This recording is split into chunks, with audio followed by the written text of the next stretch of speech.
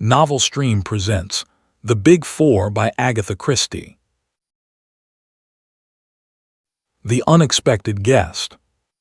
I have met people who enjoy a channel crossing, men who can sit calmly in their deck chairs and, on arrival, wait until the boat is moored, then gather their belongings together without fuss and disembark. Personally, I can never manage this. From the moment I get on board, I feel that the time is too short to settle down to anything. I move my suitcases from one spot to another, and if I go down to the saloon for a meal, I bolt my food with an uneasy feeling that the boat may arrive unexpectedly whilst I am below. Perhaps all this is merely a legacy from one's short leaves in the war, when it seemed a matter of such importance to secure a place near the gangway, and to be amongst the first to disembark lest one should waste precious minutes of one's 3 or 5 days' leave. On this particular July morning, as I stood by the rail and watched the white cliffs of Dover drawing nearer, I marveled at the passengers who could sit calmly in their chairs and never even raise their eyes for the first sight of their native land. Yet perhaps their case was different from mine. Doubtless many of them had only crossed to Paris for the weekend, whereas I had spent the last year and a half on a ranch in the Argentine. I had prospered there, and my wife and I had both enjoyed the free and easy life of the South American continent. Nevertheless, it was with a lump in my throat that I watched the familiar shore draw nearer and nearer. I had landed in France 2 days before, transacted some necessary business, and was now en route for London. I should be there some months' time enough to look up old friends, and one old friend in particular. A little man with an egg-shaped head and green eyes, Hercule Poirot. I proposed to take him completely by surprise. My last letter from the Argentine had given no hint of my intended voyage indeed. That had been decided upon hurriedly as a result of certain business complications, and I spent many amused moments picturing to myself his delight and stupefaction on beholding me. He, I knew, was not likely to be far from his headquarters. The time when his cases had drawn him from one end of England to the other was past. His fame had spread, and no longer would he allow one case to absorb all his time. He aimed more and more, as time went on, at being considered a consulting detective, as much a specialist as a Harley Street physician. He had always scoffed at the popular idea of the human bloodhound who assumed wonderful disguises to track criminals, and who paused at every footprint to measure it. "No, my friend Hastings," he would say, "we leave that to Gerard and his friends. Hercule Poirot's methods are his own, order and method and the little gray cells. Sitting at ease in our own armchairs, we see the things that these others overlook, and we do not jump to the conclusion like the worthy Jap." No, there was little fear of finding Hercule Poirot far afield. On arrival in London, I deposited my luggage at an hotel and drove straight on to the old address. What poignant memories it brought back to me. I hardly waited to greet my old landlady, but hurried up the stairs 2 at a time and rapped on Poirot's door. "Enter, then," cried a familiar voice from within. I strode in. Poirot stood facing me.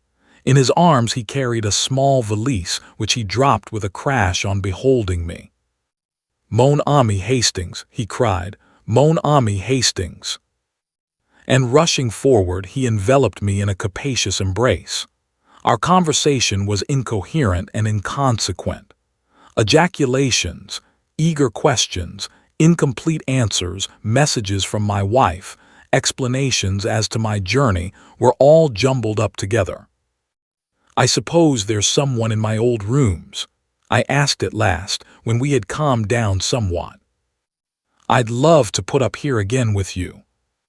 Poirot's face changed with startling suddenness. "Mon Dieu, but what a chance épouvantable! Regard around you, my friend." For the first time I took note of my surroundings. Against the wall stood a vast arc of a trunk of prehistoric design. Near to it were placed a number of suitcases, ranged neatly in order of size from large to small. The inference was unmistakable. "You are going away." "Yes." "Where to?" "South America." "What?" "Yes, it is a droll farce, is it not? It is to Rio I go, and every day I say to myself, I will write nothing in my letters. But oh, the surprise of the good Hastings when he beholds me. "But when are you going?" Poirot looked at his watch. "In an hour's time." "I thought you always said nothing would induce you to make a long sea voyage." Poirot closed his eyes and shuddered. "Speak not of it to me, my friend. My doctor, he assures me that one dies not of it, and it is for the one time only. You understand that never, never shall I return." He pushed me into a chair. "Come, I will tell you how it all came about. Do you know who is the richest man in the world, richer even than Rockefeller? Abe Ryland. The American soap king." "Precisely. One of his secretaries approached me. There is some very considerable, as you would call it, hocus-pocus going on in connection with a big company in Rio. He wished me to investigate matters on the spot. I refused. I told him that if the facts were laid before me I would give him my expert opinion, but that he professed himself unable to do. I was to be put in possession of the facts only on my arrival out there. Normally, that would have closed the matter. To dictate to Hercule Poirot is sheer impertinence. But the sum offered was so stupendous that, for the first time in my life, I was tempted by mere money. It was a competence, a fortune, and there was a second attraction, you, my friend. For this last year and a half I have been a very lonely old man. I thought to myself, why not? I am beginning to weary of this unending solving of foolish problems. I have achieved sufficient fame. Let me take this money and settle down somewhere near my old friend." I was quite affected by this token of Poirot's regard. "So I accepted," he continued, "and in an hour's time I must leave to catch the boat train. One of life's little ironies, is it not? But I will admit to you, Hastings, that had not the money offered been so big I might have hesitated, for just lately I have begun a little investigation of my own. Tell me, what is commonly meant by the phrase, the Big Four?" "I suppose it had its origin at the Versailles Conference. And then there's the famous Big Four in the film world, and the term is used by hosts of smaller fry." "I see," said Poirot thoughtfully. "I have come across the phrase, you understand, under certain circumstances where none of those explanations would apply. It seems to refer to a gang of international criminals or something of that kind. Only what?" I asked, as he hesitated. "Only that I fancy that it is something on a large scale. Just a little idea of mine, nothing more. Ah, but I must complete my packing. The time advances." "Don't go," I urged. "Cancel your passage and come out on the same boat with me." Poirot drew himself up and glanced at me reproachfully. "Ah, it is that you do not understand. I have passed my word, you comprehend, the word of Hercule Poirot. Nothing but a matter of life or death could detain me now." "And that's not likely to occur," I murmured ruefully, "unless at the 11th hour the door opens and the unexpected guest comes in." I quoted the old saw with a slight laugh, and then, in the pause that succeeded it, we both started as a sound came from the inner room. "What's that?" I cried. "Ma foi," retorted Poirot. "It sounds very like your unexpected guest in my bedroom." "But how can anyone be in there? There's no door except into this room." "Your memory is excellent, Hastings. Now for the deductions." "The window, but it's a burglar then. He must have had a stiff climb of it. I should say it was almost impossible." I had risen to my feet, and was striding in the direction of the door when the sound of a fumbling at the handle from the other side arrested me. The door swung slowly open. Framed in the doorway stood a man. He was coated from head to foot with dust and mud. His face was thin and emaciated. He stared at us for a moment and then swayed and fell. Poirot hurried to his side, then he looked up and spoke to me. "Brandy quickly."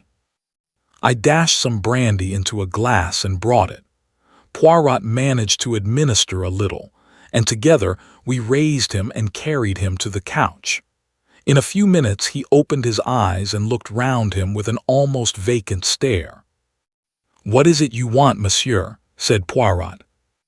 The man opened his lips and spoke in a queer mechanical voice.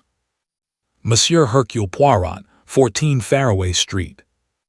"Yes, yes, I am he."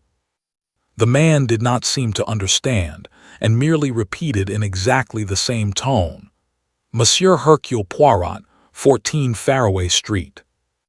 Poirot tried him with several questions. Sometimes the man did not answer at all. Sometimes he repeated the same phrase. Poirot made a sign to me to ring up on the telephone. "Get Dr. Ridgway to come round." The doctor was in luckily, and as his house was only just round the corner, few minutes elapsed before he came bustling in. "What's all this, eh?" Poirot gave a brief explanation, and the doctor started examining our strange visitor, who seemed quite unconscious of his presence or ours. "H.M.," said Dr. Ridgway when he had finished. "Curious case." "Brain fever," I suggested. The doctor immediately snorted with contempt. "Brain fever, brain fever. No such thing as brain fever, an invention of novelists. No, the man's had a shock of some kind. He's come here under the force of a persistent idea to find Monsieur Hercule Poirot, 14 Fairway Street, and he repeats those words mechanically without in the least knowing what they mean." "Aphasia," I said eagerly. This suggestion did not cause the doctor to snort quite as violently as my last one had done. He made no answer, but handed the man a sheet of paper and a pencil. "Let's see what he'll do with that," he remarked. The man did nothing with it for some moments, then he suddenly began to write feverishly. With equal suddenness he stopped and let both paper and pencil fall to the ground. The doctor picked it up and shook his head. "Nothing here. Only the figure 4 scrawled a dozen times, each one bigger than the last. Wants to write 14 Fairway Street, I expect. It's an interesting case, very interesting. Can you possibly keep him here until this afternoon? I'm due at the hospital now, but I'll come back this afternoon and make all arrangements about him. It's too interesting a case to be lost sight of." I explained Poirot's departure, and the fact that I proposed to accompany him to Southampton. "That's all right.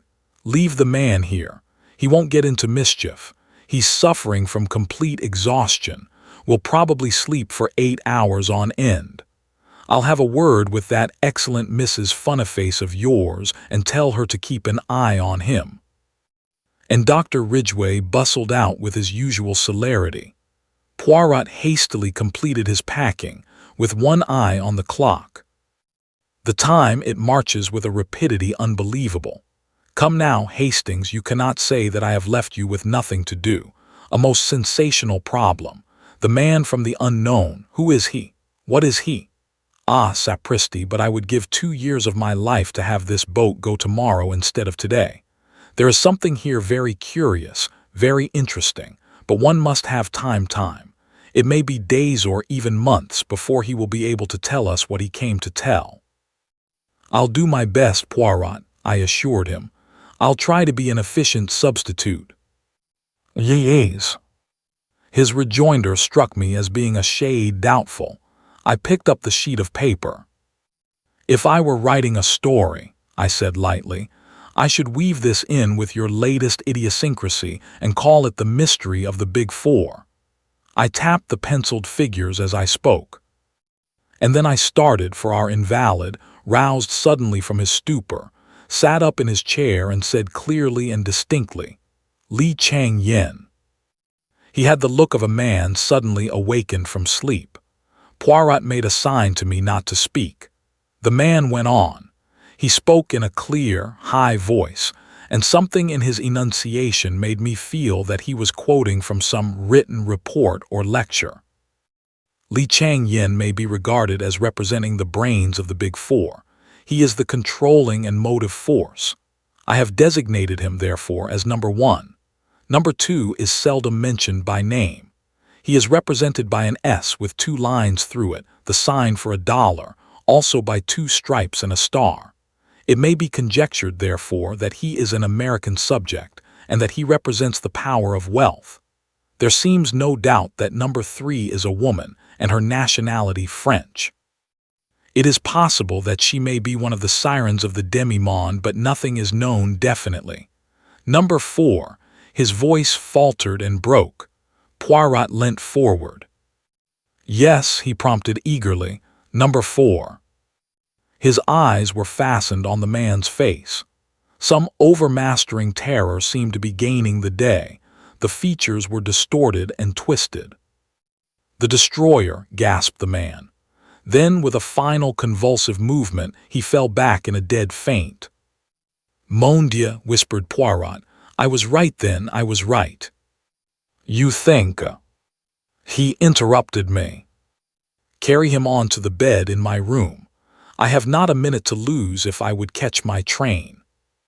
Not that I want to catch it. Oh, that I could miss it with a clear conscience, but I gave my word. Come, Hastings." Leaving our mysterious visitor in the charge of Mrs. Pearson, we drove away, and duly caught the train by the skin of our teeth. Poirot was alternately silent and loquacious. He would sit staring out of the window like a man lost in a dream, apparently not hearing a word that I said to him. Then, reverting to animation suddenly, he would shower injunctions and commands upon me, and urge the necessity of constant marconigrams. We had a long fit of silence just after we passed Woking. The train, of course, did not stop anywhere until Southampton, but just here it happened to be held up by a signal. "Ah, sacré mille tonnerres!" cried Poirot suddenly. "But I have been an imbecile, I see clearly at last. It is undoubtedly the blessed saints who stopped the train. Jump, Hastings, but jump, I tell you." In an instant he had unfastened the carriage door and jumped out on the line. "Throw out the suitcases and jump yourself." I obeyed him, just in time. As I alighted beside him, the train moved on. "And now, Poirot," I said, in some exasperation, "perhaps you will tell me what all this is about. It is, my friend, that I have seen the light." "That," I said, "is very illuminating to me." "It should be," said Poirot, "but I very much fear that it is not. If you can carry 2 of these valises, I think I can manage the rest." Chapter 2. The Man from the Asylum. Fortunately, the train had stopped near a station. A short walk brought us to a garage where we were able to obtain a car, and half an hour later we were spinning rapidly back to London. Then, and not till then, did Poirot deign to satisfy my curiosity. "You do not see. No more did I, but I see now. Hastings, I was being got out of the way." "What?" "Yes, very cleverly. Both the place and the method were chosen with great knowledge and acumen. They were afraid of me." "Who were?" "Those 4 geniuses who have banded themselves together to work outside the law. A Chinaman, an American, a Frenchwoman, and another. Pray the good God we arrive back in time, Hastings." "You think there is danger to our visitor?" "I am sure of it." Mrs. Pearson greeted us on arrival. Brushing aside her ecstasies of astonishment on beholding Poirot, we asked for information. It was reassuring. No one had called, and our guest had not made any sign. With a sigh of relief we went up to the rooms. Poirot crossed the outer one and went through to the inner one. Then he called me, his voice strangely agitated. "Hastings, he's dead." I came running to join him. The man was lying as we had left him, but he was dead and had been dead some time. I rushed out for a doctor. Ridgway, I knew, would not have returned yet. I found one almost immediately and brought him back with me. "He's dead right enough, poor chap. Tramp you've been befriending, eh?" "Something of the kind," said Poirot evasively. "What was the cause of death, doctor?" "Hard to say, might have been some kind of fit. There are signs of asphyxiation. No gas laid on, is there?" "No electric light, nothing else. And both windows wide open too. Been dead about 2 hours, I should say. You'll notify the proper people, won't you?" He took his departure. Poirot did some necessary telephoning. Finally, somewhat to my surprise, he rang up our old friend Inspector Japp and asked him if he could possibly come round. No sooner were these proceedings completed than Mrs. Pearson appeared, her eyes as round as saucers. "There's a man here from Anwell, from the Asylum. Did you ever? Shall I show him up?" We signified assent, and a big burly man in uniform was ushered in. "Morning, gentlemen," he said cheerfully. "I've got reason to believe you've got one of my birds here. Escaped last night, he did." "He was here," said Poirot quietly. "Not got away again, has he?" asked the keeper with some concern. "He is dead." The man looked more relieved than otherwise. "You don't say so. Well, I dare say it's best for all parties." "Was he dangerous?" "Homicidal, do you mean?" "Oh no, harmless enough. Persecution mania very acute. Full of secret societies from China that had got him shut up. They're all the same." I shuddered. "How long had he been shut up?" asked Poirot. "A matter of 2 years now." "I see," said Poirot quietly. "It never occurred to anybody that he might be sane." The keeper permitted himself to laugh. "If he was sane, what would he be doing in a lunatic asylum? They all say they're sane, you know." Poirot said no more. He took the man in to see the body. The identification came immediately. "That's him right enough," said the keeper callously. "Funny sort of bloke, ain't he? Well, gentlemen, I had best go off now and make arrangements under the circumstances. We won't trouble you with the corpse much longer. If there's a inquest, you will have to appear at it, I dare say. Good morning, sir." With a rather uncouth bow, he shambled out of the room. A few minutes later Japp arrived. The Scotland Yard inspector was jaunty and dapper as usual. "Here I am, Monsieur Poirot. What can I do for you? Thought you were off to the coral strands of somewhere or other today." "My good Japp, I want to know if you have ever seen this man before." He led Japp into the bedroom. The inspector stared down at the figure on the bed with a puzzled face. "Let me see now. He seems sort of familiar, and I pride myself on my memory, too. Why, God bless my soul, it's Mayerling." "And who is or was Mayerling?" "Secret Service chap, not one of our people. Went to Russia 5 years ago. Never heard of again. Always thought the Bolsheviks had done him in." "It all fits in," said Poirot, when Japp had taken his leave, "except for the fact that he seems to have died a natural death." He stood looking down on the motionless figure with a dissatisfied frown. A puff of wind set the window curtains flying out, and he looked up sharply. "I suppose you opened the windows when you laid him down on the bed, Hastings?" "No, I didn't," I replied. "As far as I remember, they were shut." Poirot lifted his head suddenly. "Shut, and now they are open. What can that mean?" "Somebody came in that way," I suggested. "Possibly," agreed Poirot, but he spoke absently and without conviction. After a minute or two he said, That is not exactly the point I had in mind, Hastings. If only one window was open, it would not intrigue me so much. It is both windows being open that strikes me as curious. He hurried into the other room. The sitting room window is open too. That also we left shut. Ah. He bent over the dead man, examining the corners of the mouth minutely. Then he looked up suddenly. He has been gagged, Hastings. Gagged and then poisoned. Good heavens, I exclaimed, shocked. I suppose we shall find out all about it from the post-mortem. We shall find out nothing. He was killed by inhaling strong prussic acid. It was jammed right under his nose. Then the murderer went away again, first opening all the windows.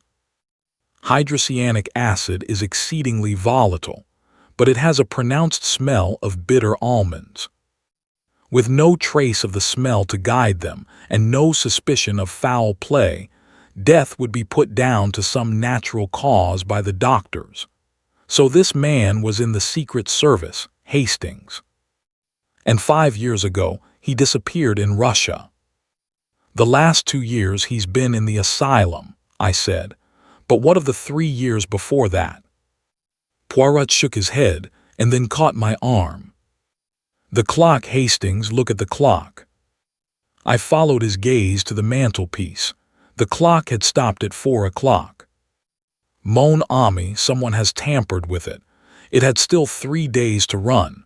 It is an 8-day clock, you comprehend. But what should they want to do that for? Some idea of a false scent by making the crime appear to have taken place at 4 o'clock. No, rearrange your ideas, mon ami. Exercise your little gray cells. You are Mayerling. You hear something, perhaps, and you know well enough that your doom is sealed. You have just time to leave a sign. 4 o'clock, Hastings. Number 4, the destroyer. Ah. An idea. He rushed into the other room and seized the telephone. He asked for Hanwell. You are the asylum, yes. I understand there has been an escape today. What is that you say? A little moment, if you please. Will you repeat that? Ah, parfaitement. He hung up the receiver and turned to me. You heard, Hastings. There has been no escape. But the man who came, the keeper, I said. I very much wonder. You mean? Number 4, the destroyer. I gazed at Poirot dumbfounded. A minute or two after, on recovering my voice, I said, We shall know him again anywhere, that's one thing. He was a man of very pronounced personality. Was he mon ami? I think not. He was burly and bluff and red-faced, with a thick mustache and a hoarse voice. He will be none of those things by this time, and for the rest, he has nondescript eyes, nondescript ears, and a perfect set of false teeth. Identification is not such an easy matter as you seem to think. Next time. You think there will be a next time, I interrupted. Poirot's face grew very grave. It is a duel to the death, mon ami. You and I on the one side, the big 4 on the other. They have won the first trick, but they have failed in their plan to get me out of the way, and in the future they have to reckon with Hercule Poirot. Chapter 3. We hear more about Li Chang-yen. For a day or two after our visit from the fake asylum attendant, I was in some hopes that he might return, and I refused to leave the flat even for a moment. As far as I could see, he had no reason to suspect that we had penetrated his disguise. He might, I thought, return and try to remove the body, but Poirot scoffed at my reasoning. Mon ami, he said, if you wish you may wait in to put salt on the little bird's tail, but for me I do not waste my time so. Well then, Poirot, I argued, why did he run the risk of coming at all? If he intended to return later for the body, I can see some point in his visit. He would at least be removing the evidence against himself. As it is, he does not seem to have gained anything. Poirot shrugged his most Gallic shrug. But you do not see with the eyes of number 4, Hastings, he said. You talk of evidence, but what evidence have we against him? True, we have a body, but we have no proof even that the man was murdered. Prussic acid, when inhaled, leaves no trace. Again, we can find no one who saw anyone enter the flat during our absence, and we have found out nothing about the movements of our late friend, Mayerling. No, Hastings, number 4 has left no trace, and he knows it. His visit we may call a reconnaissance. Perhaps he wanted to make quite sure that Mayerling was dead, but more likely, I think, he came to see Hercule Poirot, and to have speech with the adversary whom alone he must fear. Poirot's reasoning appeared to me typically egotistical, but I forbore to argue. "And what about the inquest?" I asked. "I suppose you will explain things clearly there and let the police have a full description of number 4. And to what end? Can we produce anything to impress a coroner's jury of your solid Britishers? Is our description of number 4 of any value? No, we shall allow them to call it accidental death, and may be, although I have not much hope, our clever murderer will pat himself on the back that he deceived Hercule Poirot in the first round." Poirot was right as usual.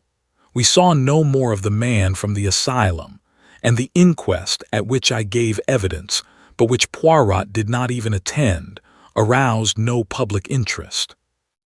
As, in view of his intended trip to South America, Poirot had wound up his affairs before my arrival, he had at this time no cases on hand, but although he spent most of his time in the flat, I could get little out of him. He remained buried in an armchair and discouraged my attempts at conversation. And then one morning, about a week after the murder, he asked me if I would care to accompany him on a visit he wished to make. I was pleased, for I felt he was making a mistake in trying to work things out so entirely on his own, and I wished to discuss the case with him. But I found he was not communicative. Even when I asked where we were going, he would not answer. Poirot loves being mysterious. He will never part with a piece of information until the last possible moment. In this instance, having taken successively a bus and 2 trains, and arrived in the neighborhood of one of London's most depressing southern suburbs, he consented at last to explain matters.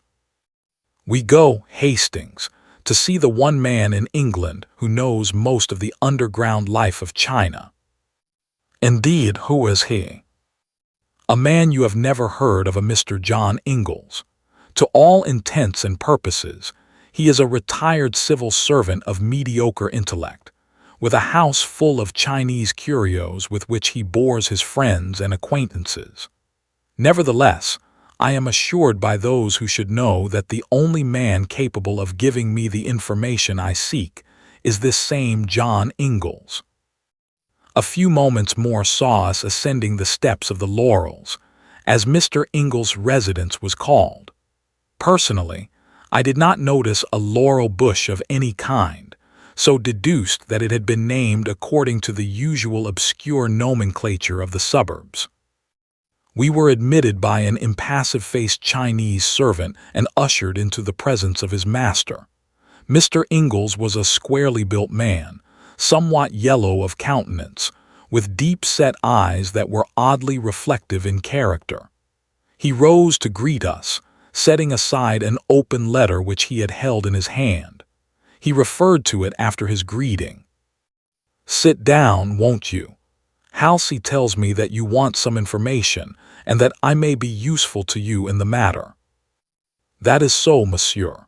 I ask of you if you have any knowledge of a man named Li Chang-yen." "That's rum, very rum indeed. How did you come to hear about the man?" "You know him, then?" "I've met him once, and I know something of him, not quite as much as I should like to. But it surprises me that anyone else in England should even have heard of him. He's a great man in his way, Mandarin class and all that, you know, but that's not the crux of the matter. There's good reason to suppose that he's the man behind it all." "Behind what?" "Everything. The worldwide unrest, the labor troubles that beset every nation, and the revolutions that break out in some. There are people, not scaremongers, who know what they are talking about, and they say that there is a force behind the scenes which aims at nothing less than the disintegration of civilization. In Russia, you know, there were many signs that Lenin and Trotsky were mere puppets whose every action was dictated by another's brain. I have no definite proof that would count with you, but I am quite convinced that this brain was Li Chang-yen's. "Oh, come," I protested, "isn't that a bit far-fetched? How would a Chinaman cut any ice in Russia?"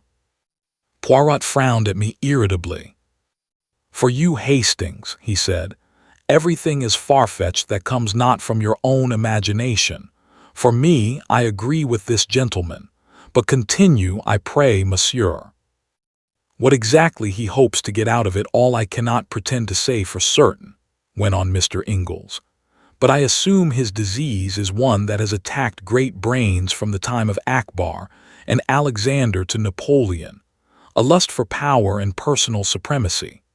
Up to modern times, armed force was necessary for conquest, but in this century of unrest, a man like Li Chang-yen can use other means. I have evidence that he has unlimited money behind him for bribery and propaganda, and there are signs that he controls some scientific force more powerful than the world has dreamed of." Poirot was following Mr. Ingalls' words with the closest attention. "And in China," he asked, "he moves there too?" The other nodded in emphatic assent. "There," he said, "although I can produce no proof that would count in a court of law, I speak from my own knowledge. I know personally every man who counts for anything in China today, and this I can tell you. The men who loom most largely in the public eye are men of little or no personality. They are marionettes who dance to the wires pulled by a master hand, and that hand is Li Chang-yen's. His is the controlling brain of the East today. We don't understand the East, we never shall, but Li Chang-yen is its moving spirit. Not that he comes out into the limelight, not at all. He never moves from his palace in Pekin. But he pulls strings, that's it, pulls strings, and things happen far away." "And is there no one to oppose him?" asked Poirot. Mr. Ingalls leant forward in his chair. "4 men have tried in the last 4 years, he said slowly, "men of character and honesty and brain power. Any one of them might in time have interfered with his plans." He paused. "Well," I queried. "Well, they are dead. One wrote an article and mentioned Li Chang-yen's name in connection with the riots in Pekin, and within 2 days he was stabbed in the street. His murderer was never caught. The offenses of the other 2 were similar. In a speech or an article or in conversation, each linked Li Chang-yen's name with rioting or revolution, and within a week of his indiscretion each was dead. One was poisoned, one died of cholera, an isolated case not part of an epidemic, and one was found dead in his bed. The cause of the last death was never determined, but I was told by a doctor who saw the corpse that it was burnt and shriveled as though a wave of electrical energy of incredible power had passed through it." "And Li Chang-yen?" inquired Poirot. "Naturally nothing is traced to him, but there are signs, eh?" Mr. Ingalls shrugged. "Oh, signs. Yes, certainly. And once I found a man who would talk, a brilliant young Chinese chemist who was a protege of Li Chang-yen's. He came to me one day, this chemist, and I could see that he was on the verge of a nervous breakdown. He hinted to me of experiments on which he'd been engaged in Li Chang-yen's palace under the mandarin's direction, experiments on coolies, in which the most revolting disregard for human life and suffering had been shown. His nerve had completely broken, and he was in the most pitiable state of terror. I put him to bed in a top room of my own house, intending to question him the next day, and that, of course, was stupid of me." "How did they get him?" demanded Poirot. "That I shall never know. I woke that night to find my house in flames and was lucky to escape with my life. Investigation showed that a fire of amazing intensity had broken out on the top floor, and the remains of my young chemist friend were charred to a cinder. I could see from the earnestness with which he had been speaking that Mr. Ingalls was a man mounted on his hobby horse, and evidently he, too, realized that he had been carried away, for he laughed apologetically. "But of course," he said, "I have no proofs, and you, like the others, will merely tell me that I have a bee in my bonnet." "On the contrary," said Poirot quietly, "we have every reason to believe your story. We ourselves are more than a little interested in Li Chang-yen. Very odd your knowing about him. Didn't fancy a soul in England had ever heard of him. I'd rather like to know how you did come to hear of him, if it's not indiscreet." "Not in the least, monsieur. A man took refuge in my rooms. He was suffering badly from shock, but he managed to tell us enough to interest us in this Li Chang-yen. He described 4 people, the big foreign organization hitherto undreamed of. Number 1 is Li Chang-yen. Number 2 is an unknown American. Number 3, an equally unknown Frenchwoman. Number 4 may be called the executive of the organization, the destroyer. My informant died. Tell me, monsieur, is that phrase known to you at all?" "The Big Four?" "Not in connection with Li Chang-yen. No, I can't say it is, but I've heard it or read it just lately, and in some unusual connection too. Ah, I've got it." He rose and went across to an inlaid lacquer cabinet, an exquisite thing, as even I could see. He returned with a letter in his hand. "Here you are. Note from an old seafaring man I ran against once in Shanghai. Hoary old reprobate maudlin with drink by now, I should say. I took this to be the ravings of alcoholism." He read it aloud. "Dear sir, you may not remember me, but you did me a good turn once in Shanghai. Do me another now. I must have money to get out of the country. I'm well hid here, I hope, but any day they may get me. The Big Four, I mean, it's life or death. I've plenty of money, but I daren't get at it for fear of putting them wise. Send me a couple of hundred in notes. I'll repay it faithful. I swear to that your servant, sir, Jonathan Whalley." Dated from Granite Bungalow, Hophaton, Dartmoor. I'm afraid I regarded it as rather a crude method of relieving me of a couple of hundred which I can ill spare. If it's any use to you, he held it out. "Je vous remercie, monsieur. I start for Hophaton à el-Hura-Merm." "Dear me, this is very interesting. Supposing I come along too, any objection?" "I should be charmed to have your company, but we must start at once. We shall not reach Dartmoor until close on nightfall as it is." John Ingalls did not delay us more than a couple of minutes, and soon we were in the train moving out of Paddington bound for the West Country. Hophaton was a small village clustering in a hollow right on the fringe of the moorland. It was reached by a 9-mile drive from Morton Hampstead. It was about 8 o'clock when we arrived, but as the month was July, the daylight was still abundant. We drove into the narrow street of the village, and then stopped to ask our way of an old rustic. "Granite Bungalow," said the old man reflectively. "It be Granite Bungalow you do want, eh?" We assured him that this was what we did want. The old man pointed to a small gray cottage at the end of the street. "There be tea bungalow. Do ye want to see tea inspector?" "What inspector?" asked Poirot sharply. "What do you mean?" "Haven't ye heard about tea murder, then? A shocking business tea was, seemingly. Pools of blood, they do say." "Mon Dieu," murmured Poirot. "This inspector of yours, I must see him at once." 5 minutes later we were closeted with Inspector Meadows. The inspector was inclined to be stiff at first, but at the magic name of Inspector Japp of Scotland Yard, he unbent.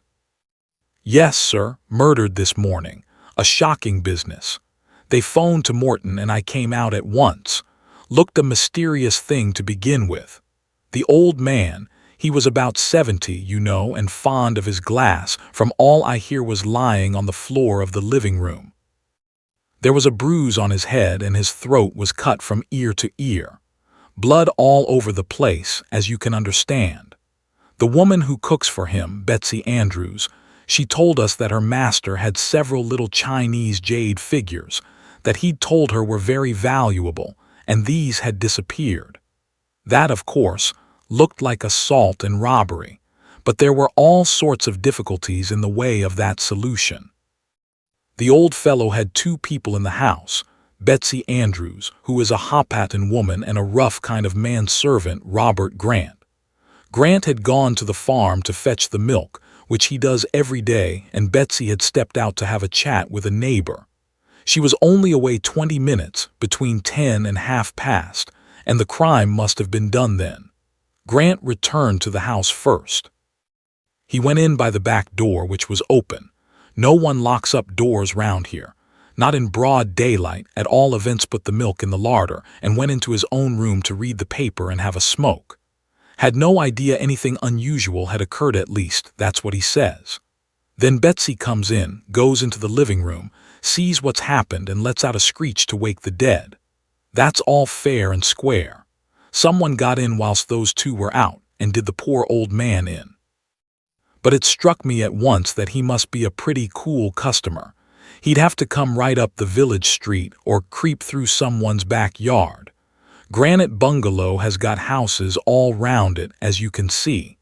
How was it that no one had seen him? The inspector paused with a flourish.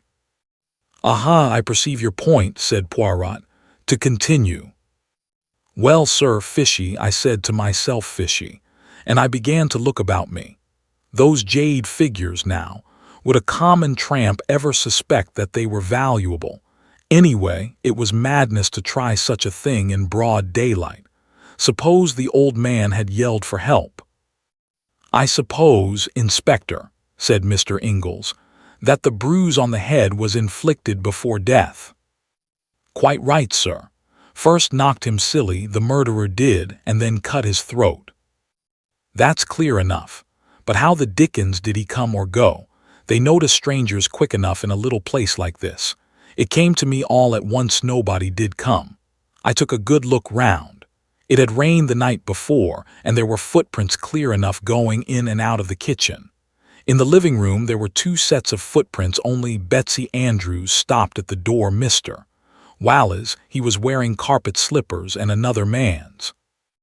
The other man had stepped in the blood stains, and I traced his bloody footprints. I beg your pardon, sir." "Not at all," said Mr. Ingalls with a faint smile. "The adjective is perfectly understood. I traced them to the kitchen, but not beyond. Point number 1. On the lintel of Robert Grant's door was a faint smear of blood. That's point number 2. Point number 3 was when I got hold of Grant's boots, which he had taken off and fitted them to the marks. That settled it. It was an inside job. I warned Grant and took him into custody, and what do you think I found packed away in his portmanteau? The little jade figures and a ticket of leave. Robert Grant was also Abraham Biggs, convicted for felony and housebreaking 5 years ago." The inspector paused triumphantly. "What do you think of that, gentlemen?" "I think," said Poirot, "that it appears a very clear case of a surprising clearness, in fact. This Biggs or Grant, he must be a man very foolish and uneducated, eh?" "Oh, he is that, a rough, common sort of fellow. No idea of what a footprint may mean. Clearly he reads not the detective fiction. Well, Inspector, I congratulate you. We may look at the scene of the crime. Yes. I'll take you there myself this minute. I'd like you to see those footprints." "I too should like to see them." Yes, very interesting, very ingenious." We set out forthwith. Mr. Ingalls and the inspector forged ahead. I drew Poirot back a little so as to be able to speak to him out of the inspector's hearing. "What do you really think, Poirot? Is there more in this than meets the eye?" "That is just the question, mon ami. Wally says plainly enough in his letter that the Big Four are on his track, and we know, you and I, that the Big Four is no bogey for the children. Yet everything seems to say that this man Grant committed the crime. Why did he do so? For the sake of the little jade figures? Or is he an agent of the Big Four? I confess that this last seems more likely. However valuable the jade, a man of that class was not likely to realize the fact at any rate, not to the point of committing murder for them. That, par example, ought to have struck the inspector.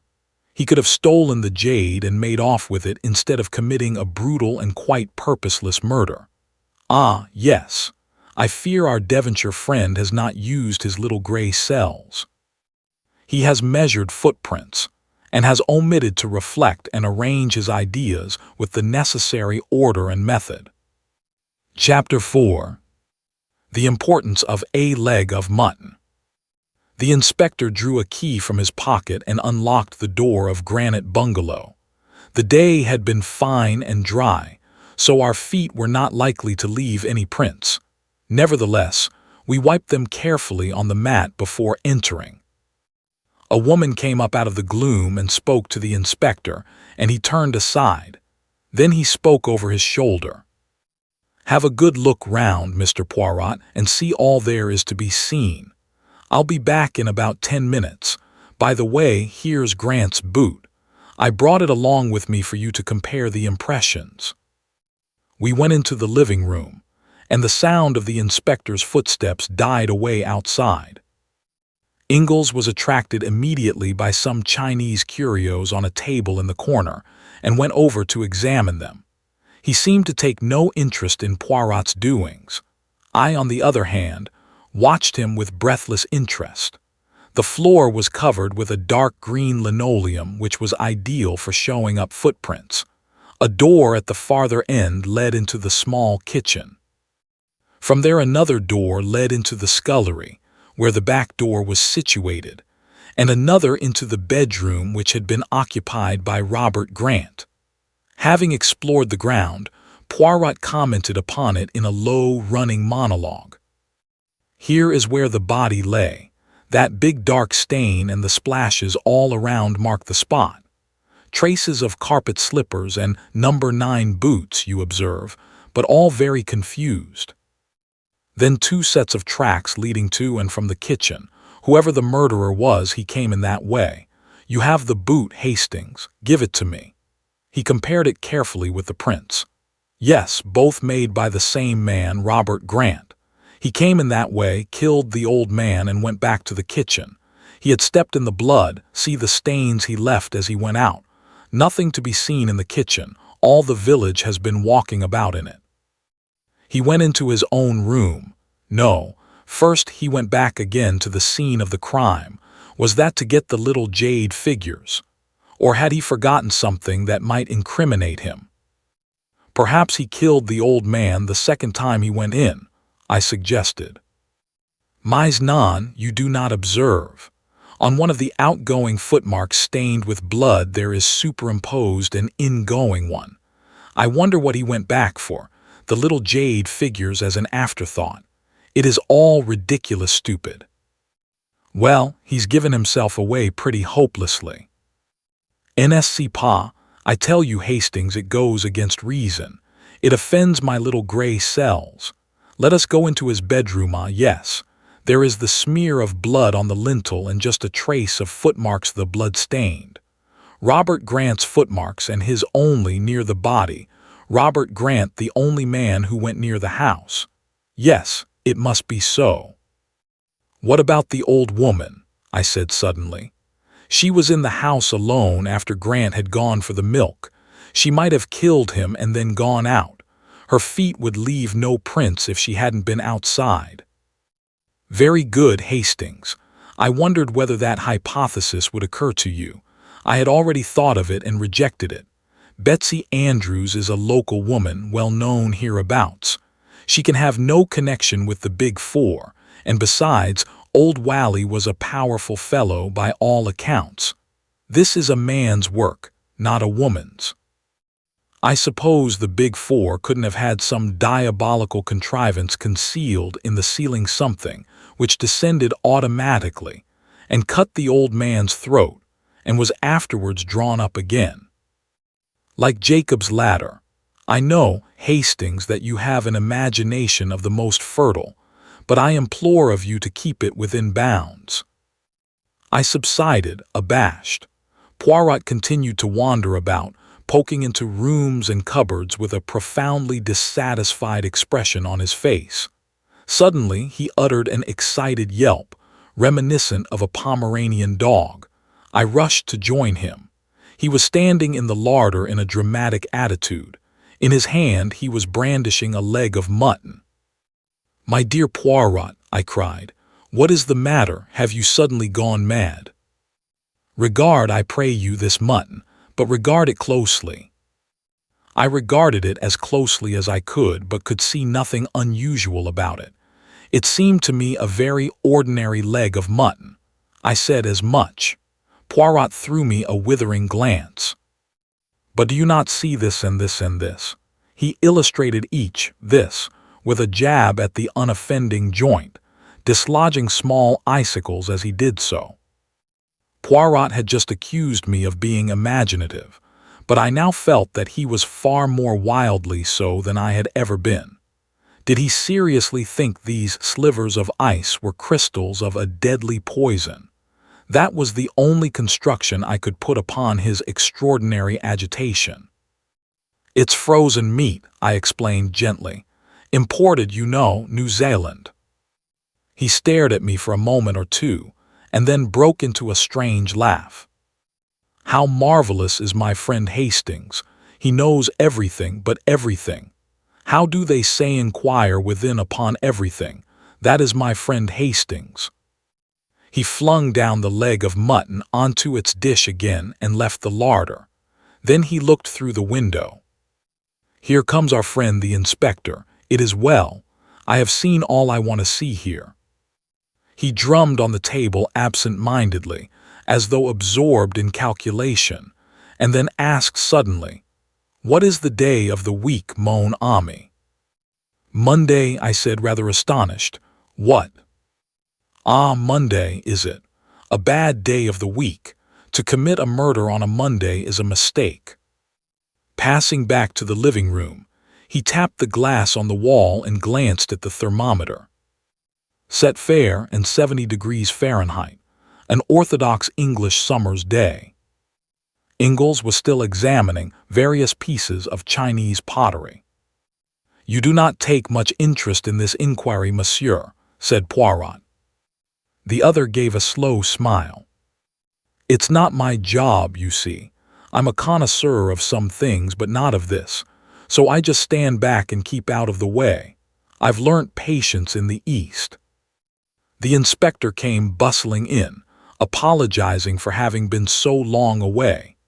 He insisted on taking us over most of the ground again, but finally we got away. "I must appreciate your 1,000 politenesses, Inspector," said Poirot, as we were walking down the village street again. "There is just one more request I should like to put to you." "You want to see the body, perhaps, sir?" "Oh, dear me, no. I have not the least interest in the body. I want to see Robert Grant." "You'll have to drive back with me to Morton to see him, sir." "Very well, I will do so, but I must see him and be able to speak to him alone."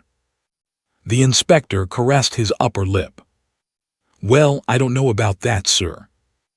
I assure you that, if you can get through to Scotland Yard, you will receive full authority. I've heard of you, of course, sir, and I know you've done us a good turn now and again.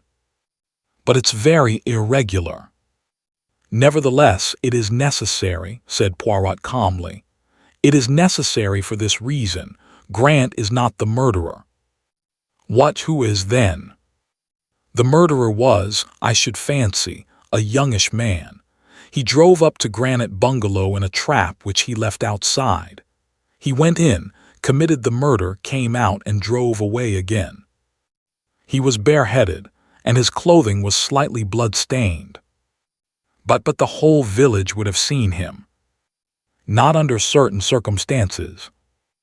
Not if it was dark, perhaps, but the crime was committed in broad daylight. Poirot merely smiled. And the horse and trap, sir, how could you tell that? Any amount of wheeled vehicles have passed along outside. There's no mark of one in particular to be seen.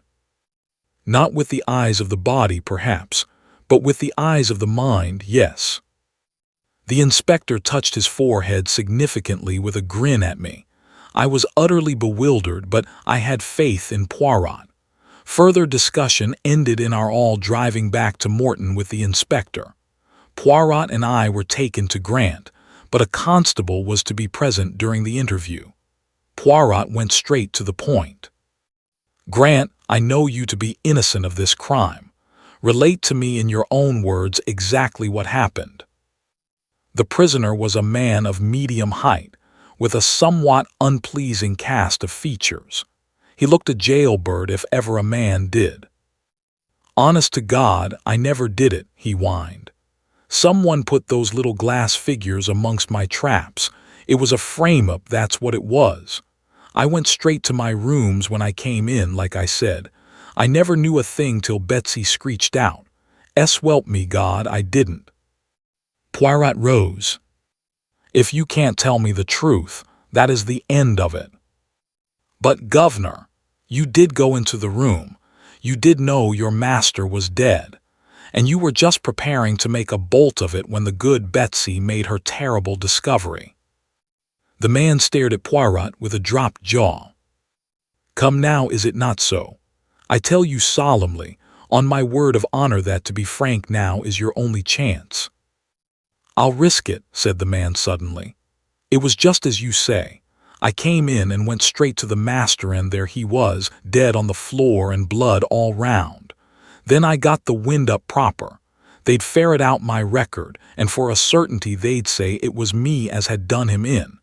My only thought was to get away at once before he was found and the jade figures." The man hesitated.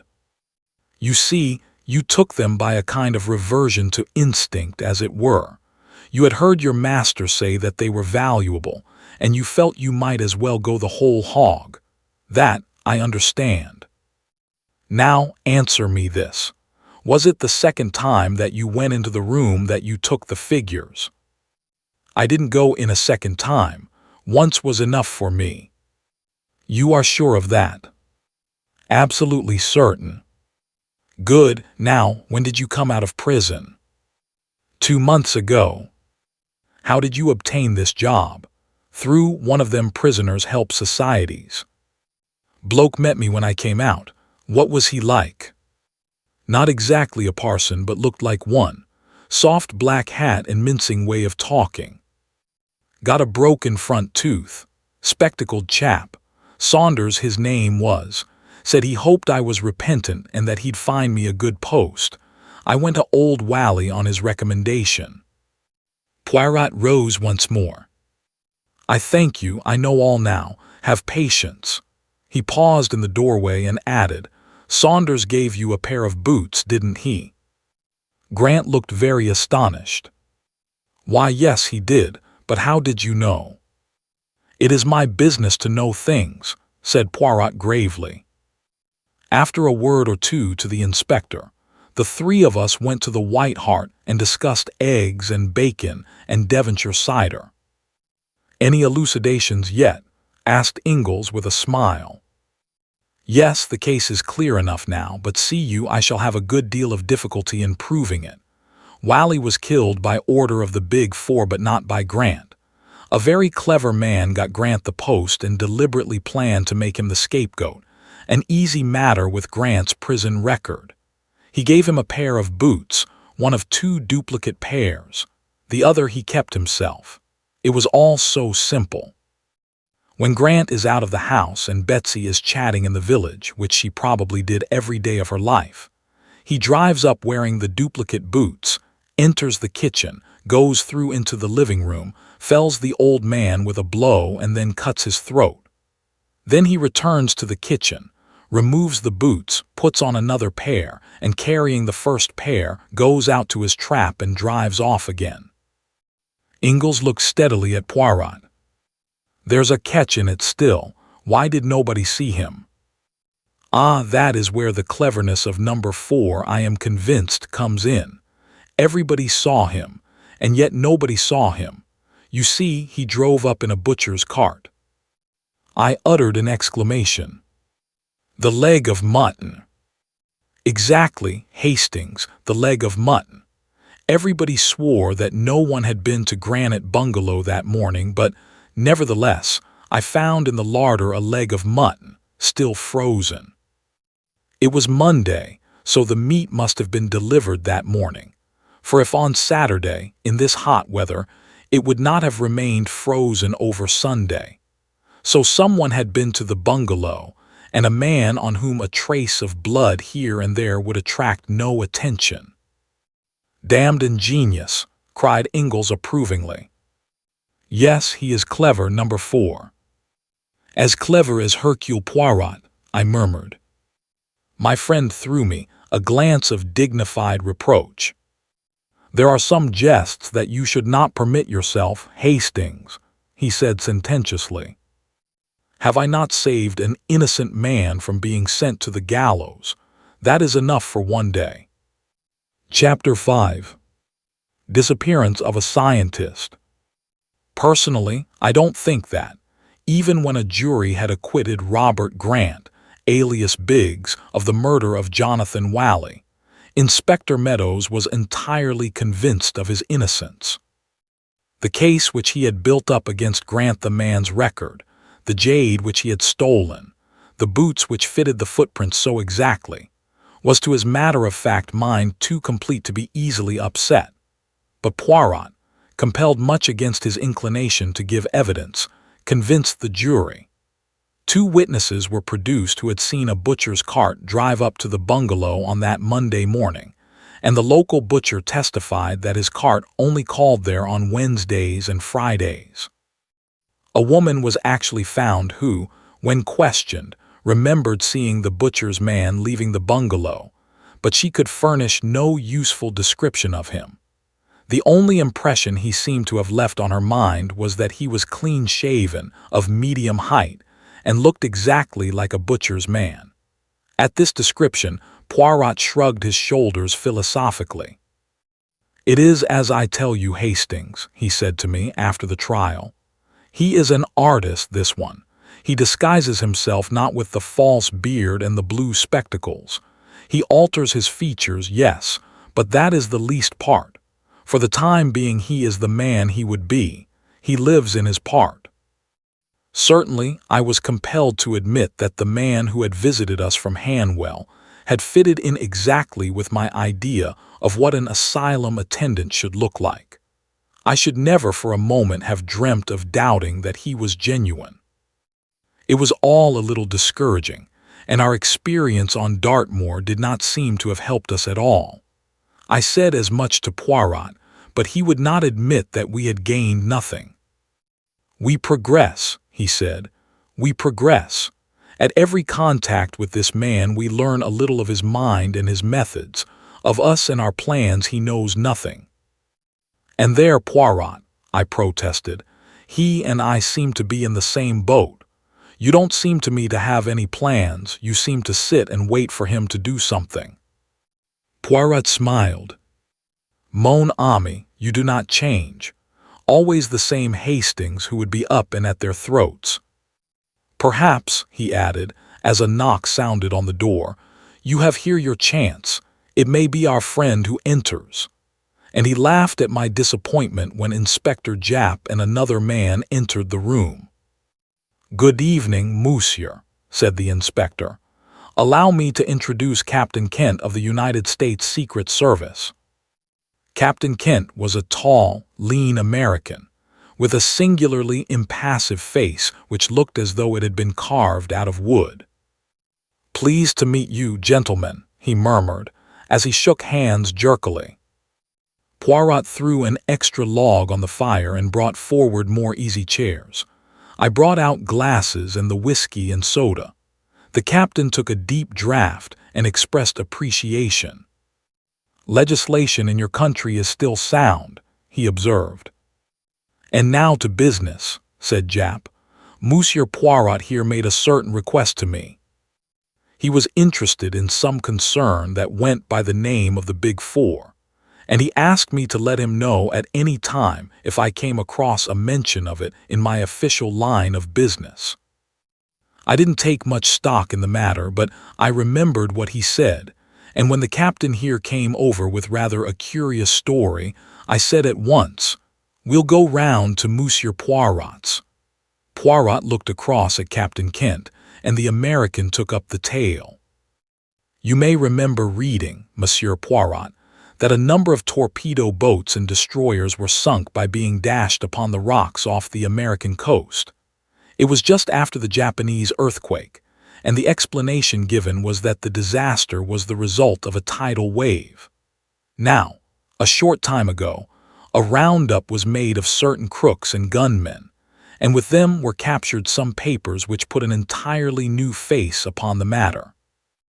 They appeared to refer to some organization called the Big Four, and gave an incomplete description of some powerful wireless installation, a concentration of wireless energy far beyond anything so far attempted, and capable of focusing a beam of great intensity upon some given spot. The claims made for this invention seemed manifestly absurd, but I turned them into headquarters for what they were worth, and one of our highbrow professors got busy on them. Now it appears that one of your British scientists read a paper upon the subject before the British Association. His colleagues didn't think great shakes of it, by all accounts, thought it far-fetched and fanciful, but your scientist stuck to his guns and declared that he himself was on the eve of success in his experiments. Bien? Demanded Poirot with interest. It was suggested that I should come over here and get an interview with this gentleman. Quite a young fellow he is, Halliday by name. He is the leading authority on the subject, and I was to get from him whether the thing suggested was any way possible. "And was it?" I asked eagerly. "That's just what I don't know. I haven't seen Mr. Halliday, and I'm not likely to, by all accounts." "The truth of the matter is," said Jap shortly, "Halliday's disappeared." "When?" "2 months ago." "Was his disappearance reported?" "Of course it was. His wife came to us in a great state. We did what we could, but I knew all along it would be no good." "Why not?" "Never is when a man disappears that way." Jap winked. "What way?" "Paris." "So Halliday disappeared in Paris?" "Yes, went over there on scientific work, so he said. Of course he'd have to say something like that, but you know what it means when a man disappears over there. Either it's Apache work and that's the end of it, or else it's voluntary disappearance, and that's a great deal the commoner of the two, I can tell you. Gay Parry and all that, you know. Sick of home life. Halliday and his wife had had a tiff before he started, which all helps to make it a pretty clear case." "I wonder," said Poirot thoughtfully. The American was looking at him curiously. "Say, mister," he drawled, "what's this Big Four idea?" "The Big Four," said Poirot, "is an international organization which has at its head a Chinaman. He is known as number 1. Number 2 is an American. Number 3 is a Frenchwoman. Number 4, the destroyer, is an Englishman." "A Frenchwoman, eh?" the American whistled. "And Halliday disappeared in France. Maybe there's something in this. What's her name?" "I don't know. I know nothing about her." "But it's a mighty big proposition, eh?" suggested the other. Poirot nodded, as he arranged the glasses in a neat row on the tray. His love of order was as great as ever. "What was the idea in sinking those boats? Are the Big Four a German stunt?" "The Big Four are for themselves, and for themselves only, Monsieur le Capitaine. Their aim is world domination." The American burst out laughing, but broke off at the sight of Poirot's serious face. "You laugh, monsieur," said Poirot, shaking a finger at him. "You reflect not, you use not the little gray cells of the brain. Who are these men who send a portion of your navy to destruction simply as a trial of their power? For that was all it was, monsieur, a test of this new force of magnetical attraction which they hold." "Go on with you, monsieur," said Japp good-humoredly. "I've read of super-criminals many a time, but I've never come across them. Well, you've heard Captain Kent's story. Anything further I can do for you?" "Yes, my good friend. You can give me the address of Mrs. Halliday and also a few words of introduction to her, if you will be so kind." Thus it was that the following day saw us bound for Chetwynd Lodge, near the village of Chobham in Surrey. Mrs. Halliday received us at once, a tall, fair woman, nervous and eager in manner. With her was her little girl, a beautiful child of 5. Poirot explained the purpose of our visit. "Oh, Monsieur Poirot, I am so glad, so thankful. I have heard of you, of course. You will not be like these Scotland Yard people who will not listen or try to understand. And the French police are just as bad, worse, I think. They are all convinced that my husband has gone off with some other woman. But he wasn't like that. All he thought of in life was his work. Half our quarrels came from that. He cared for it more than he did for me." "Englishmen, they are like that," said Poirot soothingly. "And if it is not work, it is the games, the sport. All those things they take au grand sérieux. Now, madame, recount to me exactly, in detail, and as methodically as you can, the exact circumstances of your husband's disappearance." "My husband went to Paris on Thursday, the 20th of July. He was to meet and visit various people there connected with his work, amongst them Madame Olivier." Poirot nodded at the mention of the famous French woman chemist, who had eclipsed even Madame Curie in the brilliance of her achievements. She had been decorated by the French government, and was one of the most prominent personalities of the day. He arrived there in the evening and went at once to the Hotel Castiglione in the Rue de Castiglione. On the following morning, he had an appointment with Professor Bergoneau, which he kept. His manner was normal and pleasant. The two men had a most interesting conversation, and it was arranged that he should witness some experiments in the professor's laboratory on the following day. He lunched alone at the Café Royal, went for a walk in the Bois, and then visited Madame Olivier at her house at Passy. There also his manner was perfectly normal. He left about 6. Where he dined is not known, probably alone at some restaurant. He returned to the hotel about 11 o'clock and went straight up to his room, after inquiring if any letters had come for him. On the following morning, he walked out of the hotel and has not been seen again. At what time did he leave the hotel? At the hour when he would normally leave it to keep his appointment at Professor Bergoneau's laboratory. We do not know. He was not remarked leaving the hotel, but no petit déjeuner was served to him, which seems to indicate that he went out early. Or he might, in fact, have gone out again after he came in the night before. I do not think so. His bed had been slept in, and the night porter would have remembered anyone going out at that hour. A very just observation, madame. We may take it, then, that he left early on the following morning, and that is reassuring from one point of view. He is not likely to have fallen a victim to any Apache assault at that hour. His baggage, now, was it all left behind? Mrs. Halliday seemed rather reluctant to answer, but at last she said, "No, he must have taken one small suitcase with him." Said Poirot thoughtfully, "I wonder where he was that evening. If we knew that, we should know a great deal. Whom did he meet? There lies the mystery. Madame, myself, I do not of necessity accept the view of the police. With them is it always cherchez la femme. Yet it is clear that something occurred that night to alter your husband's plans. You say he asked for letters on returning to the hotel. Did he receive any? One only, and that must have been the one I wrote him on the day he left England. Poirot remained sunk in thought for a full minute. Then he rose briskly to his feet. Well, madame, the solution of the mystery lies in Paris, and to find it I myself journey to Paris on the instant. It is all a long time ago, monsieur. Yes, yes. Nevertheless, it is there that we must seek. He turned to leave the room, but paused with his hand on the door. Tell me, madame, do you ever remember your husband mentioning the phrase, the Big Four? The Big Four, she repeated thoughtfully. No, I can't say I do. Chapter 6. The Woman on the Stairs. That was all that could be elicited from Mrs. Halliday.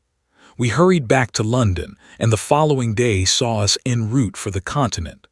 With rather a rueful smile, Poirot observed, "This Big Four, they make me to bestir myself, mon ami. I run up and down, all over the ground like our old friend, the human foxhound." "Perhaps you'll meet him in Paris," I said, knowing that he referred to a certain Giraud, one of the most trusted detectives of the Sûreté, whom he had met on a previous occasion. Poirot made a grimace. "I devoutly hope not. He loved me not, that one." "Won't it be a very difficult task," I asked, "to find out what an unknown Englishman did on an evening 2 months ago?"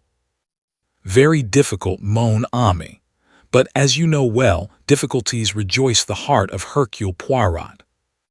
"You think the Big Four kidnapped him?" Poirot nodded. Our inquiries necessarily went over old ground, and we learnt little to add to what Mrs. Halliday had already told us. Poirot had a lengthy interview with Professor Bergoneau, during which he sought to elicit whether Halliday had mentioned any plan of his own for the evening, but we drew a complete blank. Our next source of information was the famous Madame Olivier. I was quite excited as we mounted the steps of her villa at Passy. It has always seemed to me extraordinary that a woman should go so far in the scientific world. I should have thought a purely masculine brain was needed for such work.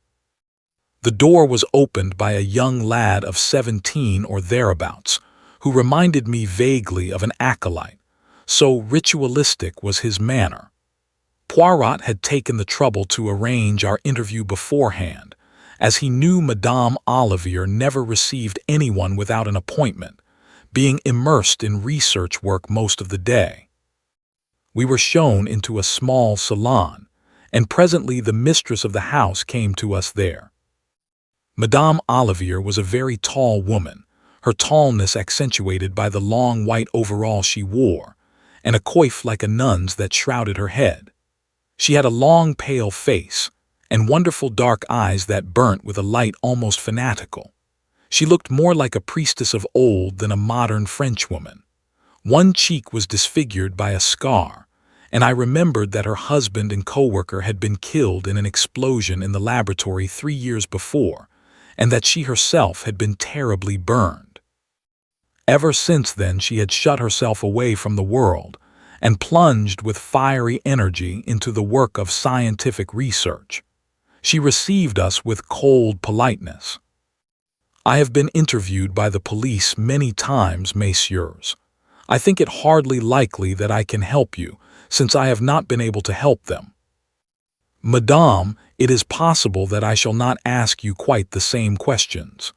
To begin with, of what did you talk together, you and Monsieur Halliday?" "Monsieur," she looked a trifle surprised. "But of his work and also mine." "Did he mention to you the theories he had embodied recently in his paper Read before the British Association?" "Certainly he did. It was chiefly of those we spoke." "His ideas were somewhat fantastic, were they not?" asked Poirot carelessly. "Some people have thought so. I do not agree." "You considered them practicable?" "Perfectly practicable. My own line of research has been somewhat similar, though not undertaken with the same end in view. I have been investigating the gamma rays emitted by the substance usually known as radium-C, a product of radium emanation, and in doing so I have come across some very interesting magnetical phenomena. Indeed, I have a theory as to the actual nature of the force we call magnetism, but it is not yet time for my discoveries to be given to the world. Mr. Halliday's experiments and views were exceedingly interesting to me. Poirot nodded, then he asked a question which surprised me. "Madame, where did you converse on these topics? In here?" "No, monsieur, in the laboratory." "May I see it?" "Certainly." She led the way to the door from which she had entered. It opened on a small passage. We passed through 2 doors and found ourselves in the big laboratory, with its array of beakers and crucibles and 100 appliances of which I did not even know the names. There were 2 occupants, both busy with some experiment. Madame Olivier introduced them. Mademoiselle Claude, one of my assistants, a tall, serious-faced young girl, bowed to us. Monsieur Henry, an old and trusted friend. The young man, short and dark, bowed jerkily. Poirot looked round him. There were 2 other doors besides the one by which we had entered. One, Madame explained, led into the garden, the other into a smaller chamber also devoted to research. Poirot took all this in, then declared himself ready to return to the salon. "Madame, were you alone with Monsieur Halliday during your interview?" "Yes, monsieur. My 2 assistants were in the smaller room next door." "Could your conversation be overheard, by them or anyone else?" Madame reflected, then shook her head.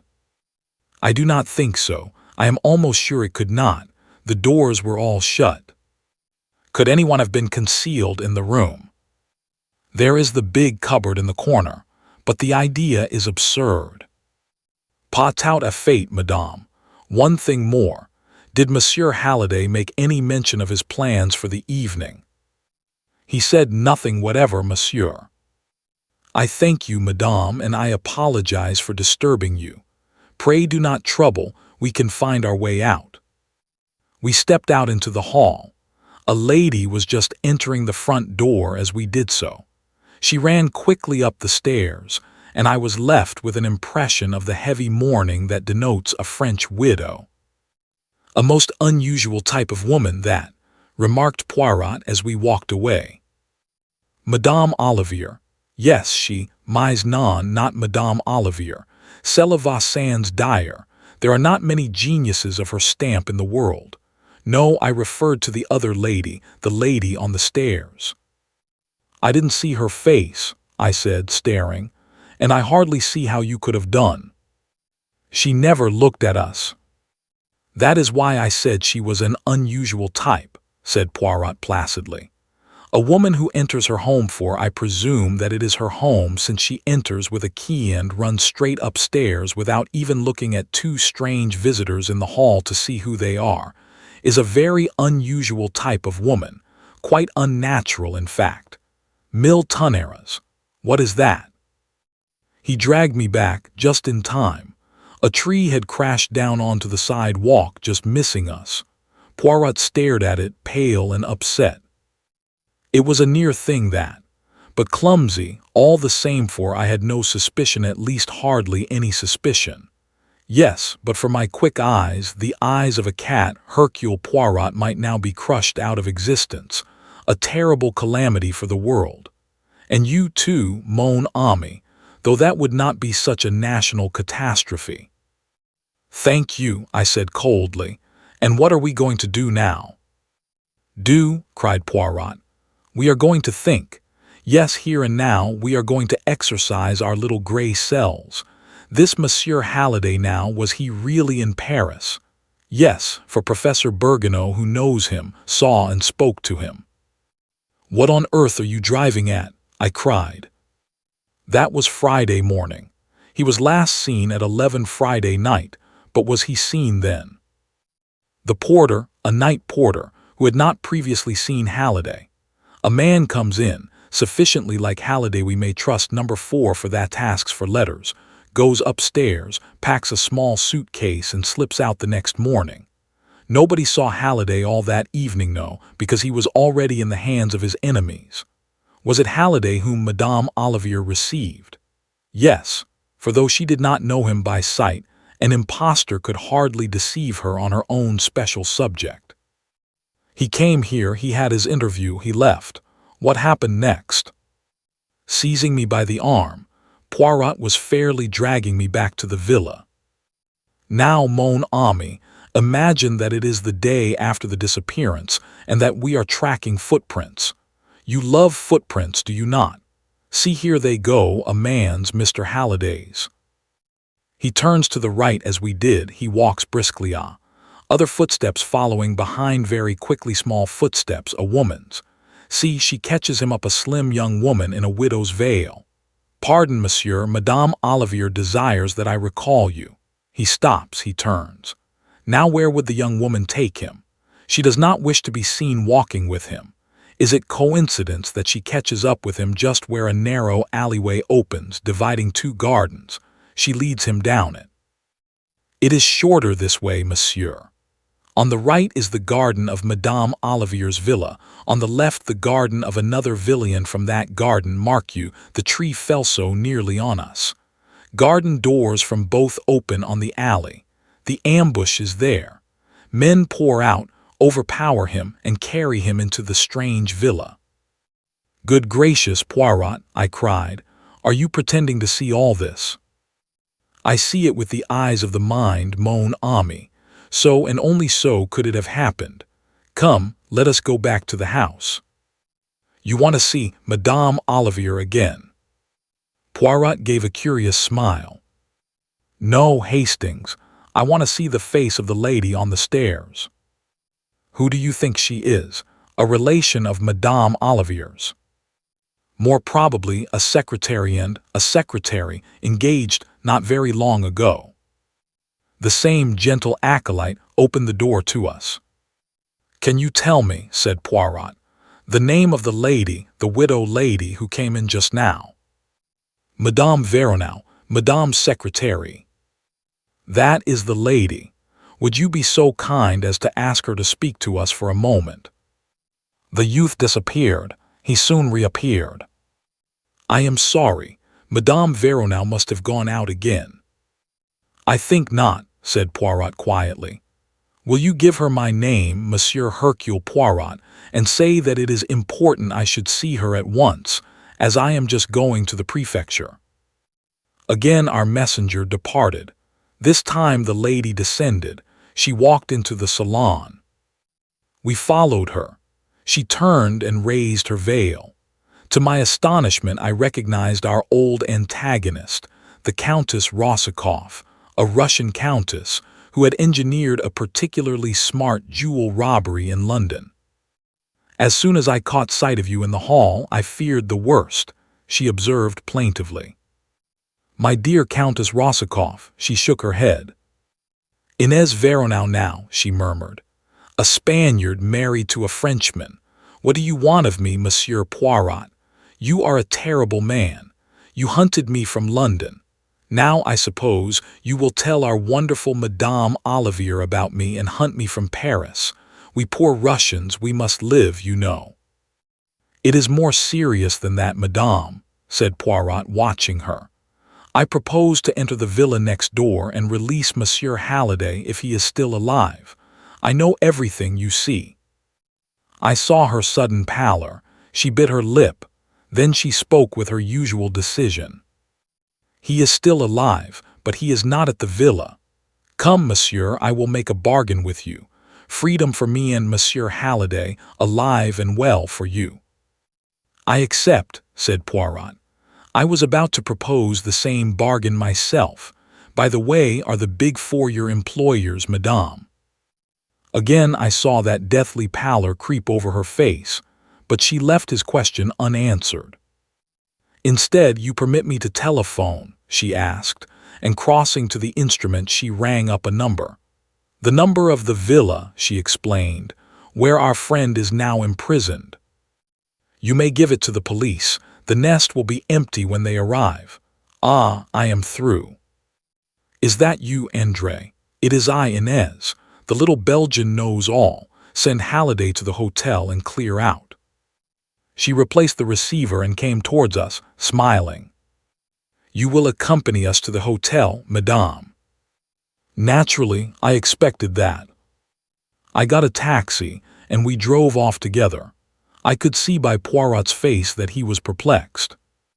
The thing was almost too easy. We arrived at the hotel. The porter came up to us. A gentleman has arrived. He is in your rooms. He seems very ill. A nurse came with him, but she has left. That is all right, said Poirot. He is a friend of mine. We went upstairs together. Sitting in a chair by the window was a haggard young fellow who looked in the last stages of exhaustion. Poirot went over to him. Are you John Halliday? The man nodded. Show me your left arm. John Halliday has a mole just below the left elbow. The man stretched out his arm. The mole was there. Poirot bowed to the Countess. She turned and left the room. A glass of brandy revived Halliday somewhat. My God, he muttered, I have been through hell. Those fiends are devils incarnate. My wife, where is she? What does she think? They told me that she would believe. She does not, said Poirot firmly. Her faith in you has never wavered. She is waiting for you, she and the child. Thank God for that. I can hardly believe that I am free once more. Now that you are a little recovered, monsieur, I should like to hear the whole story from the beginning. Halliday looked at him with an indescribable expression. I remember nothing, he said. What? Have you ever heard of the Big Four? Something of them, said Poirot dryly. You do not know what I know. They have unlimited power. If I remain silent, I shall be safe. If I say one word, not only I but my nearest and dearest will suffer unspeakable things. It is no good arguing with me. I know. I remember nothing. And getting up, he walked from the room. Poirot's face wore a baffled expression. So it is like that, is it? He muttered. The Big Four win again. What is that you are holding in your hand, Hastings? I handed it to him. The Countess scribbled it before she left, I explained. He read it. Au revoir, IV. Signed with her initials. IV, just a coincidence, perhaps, that they also stand for four. I wonder, Hastings, I wonder. Chapter 7. The Radium Thieves. On the night of his release, Halliday slept in the room next to ours at the hotel, and all night long I heard him moaning and protesting in his sleep. Undoubtedly, his experience in the villa had broken his nerve, and in the morning we failed completely to extract any information from him. He would only repeat his statement about the unlimited power at the disposal of the Big Four, and his assurance of the vengeance which would follow if he talked.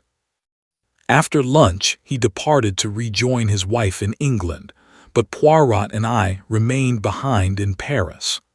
I was all for energetic proceedings of some kind or other, and Poirot's quiescence annoyed me.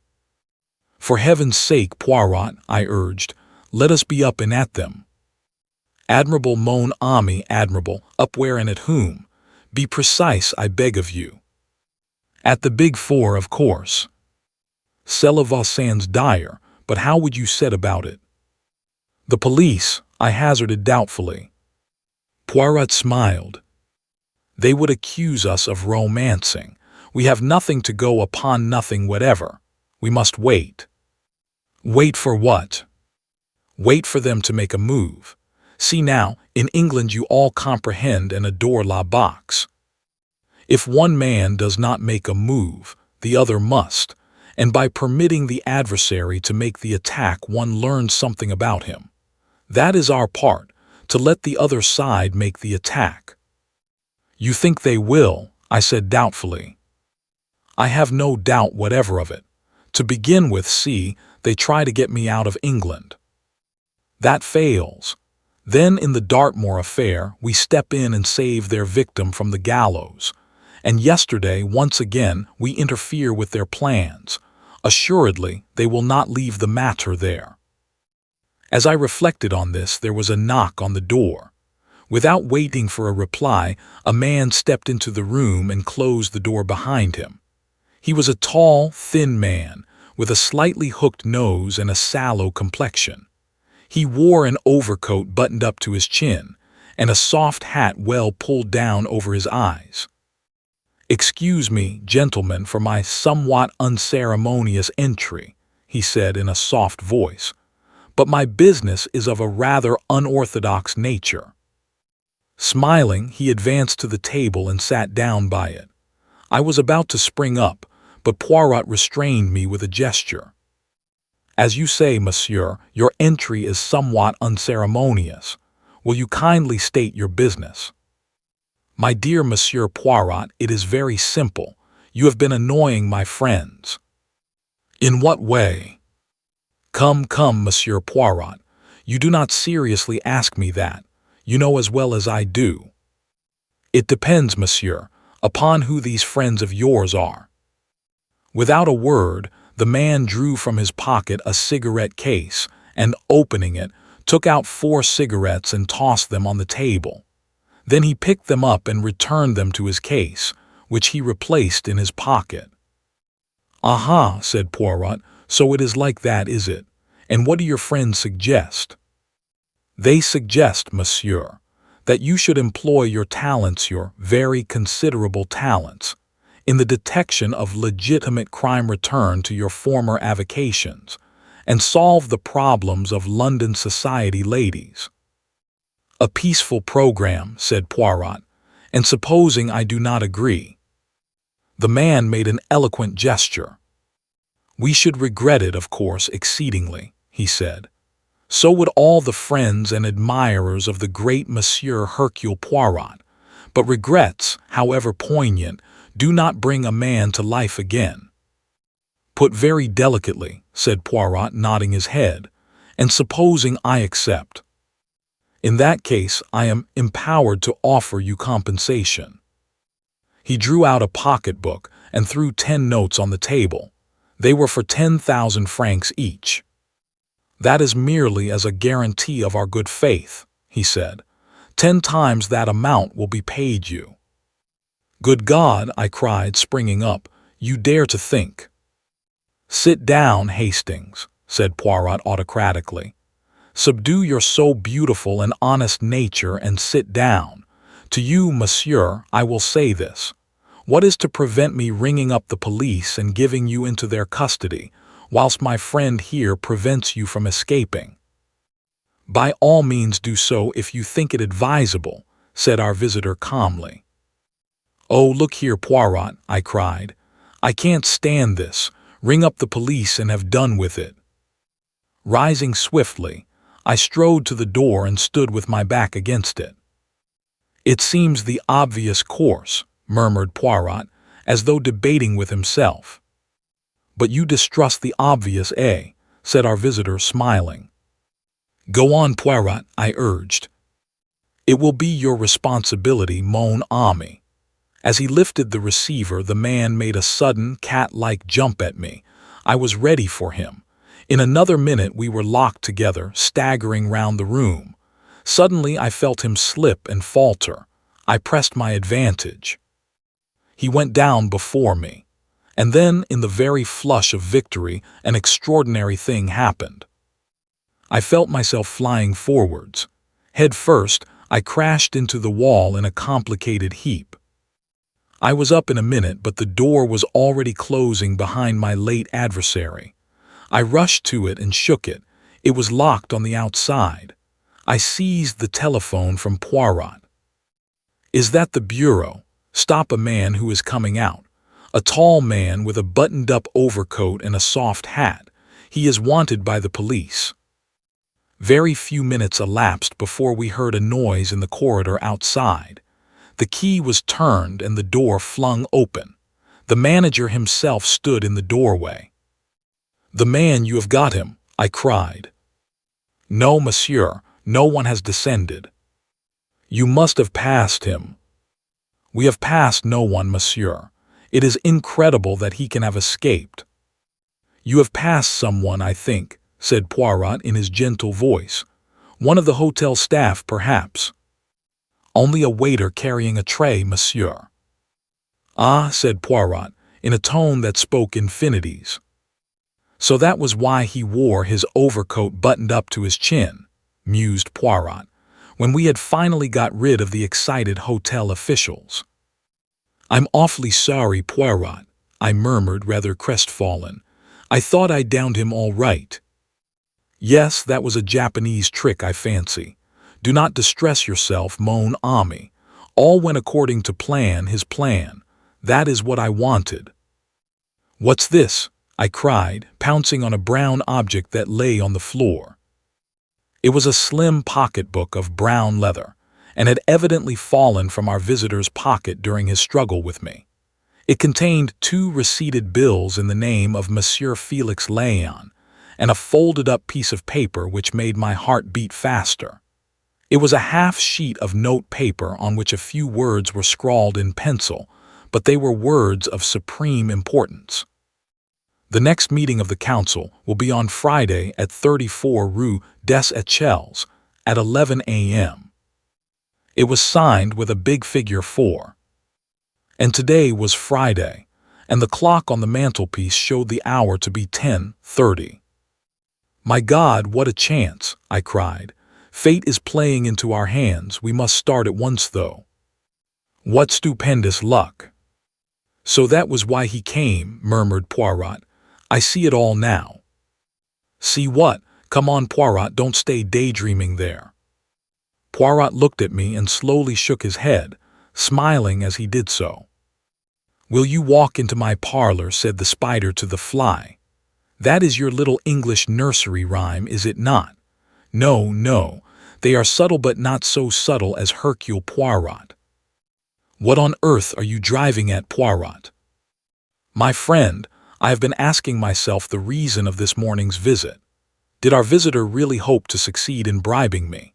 Or, alternatively, in frightening me into abandoning my task? It seemed hardly credible.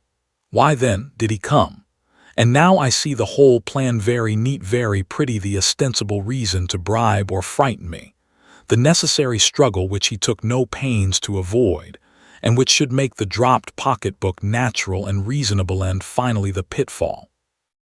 Rue des Echelles, 11 a.m. I think not, mon ami. One does not catch Hercule Poirot as easily as that." "Good heavens," I gasped. Poirot was frowning to himself. "There is still one thing I do not understand." "What is that?" "The time, Hastings, the time. If they wanted to decoy me away, surely night time would be better.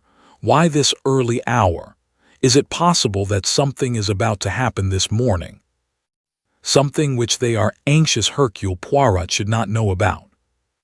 He shook his head. "We shall see. Here I sit, mon ami. We do not stir out this morning. We await events here." It was at 11:30 exactly that the summons came. A petty blue. Poirot tore it open, then handed it to me. It was from Madame Olivier, the world-famous scientist, whom we had visited yesterday in connection with the Halliday case. It asked us to come out to Passy at once. We obeyed the summons without an instant's delay. Madame Olivier received us in the same small salon. I was struck anew with the wonderful power of this woman, with her long nun's face and burning eyes, this brilliant successor of Becquerel and the Curies. She came to the point at once. "Messieurs, you interviewed me yesterday about the disappearance of Monsieur Halliday. I now learn that you returned to the house a second time and asked to see my secretary, Inez Veronal. She left the house with you and has not returned here since." "Is that all, madame?" "No, monsieur, it is not. Last night the laboratory was broken into, and several valuable papers and memoranda were stolen. The thieves had a try for something more precious still, but luckily they failed to open the big safe. Madame, these are the facts of the case.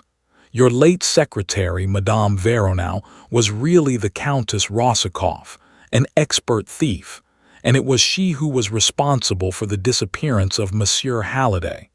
How long had she been with you? 5 months, monsieur. What you say amazes me. It is true, nevertheless. These papers, were they easy to find, or do you think an inside knowledge was shown? It is rather curious that the thieves knew exactly where to look. You think Inez? Yes, I have no doubt that it was upon her information that they acted. But what is this precious thing that the thieves failed to find? Jewels. Madame Olivier shook her head with a faint smile. Something much more precious than that, monsieur. She looked round her, then bent forward, lowering her voice. Radium, monsieur. Radium. Yes, monsieur. I am now at the crux of my experiments. I possess a small portion of radium myself. More has been lent to me for the process I am at work upon. Small though the actual quantity is, it comprises a large amount of the world's stock and represents a value of millions of francs. And where is it? In its leaden case in the big safe. The safe purposely appears to be of an old and worn-out pattern, but it is really a triumph of the safe-maker's art. That is probably why the thieves were unable to open it. How long are you keeping this radium in your possession? Only for 2 days more, monsieur. Then my experiments will be concluded. Poirot's eyes brightened. And Inez Veronal is aware of the fact. Good. Then our friends will come back. Not a word of me to anyone, madame. But rest assured, I will save your radium for you. You have a key of the door leading from the laboratory to the garden. Yes, monsieur. Here it is. I have a duplicate for myself. And here is the key of the garden door leading out into the alleyway between this villa and the next one. I thank you, madame. Tonight, go to bed as usual, have no fears, and leave all to me. But not a word to anyone, not to your 2 assistants, Mademoiselle Claude and Monsieur Henry, is it not? Particularly not a word to them. Poirot left the villa, rubbing his hands in great satisfaction. What are we going to do now? I asked. Now, Hastings, we are about to leave Paris for England. What? We will pack our effects, have lunch, and drive to the Gare du Nord. But the radium. I said we were going to leave for England. I did not say we were going to arrive there. Reflect a moment, Hastings. It is quite certain that we are being watched and followed. Our enemies must believe that we are going back to England, and they certainly will not believe that unless they see us get on board the train and start. Do you mean we are to slip off again at the last minute? No, Hastings. Our enemies will be satisfied with nothing less than a bona fide departure. But the train doesn't stop until Calais. It will stop if it is paid to do so. Oh, come now. Poirot, surely you can't pay an express to stop they'd refuse. My dear friend, have you never remarked the little handle, the signal de rare penalty for improper use? 100 francs, I think. Oh, you are going to pull that. Or rather, a friend of mine, Pierre Comeau, will do so. Then, while he is arguing with the guard and making a big scene, and all the train is agog with interest, you and I will fade quietly away. We duly carried out Poirot's plan. Pierre Comeau, an old crony of Poirot's, and who evidently knew my little friend's methods pretty well, fell in with the arrangements. The communication cord was pulled just as we got to the outskirts of Paris. Comeau made a scene, in the most approved French fashion, and Poirot and I were able to leave the train without anyone being interested in our departure. Our first proceeding was to make a considerable change in our appearance. Poirot had brought the materials for this with him in a small case.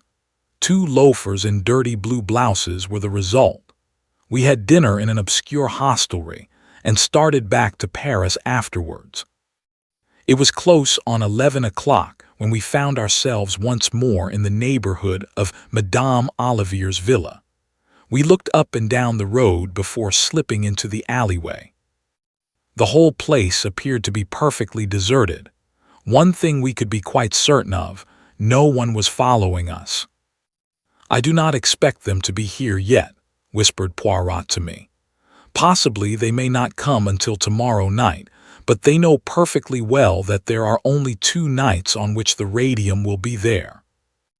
Very cautiously we turned the key in the garden door. It opened noiselessly and we stepped into the garden, and then, with complete unexpectedness, the blow fell. In a minute we were surrounded, gagged and bound. At least 10 men must have been waiting for us.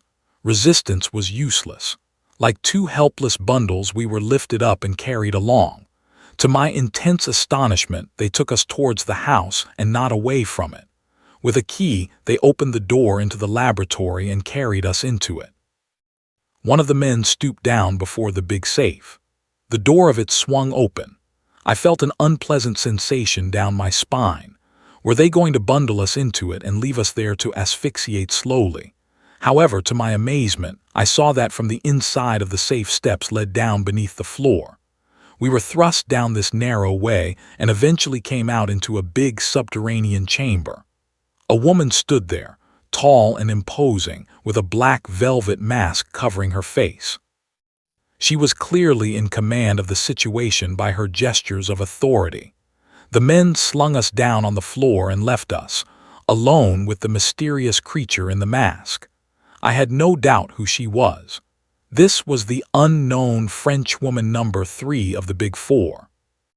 She knelt down beside us and removed the gags, but left us bound, then rising and facing us. With a sudden swift gesture she removed her mask.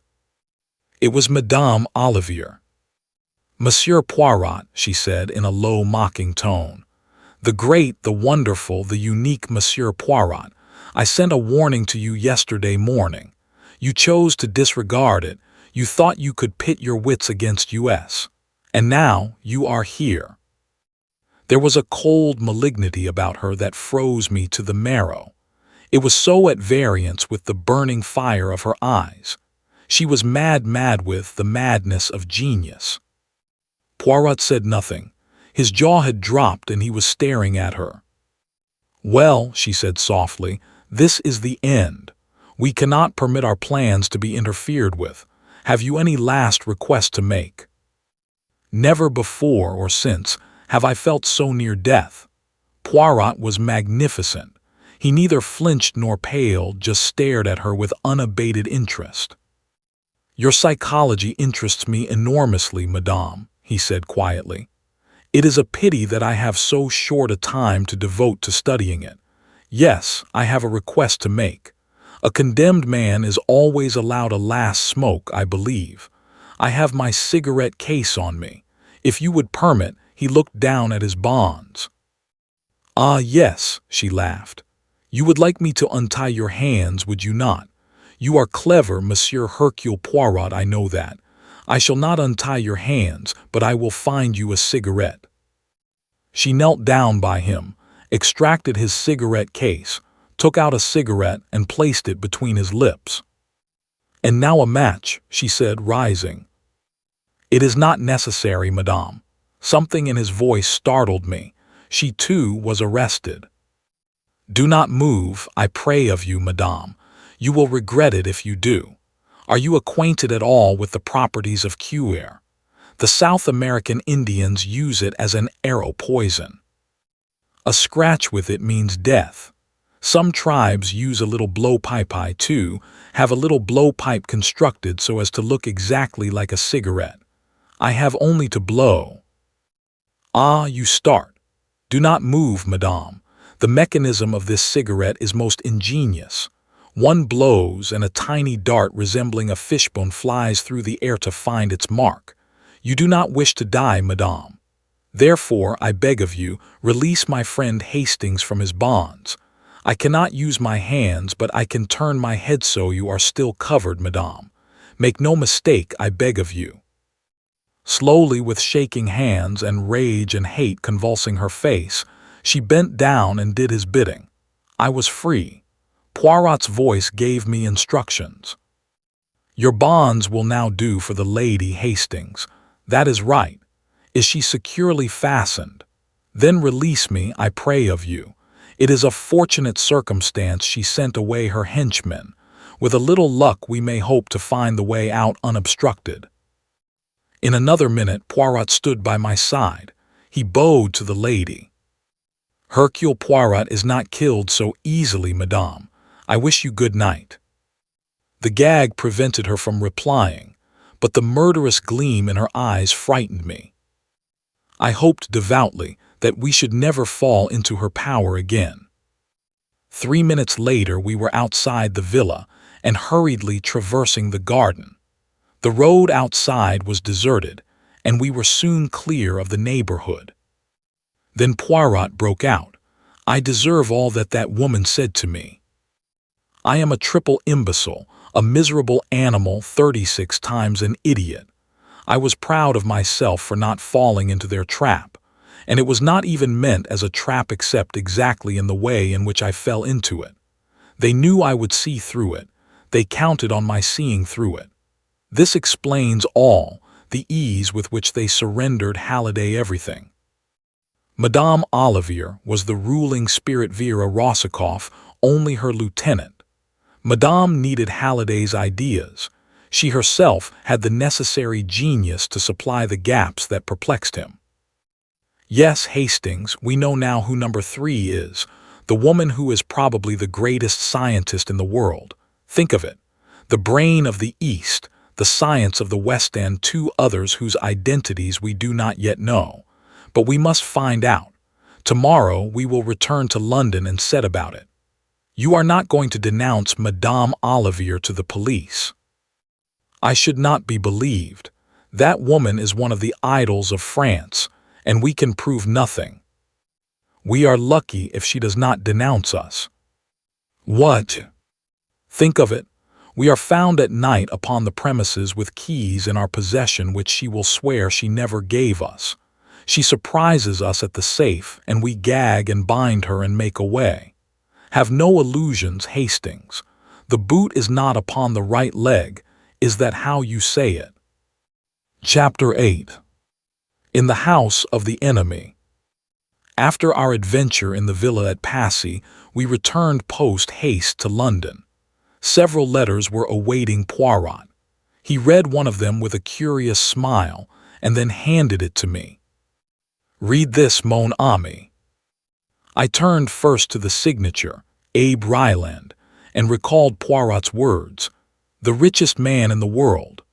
Mr. Ryland's letter was curt and incisive. He expressed himself as profoundly dissatisfied with the reasons Poirot had given for withdrawing from the South American proposition at the last moment. "This gives one furiously to think, does it not?" said Poirot. "I suppose it's only natural he should be a bit ratty." No, you comprehend not. Remember the words of Mayerling, the man who took refuge here, only to die by the hands of his enemies. Number 2 is represented by an S with 2 lines through it, the sign for $1, also by 2 stripes and a star. It may be conjectured, therefore, that he is an American subject, and that he represents the power of wealth. Add to those words the fact that Ryland offered me a huge sum to tempt me out of England, and what about it, Hastings? "You mean," I said, staring, "that you suspect Abe Ryland, the multimillionaire, of being number 2 of the Big Four?" Your bright intellect has grasped the idea, Hastings. Yes, I do. The tone in which you said multimillionaire was eloquent, but let me impress upon you one fact.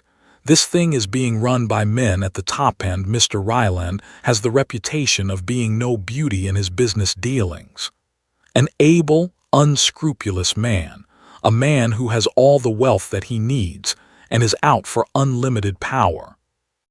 There was undoubtedly something to be said for Poirot's view. I asked him when he had made up his mind definitely upon the point. That is just it. I am not sure. I cannot be sure. Mon ami, I would give anything to know. Let me but place number 2 definitely as Abe Ryland, and we draw nearer to our goal. He has just arrived in London, I see by this, I said, tapping the letter. Shall you call upon him and make your apologies in person? I might do so. 2 days later, Poirot returned to our rooms in a state of boundless excitement. He grasped me by both hands in his most impulsive manner. My friend, an occasion stupendous, unprecedented, never to be repeated, has presented itself. But there is danger, grave danger. I should not even ask you to attempt it. If Poirot was trying to frighten me, he was going the wrong way to work, and so I told him. Becoming less incoherent, he unfolded his plan. It seemed that Ryland was looking for an English secretary, one with a good social manner and presence. It was Poirot's suggestion that I should apply for the post. I would do it myself, mon ami, he explained apologetically. But see you, it is almost impossible for me to disguise myself in the needful manner. I speak the English very well except when I am excited, but hardly so as to deceive the ear, and even though I were to sacrifice my mustaches, I doubt not but that I should still be recognizable as Hercule Poirot. I doubted it also, and declared myself ready and willing to take up the part and penetrate into Ryland's household. 10 to 1 he won't engage me anyway, I remarked. Oh yes, he will. I will arrange for you such testimonials as shall make him lick his lips.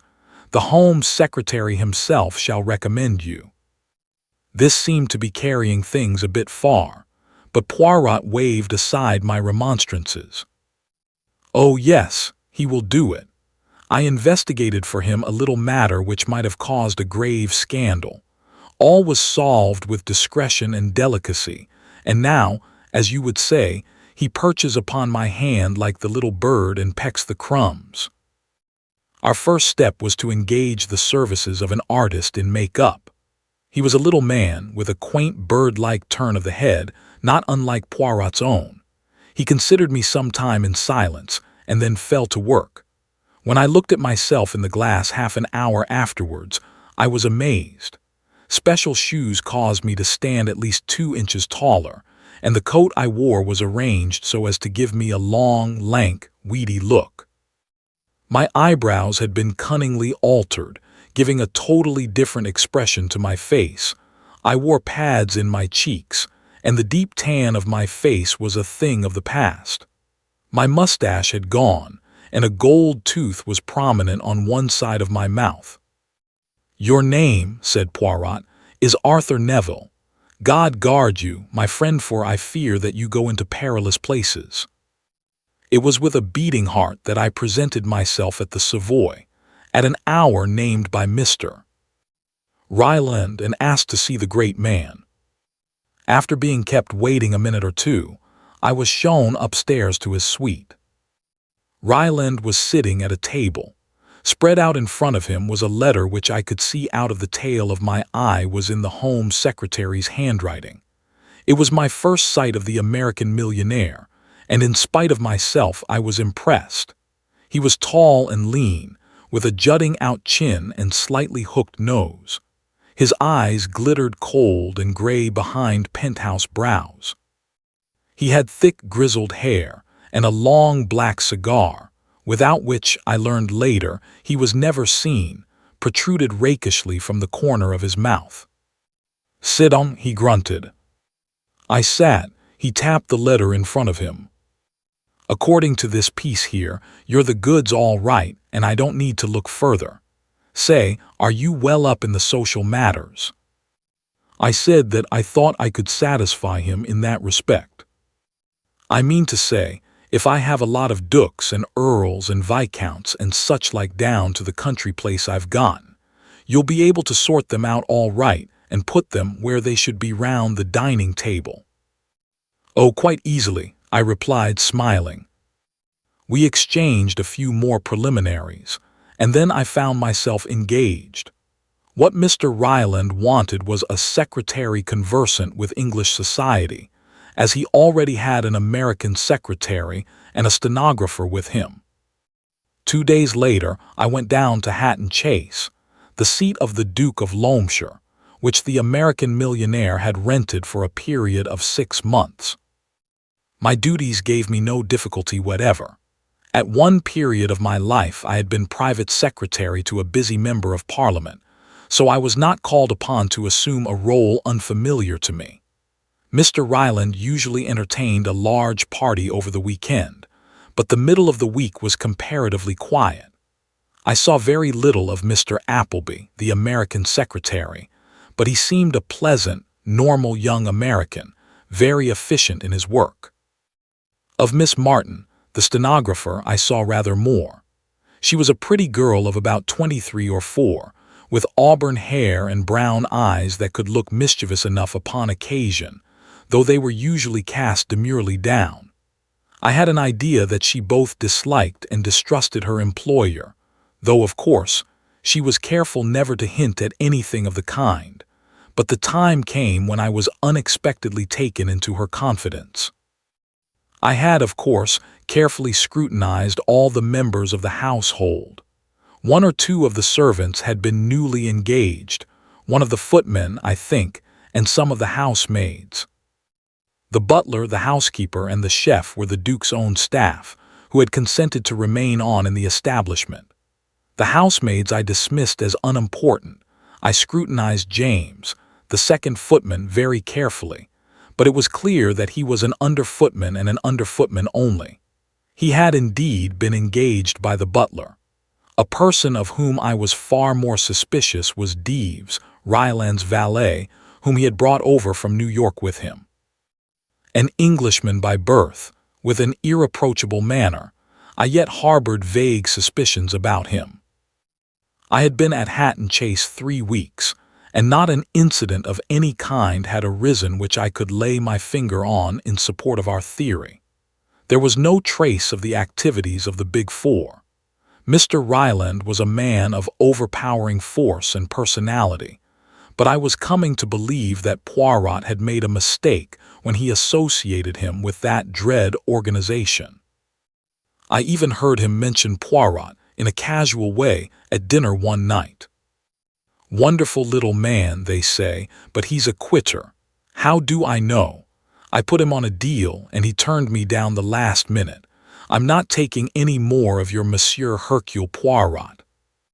It was at moments such as these that I felt my cheek pads most wearisome. And then Miss Martin told me a rather curious story. Ryland had gone to London for the day, taking Appleby with him. Miss Martin and I were strolling together in the garden after tea. I liked the girl very much. She was so unaffected and so natural. I could see that there was something on her mind, and at last out it came. "Do you know, Major Neville," she said, "I am really thinking of resigning my post here." I looked somewhat astonished, and she went on hurriedly. "Oh, I know it's a wonderful job to have got in a way. I suppose most people would think me a fool to throw it up, but I can't stand abuse, Major Neville. To be sworn at like a trooper is more than I can bear. No gentleman would do such a thing." "Has Ryland been swearing at you?" She nodded. "Of course, he's always rather irritable and short-tempered. That one expects. It's all in the day's work. But to fly into such an absolute fury over nothing at all. He really looked as though he could have murdered me. And, as I say, over nothing at all." "Tell me about it," I said, keenly interested. "As you know, I open all Mr. Ryland's letters. Some I hand on to Mr. Appleby, others I deal with myself, but I do all the preliminary sorting. Now there are certain letters that come, written on blue paper, and with a tiny 4 marked on the corner. I beg your pardon, did you speak?" I had been unable to repress a stifled exclamation, but I hurriedly shook my head and begged her to continue. "Well, as I was saying, these letters come, and there are strict orders that they are never to be opened, but to be handed over to Mr. Ryland intact. And of course, I always do so. But there was an unusually heavy mail yesterday morning, and I was opening the letters in a terrific hurry. By mistake, I opened one of these letters. As soon as I saw what I had done, I took it to Mr. Ryland and explained. To my utter amazement, he flew into the most awful rage.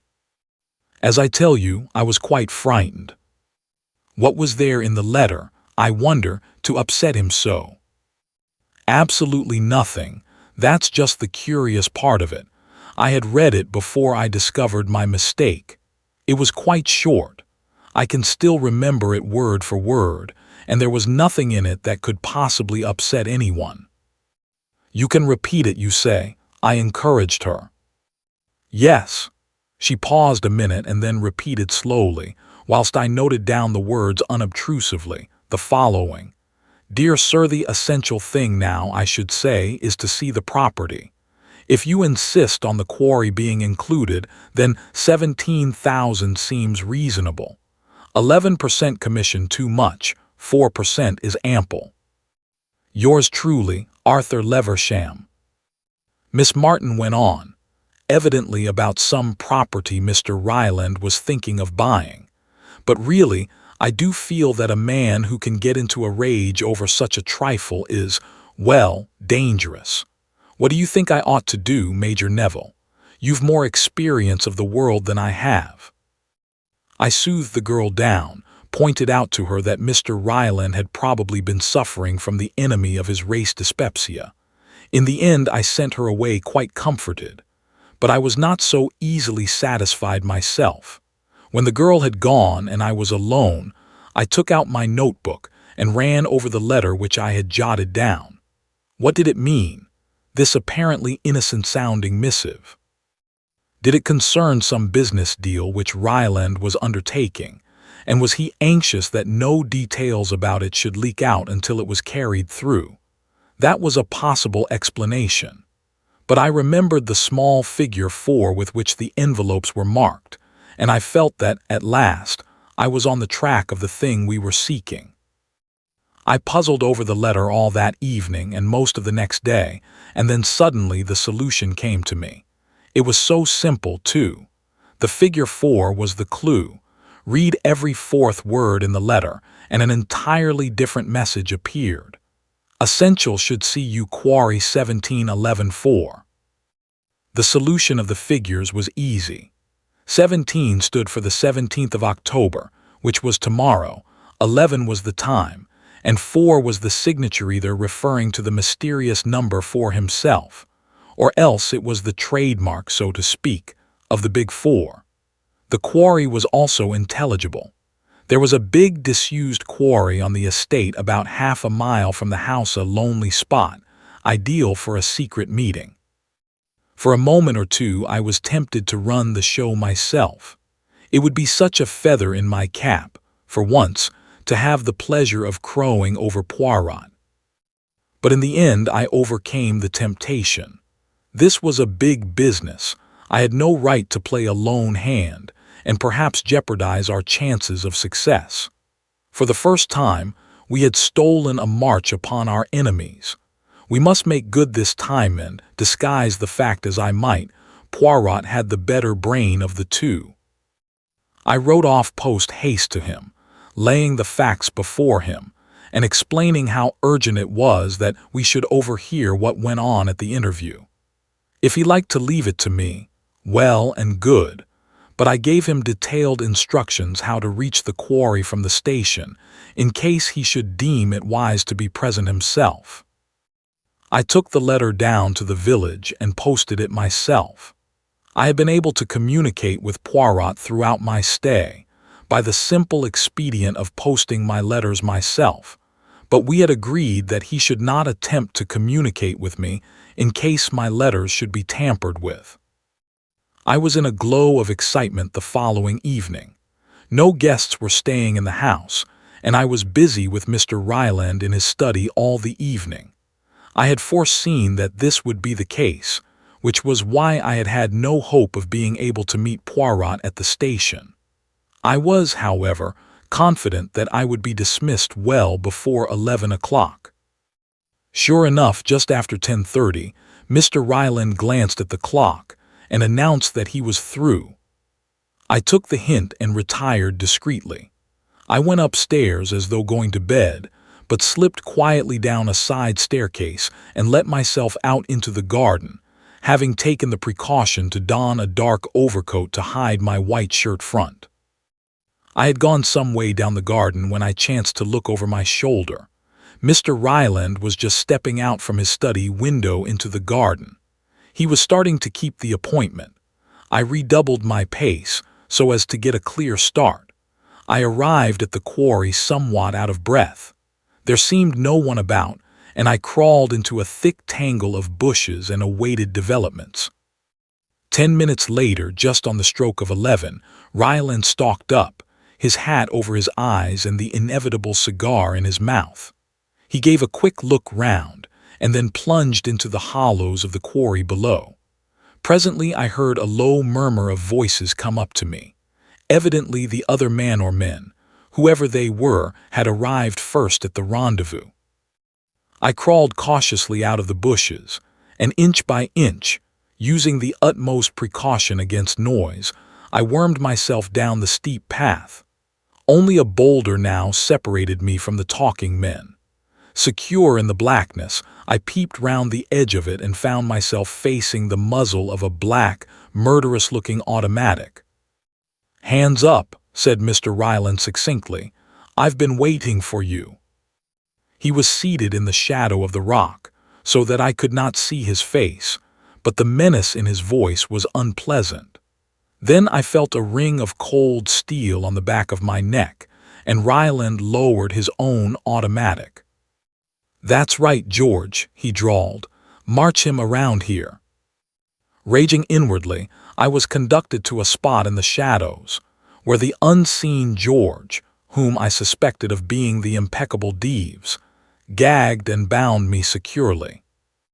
Ryland spoke again in a tone which I had difficulty in recognizing, so cold and menacing was it. "This is going to be the end of you too. You've got in the way of the Big Four once too often. Ever heard of landslides? There was one about here 2 years ago. There's going to be another tonight. I've fixed that good and square. Say, that friend of yours doesn't keep his dates very punctually." A wave of horror swept over me. Poirot. In another minute he would walk straight into the trap, and I was powerless to warn him. I could only pray that he had elected to leave the matter in my hands and had remained in London. Surely, if he had been coming, he would have been here by now. With every minute that passed, my hopes rose. Suddenly they were dashed to pieces. I heard footsteps, cautious footsteps, but footsteps nevertheless. I writhed in impotent agony. They came down the path, paused, and then Poirot himself appeared, his head a little on one side, peering into the shadows. I heard the growl of satisfaction Ryland gave as he raised the big automatic and shouted, "Hands up!" Deeves sprang forward as he did so, and took Poirot in the rear. The ambush was complete. "Pleased to meet you, Mr. Hercule Poirot," said the American grimly. Poirot's self-possession was marvelous. He did not turn a hair, but I saw his eyes searching in the shadows. "My friend, he is here." "Yes, you are both in the trap of the Big Four." He laughed. "A trap?" queried Poirot. "Say, haven't you tumbled to it yet?" "I comprehend that there is a trap, yes," said Poirot gently. "But you are in error, monsieur. It is you who are in it, not I and my friend." "What?" Ryland raised the big automatic, but I saw his gaze falter. "If you fire, you commit murder watched by 10 pairs of eyes, and you will be hanged for it. This place is surrounded, has been for the last hour by Scotland Yard men. It is checkmate, Mr. Abe Ryland." He uttered a curious whistle, and as though by magic the place was alive with men. They seized Ryland and the valet and disarmed them. After speaking a few words to the officer in charge, Poirot took me by the arm and led me away. Once clear of the quarry, he embraced me with vigor. "You are alive, you are unhurt. It is magnificent. Often have I blamed myself for letting you go." "I'm perfectly all right," I said, disengaging myself. "But I'm just a bit fogged. You tumbled to their little scheme, did you?" "But I was waiting for it. For what else did I permit you to go there? Your false name, your disguise, not for a moment was it intended to deceive." "What?" I cried. "You never told me. As I have frequently told you, Hastings, you have a nature so beautiful and so honest that unless you are yourself deceived, it is impossible for you to deceive others. Good, then, you are spotted from the first, and they do what I had counted on their doing, a mathematical certainty to anyone who uses his gray cells properly use you as a decoy. They set the girl on. By the way, mon ami, as an interesting fact psychologically, has she got red hair?" "If you mean Miss Martin," I said coldly. "Her hair is a delicate shade of auburn, but they are a patent, these people. They have even studied your psychology. Oh, yes, my friend, Miss Martin was in the plot, very much so. She repeats the letter to you together with her tale of Mr. Ryland's wrath. You write it down, you puzzle your brains. The cipher is nicely arranged, difficult but not too difficult. You solve it and you send for me. But what they do not know is that I am waiting for just this very thing to happen. I go post haste to Jap and arrange things. And so, as you see, all is triumph." I was not particularly pleased with Poirot, and I told him so. We went back to London on a milk train in the early hours of the morning, and a most uncomfortable journey it was. I was just out of my bath and indulging in pleasurable thoughts of breakfast when I heard Jap's voice in the sitting room. I threw on a bathrobe and hurried in. "A pretty mare's nest you've got us into this time," Jap was saying. "It's too bad of you, Monsieur Poirot. First time I've ever known you take a toss." Poirot's face was a study. Jap went on. "There were we, taking all this Black Hand stuff seriously, and all the time it was the footman." "The footman?" I gasped. "Yes, James, or whatever his name is. Seems he laid him a wager in the servants' hall that he could get taken for the old man by his nibs. That's you, Captain Hastings, and would hand him out a lot of spy stuff about a Big Four gang." "Impossible," I cried. "Don't you believe it? I marched our gentleman straight to Hatton Chase, and there was the real Ryland in bed and asleep, and the butler and the cook and God knows how many of them to swear to the wager. Just a silly hoax, that's all it was, and the valet is with him." "So that was why he kept in the shadow," murmured Poirot. After Jap had gone, we looked at each other. "We know Hastings," said Poirot at last. "Number 2 of the Big Four is Abe Ryland." The masquerading on the part of the footman was to ensure a way of retreat in case of emergencies. And the footman, yes, I breathed. "Number 4, said Poirot gravely. Chapter 9. The Yellow Jasmine Mystery. It was all very well for Poirot to say that we were acquiring information all the time and gaining an insight into our adversaries' minds. I felt myself that I required some more tangible success than this.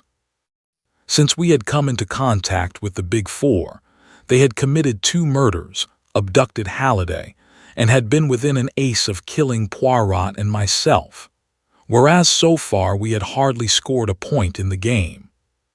Poirot treated my complaints lightly. "So far, Hastings," he said, "they laugh. That is true, but you have a proverb, have you not? He laughs best who laughs at the end, and at the end, mon ami, you shall see. You must remember, too," he added, "that we deal with no ordinary criminal, but with the second greatest brain in the world." I forbore to pander to his conceit by asking the obvious question. I knew the answer, at least I knew what Poirot's answer would be, and instead I tried without success to elicit some information as to what steps he was taking to track down the enemy. As usual, he had kept me completely in the dark as to his movements, but I gathered that he was in touch with Secret Service agents in India, China, and Russia, and from his occasional bursts of self-glorification, that he was at least progressing in his favorite game of gauging his enemy's mind. He had abandoned his private practice almost entirely, and I know that at this time he refused some remarkably handsome fees. True, he would sometimes investigate cases which intrigued him, but he usually dropped them the moment he was convinced that they had no connection with the activities of the Big Four. This attitude of his was remarkably profitable to our friend, Inspector Japp. Undeniably, he gained much kudos for solving several problems in which his success was really due to a half-contemptuous hint from Poirot. In return for such service, Japp supplied full details of any case which he thought might interest the little Belgian, and when he was put in charge of what the newspaper called the Yellow Jasmine Mystery, he wired Poirot, asking him whether he would care to come down and look into the case. It was in response to this wire that, about a month after my adventure in Abe Ryland's house, we found ourselves alone in a railway compartment whirling away from the smoke and dust of London, bound for the little town of Market Handford in Worcestershire, the seat of the mystery. Poirot leant back in his corner. "And what exactly is your opinion of the affair, Hastings?" I did not at once reply to his question. I felt the need of going warily. "It all seems so complicated," I said cautiously. "Does it not?" said Poirot delightedly. "I suppose our rushing off like this is a pretty clear sign that you consider Mr. Painter's death to be murder, not suicide, or the result of an accident." "No, no. You misunderstand me, Hastings. Granting that Mr. Painter died as the result of a particularly terrible accident, there are still a number of mysterious circumstances to be explained. That was what I meant when I said it was all so complicated. Let us go over all the main facts quietly and methodically. Recount them to me, Hastings, in an orderly and lucid fashion." I started forthwith, endeavoring to be as orderly and lucid as I could. "We start," I said, "with Mr. Painter, a man of 55, rich, cultured, and somewhat of a globe-trotter.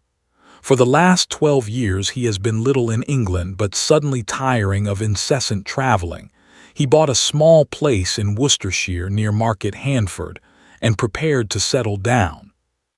His first action was to write to his only relative, a nephew, Gerald Painter, the son of his younger brother, and to suggest to him that he should come and make his home at Croftlands, as the place is called, with his uncle.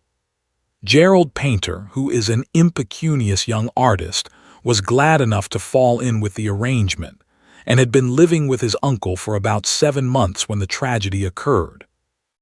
"Your narrative style is masterly," murmured Poirot. "I say to myself, it is a book that talks, not my friend Hastings." Paying no attention to Poirot, I went on, warming to the story.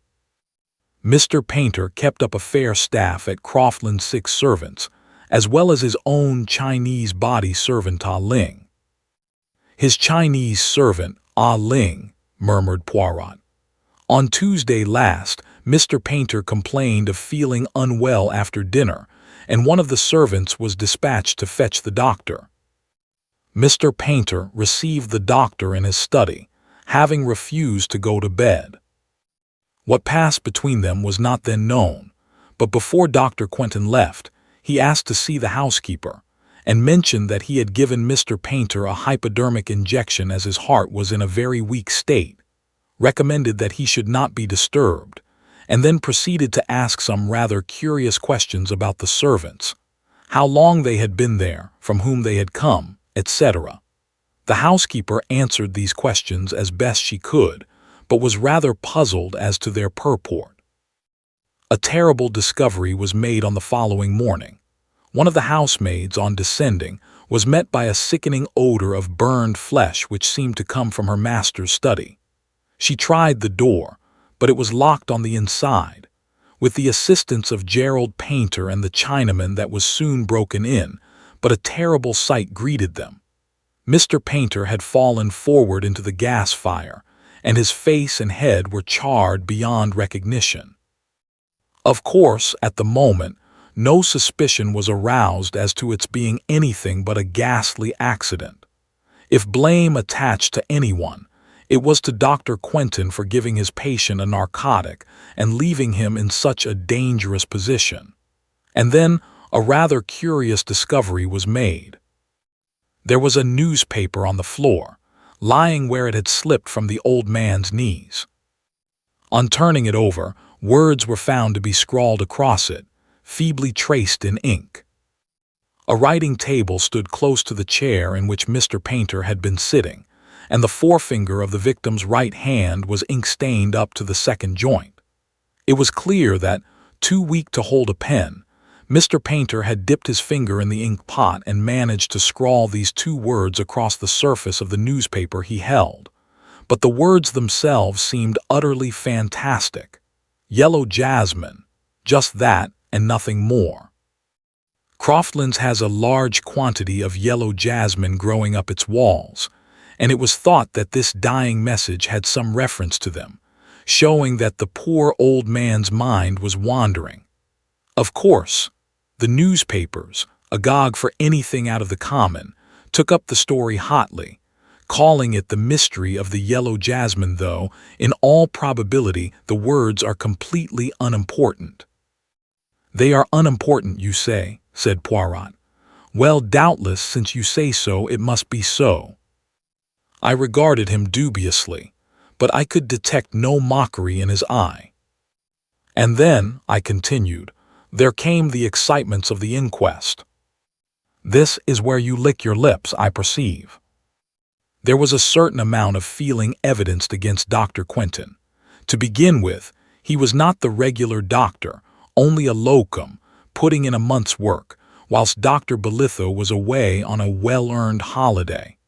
Then it was felt that his carelessness was the direct cause of the accident, but his evidence was little short of sensational. Mr. Painter had been ailing in health ever since his arrival at Croftlands. Dr. Belitho had attended him for some time, but when Dr. Quentin first saw his patient, he was mystified by some of the symptoms. He had only attended him once before the night when he was sent for after dinner. As soon as he was alone with Mr. Painter, the latter had unfolded a surprising tale. To begin with, he was not feeling ill at all, he explained, but the taste of some curry that he had been eating at dinner had struck him as peculiar. Making an excuse to get rid of Ah Ling for a few minutes, he had turned the contents of his plate into a bowl, and he now handed it over to the doctor with injunctions to find out if there were really anything wrong with it. In spite of his statement that he was not feeling ill, the doctor noted that the shock of his suspicions had evidently affected him, and that his heart was feeling it. Accordingly, he administered an injection not of a narcotic, but of strychnine. That, I think, completes the case except for the crux of the whole thing, the fact that the uneaten curry, duly analyzed, was found to contain enough powdered opium to have killed 2 men. I paused. "And your conclusions, Hastings?" asked Poirot quietly. "It's difficult to say. It might be an accident. The fact that someone attempted to poison him the same night might be merely a coincidence." "But you don't think so. You prefer to believe it murder." "Don't you? Mon ami, you and I do not reason in the same way. I am not trying to make up my mind between two opposite solutions, murder or accident. That will come when we have solved the other problem, the mystery of the yellow jasmine. By the way, you have left out something there." "You mean the 2 lines at right angles to each other faintly indicated under the words?" I did not think they could be of any possible importance. What you think is always so important to yourself, Hastings. But let us pass from the mystery of the yellow jasmine to the mystery of the curry. I know who poisoned it. Why, there are 100 questions one can ask. Ah Ling, of course, prepared it. But why should he wish to kill his master? Is he a member of a tong or something like that? One reads of such things. The tong of the yellow jasmine, perhaps. Then there is Gerald Painter. I came to an abrupt pause. Yes, said Poirot, nodding his head. There is Gerald Painter, as you say. He is his uncle's heir. He was dining out that night, though. He might have got at some of the ingredients of the curry, I suggested, and he would take care to be out so as not to have to partake of the dish. I think my reasoning rather impressed Poirot. He looked at me with a more respectful attention than he had given me so far. He returns late, I mused, pursuing a hypothetical case. Sees the light in his uncle's study, enters, and, finding his plan has failed, thrusts the old man down into the fire. Mr. Painter, who was a fairly hardy man of 55, would not permit himself to be burnt to death without a struggle, Hastings. Such a reconstruction is not feasible. Well, Poirot, I cried, we're nearly there, I fancy. Let us hear what you think. Poirot threw me a smile, swelled out his chest, and began in a pompous manner. Assuming murder, the question at once arises, why choose that particular method? I can think of only one reason, to confuse identity, the face being charred beyond recognition. What? I cried. You think? A moment's patience, Hastings. I was going on to say that I examined that theory. Is there any ground for believing that the body is not that of Mr. Painter? Is there anyone else whose body it possibly could be?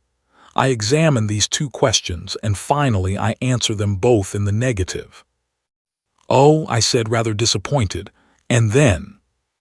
Poirot's eyes twinkled a little. And then I say to myself, since there is here something that I do not understand, it would be well that I should investigate the matter. I must not permit myself to be wholly engrossed by the big four. Ah, we are just arriving. My little clothes brush, where does it hide itself? Here it is. Brush me down, I pray you, my friend, and then I will perform the same service for you. Yes, said Poirot thoughtfully as he put away the brush. One must not permit oneself to be obsessed by one idea. I have been in danger of that. Figure to yourself, my friend, that even here in this case, I am in danger of it. Those two lines you mentioned, a downstroke and a line at right angles to it, what are they but the beginning of a four? Good gracious, Poirot, I cried, laughing. Is it not absurd? I see the hand of the big four everywhere.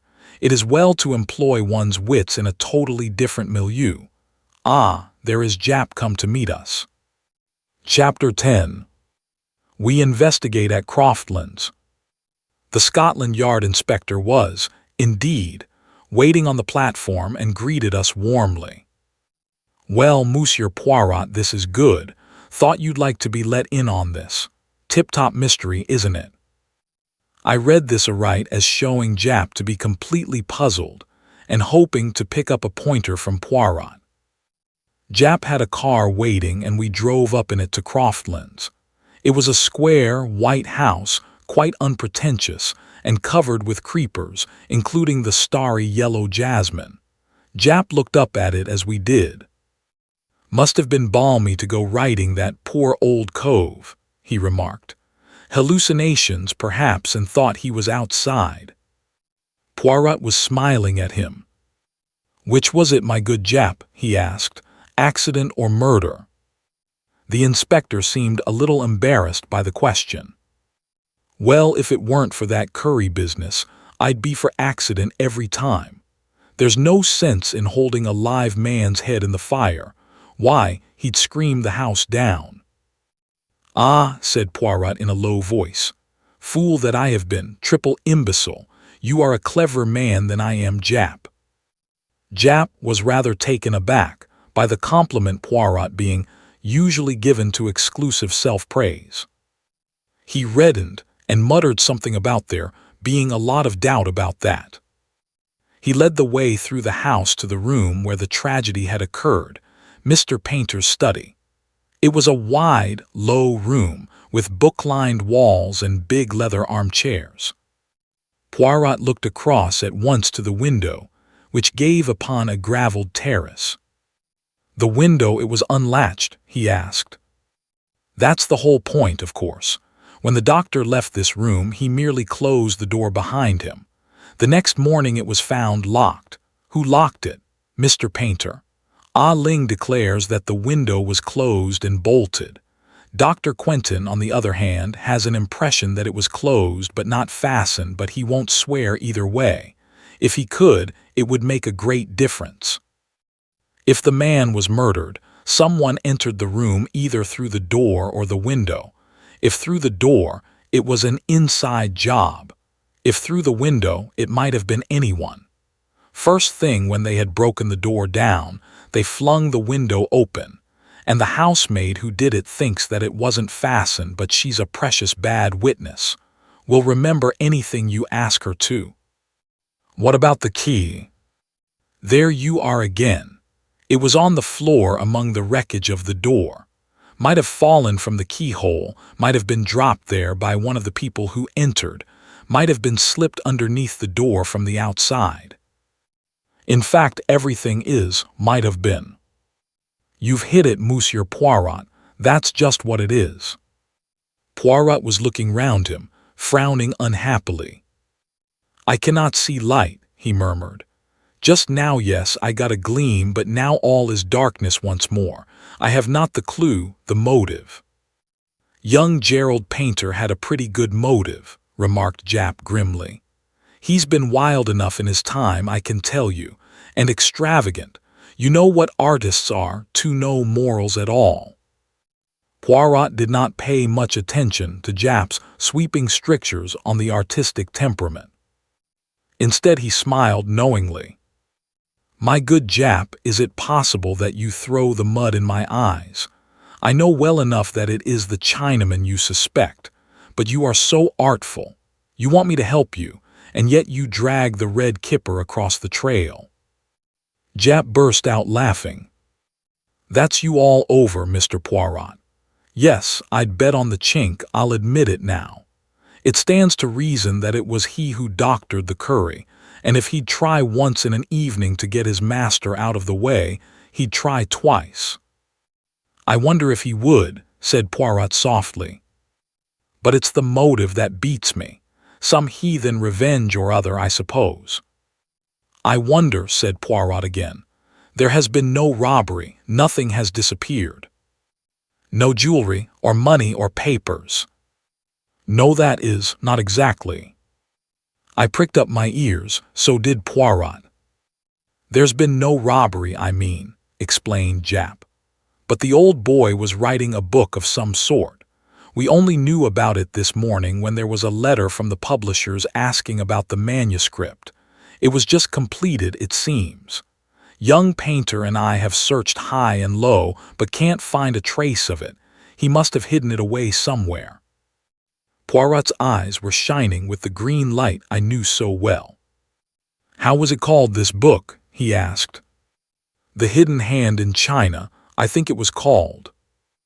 Aha, said Poirot with almost a gasp. Then he said quickly, let me see the Chinaman, Ah Ling. The Chinaman was sent for and appeared, shuffling along with his eyes cast down and his pigtail swinging. His impassive face showed no trace of any kind of emotion. Ah Ling, said Poirot, are you sorry your master is dead? I welly sorry, he good master. You know who kill him? I not know, I tell policeman if I know. The questions and answers went on. With the same impassive face, Ah Ling described how he had made the curry. The cook had had nothing to do with it, he declared. No hand had touched it but his own. I wondered if he saw where his admission was leading him. He stuck to it too, that the window to the garden was bolted that evening. If it was open in the morning, his master must have opened it himself. At last Poirot dismissed him. "That will do, Ah Ling." Just as the Chinaman had got to the door, Poirot recalled him. "And you know nothing, you say, of the yellow jasmine?" "No, what should I know?" "Nor yet of the sign that was written underneath it." Poirot leant forward as he spoke, and quickly traced something on the dust of a little table. I was near enough to see it before he rubbed it out. A down stroke, a line at right angles, and then a second line down which completed a big 4. The effect on the Chinaman was electrical. For one moment his face was a mask of terror. Then, as suddenly, it was impassive again, and repeating his grave disclaimer, he withdrew. Jap departed in search of young Painter, and Poirot and I were left alone together. "The Big 4, Hastings," cried Poirot. "Once again the Big 4. Painter was a great traveler. In his book there was doubtless some vital information concerning the doings of number 1, Li Chang Yen, the head and brains of the Big 4. But hush, here they come." Gerald Painter was an amiable, rather weak-looking young man. He had a soft brown beard and a peculiar flowing tie. He answered Poirot's questions readily enough. "I dined out with some neighbors of ours, the Wycherleys," he explained. "What time did I get home? Oh, about 11. I had a latchkey, you know. All the servants had gone to bed, and I naturally thought my uncle had done the same. As a matter of fact, I did think I caught sight of that soft-footed Chinese beggar Ah Ling just whisking round the corner of the hall, but I fancy I was mistaken."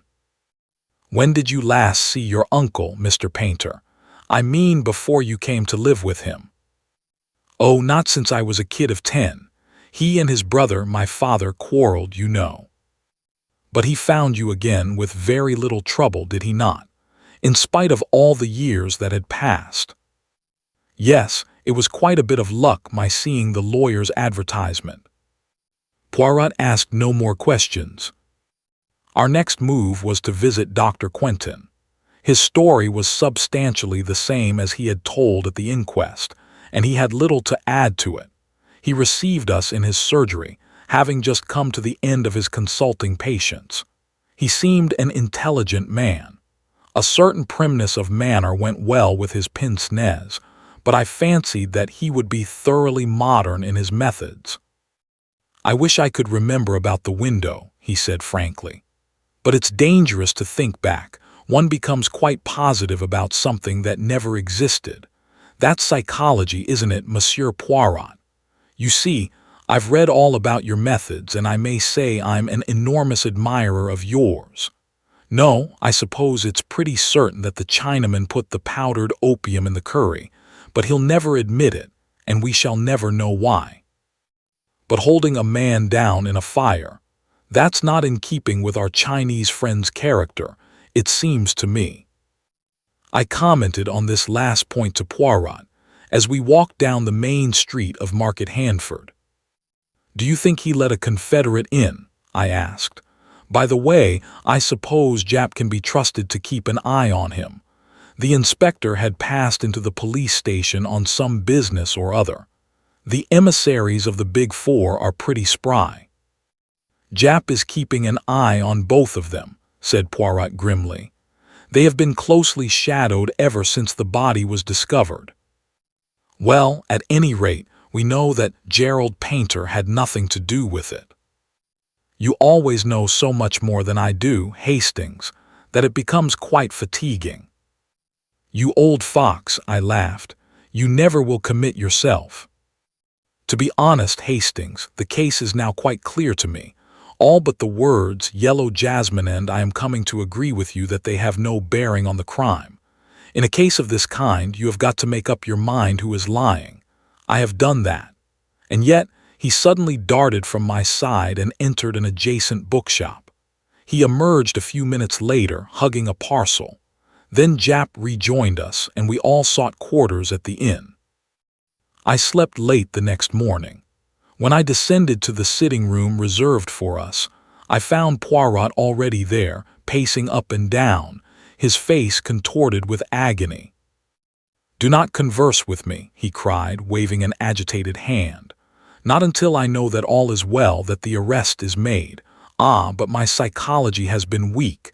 Hastings, if a man writes a dying message, it is because it is important. Everyone has said yellow jasmine. There is yellow jasmine growing up the house. It means nothing."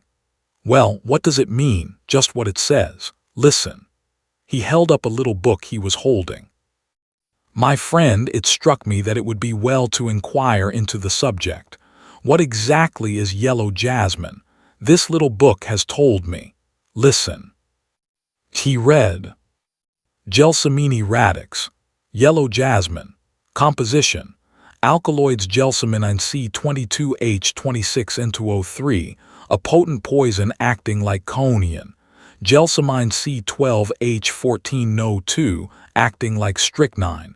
Gelsemic acid, etc. Gelsemium is a powerful depressant to the central nervous system. At a late stage in its action, it paralyses the motor nerve endings, and in large doses causes giddiness and loss of muscular power. Death is due to paralysis of the respiratory center. You see, Hastings, at the beginning I had an inkling of the truth when Japp made his remark about a live man being forced into the fire. I realized then that it was a dead man who was burned. But why? What was the point? My friend, if you were to shoot a man or stab a man after he were dead or even knock him on the head, it would be apparent that the injuries were inflicted after death. But with his head charred to a cinder, no one is going to hunt about for obscure causes of death, and a man who has apparently just escaped being poisoned at dinner is not likely to be poisoned just afterwards. Who is lying? That is always the question. I decided to believe Ah Ling. "What?" I exclaimed. "You are surprised, Hastings. Ah Ling knew of the existence of the Big Four. That was evident, so evident that it was clear he knew nothing of their association with the crime until that moment. Had he been the murderer, he would have been able to retain his impassive face perfectly. So I decided then to believe Ah Ling, and I fixed my suspicions on Gerald Painter. It seemed to me that number 4 would have found an impersonation of a long-lost nephew very easy." "What?" I cried. "Number 4? "No, Hastings, not number 4. As soon as I had read up the subject of yellow jasmine, I saw the truth. In fact, it leapt to the eye." "As always," I said coldly, "it doesn't leap to mine." "Because you will not use your little gray cells, who had a chance to tamper with the curry." "Ah Ling, no one else." "No one else? What about the doctor?" "But that was afterwards." "Of course it was afterwards. There was no trace of powdered opium in the curry served to Mr. Painter, but acting in obedience to the suspicions Dr. Quentin had aroused, the old man eats none of it and preserves it to give to his medical attendant, whom he summons according to plan. Dr. Quentin arrives, takes charge of the curry, and gives Mr. Painter an injection of strychnine, he says, but really of yellow jasmine, a poisonous dose.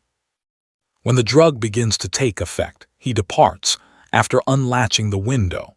Then in the night, he returns by the window, finds the manuscript, and shoves Mr. Painter into the fire. He does not heed the newspaper that drops to the floor and is covered by the old man's body. Painter knew what drug he had been given, and strove to accuse the Big Four of his murder. It is easy for Quentin to mix powdered opium with the curry before handing it over to be analyzed. He gives his version of the conversation with the old man, and mentions the strychnine injection casually, in case the mark of the hypodermic needle is noticed. Suspicion at once is divided between accident and the guilt of Ah Ling owing to the poison in the curry. But Dr. Quentin cannot be number 4. I fancy he can. There is undoubtedly a real Dr. Quentin who is probably abroad somewhere. Number 4 has simply masqueraded as him for a short time. The arrangements with Dr. Belitho were all carried out by correspondence, the man who was to do locum originally having been taken ill at the last minute. At that minute Japp burst in, very red in the face. "You have got him," cried Poirot anxiously. Japp shook his head, very out of breath. "Belitho came back from his holiday this morning recalled by telegram. No one knows who sent it. The other man left last night. We'll catch him yet, though." Poirot shook his head quietly. "I think not," he said, and absent-mindedly he drew a big 4 on the table with a fork. Chapter 11. A Chess Problem. Poirot and I often dined at a small restaurant in Soho. We were there one evening when we observed a friend at an adjacent table. It was Inspector Japp, and as there was room at our table, he came and joined us. It was some time since either of us had seen him. "Never do you stop in to see us nowadays," declared Poirot reproachfully. "Not since the affair of the Yellow Jasmine have we met, and that is nearly a month ago." "I've been up north, that's why. How are things with you? Big 4 still going strong, eh?" Poirot shook a finger at him reproachfully. "Ah, you mock yourself at me, but the Big 4 they exist." "Oh, I don't doubt that, but they're not the hub of the universe as you make out." "My friend, you are very much mistaken. The greatest power for evil in the world today is this Big 4. To what end they are tending, no one knows, but there has never been another such criminal organization. The finest brain in China at the head of it, an American millionaire and a French woman scientist as members, and for the fourth," Japp interrupted. I know, regular bee in your bonnet over it all. It's becoming your little mania, Monsieur Poirot. Let's talk of something else for a change. Take any interest in chess?" "I have played it, yes." "Did you see that curious business yesterday? Match between 2 players of worldwide reputation, and one died during the game." "I saw a mention of it. Dr. Savaranoff, the Russian champion, was one of the players, and the other who succumbed to heart failure was the brilliant young American, Gilmer Wilson." "Quite right. Savaranoff beat Rubinstein and became Russian champion some years ago. Wilson is said to be a second Capablanca." "A very curious occurrence," mused Poirot. "If I mistake not, you have a particular interest in the matter." Japp gave a rather embarrassed laugh. "You've hit it, Monsieur Poirot. I'm puzzled. Wilson was sound as a bell, no trace of heart trouble. His death is quite inexplicable." "You suspect Dr. Savaranoff of putting him out of the way?" I cried. "Hardly that," said Japp dryly. "I don't think even a Russian would murder another man in order not to be beaten at chess. And anyway, from all I can make out, the boot was likely to be on the other leg. The doctor is supposed to be very hot stuff, second to Lasker they say he is." Poirot nodded thoughtfully. "Then what exactly is your little idea?" he asked. "Why should Wilson be poisoned? For I assume, of course, that it is poison you suspect." "Naturally. Heart failure means your heart stops beating. That's all there is to that. That's what a doctor says officially at the moment, but privately he tips us the wink that he's not satisfied." "When is the autopsy to take place?" "Tonight. Wilson's death was extraordinarily sudden. He seemed quite as usual, and was actually moving one of the pieces when he suddenly fell forward dead." "There are very few poisons would act in such a fashion," objected Poirot. "I know. The autopsy will help us, I expect. But why should anyone want Gilmer Wilson out of the way? That's what I'd like to know. Harmless, unassuming young fellow. Just come over here from the States and apparently hadn't an enemy in the world." "It seems incredible," I mused. "Not at all," said Poirot, smiling. "Japp has his theory, I can see." "I have, Monsieur Poirot. I don't believe the poison was meant for Wilson, it was meant for the other man. Savaronov. Yes, Savaronov fell foul of the Bolsheviks at the outbreak of the revolution. He was even reported killed. In reality, he escaped, and for 3 years endured incredible hardships in the wilds of Siberia. His sufferings were so great that he is now a changed man. His friends and acquaintances declare they would hardly have recognized him. His hair is white, and his whole aspect that of a man terribly aged. He is a semi-invalid and seldom goes out, living alone with a niece, Sonya Daviloff, and a Russian manservant in a flat down Westminster way. It is possible that he still considers himself a marked man. Certainly, he was very unwilling to agree to this chess contest. He refused several times point blank, and it was only when the newspapers took it up and began making a fuss about the unsportsmanlike refusal that he gave in. Gilmer Wilson had gone on challenging him with real Yankee pertinacity, and in the end he got his way. Now I ask you, Monsieur Poirot, why wasn't he willing? Because he didn't want attention drawn to him, didn't want somebody or other to get on his track. That's my solution. Gilmer Wilson got pipped by mistake. There is no one who has any private reason to gain by Savaronov's death. Well, his niece, I suppose. He's recently come into an immense fortune, left him by Madame Gospodja, whose husband was a sugar profiteer under the old regime. They had an affair together once, I believe, and she refused steadfastly to credit the reports of his death. Where did the match take place? In Savaronov's own flat. He's an invalid, as I told you.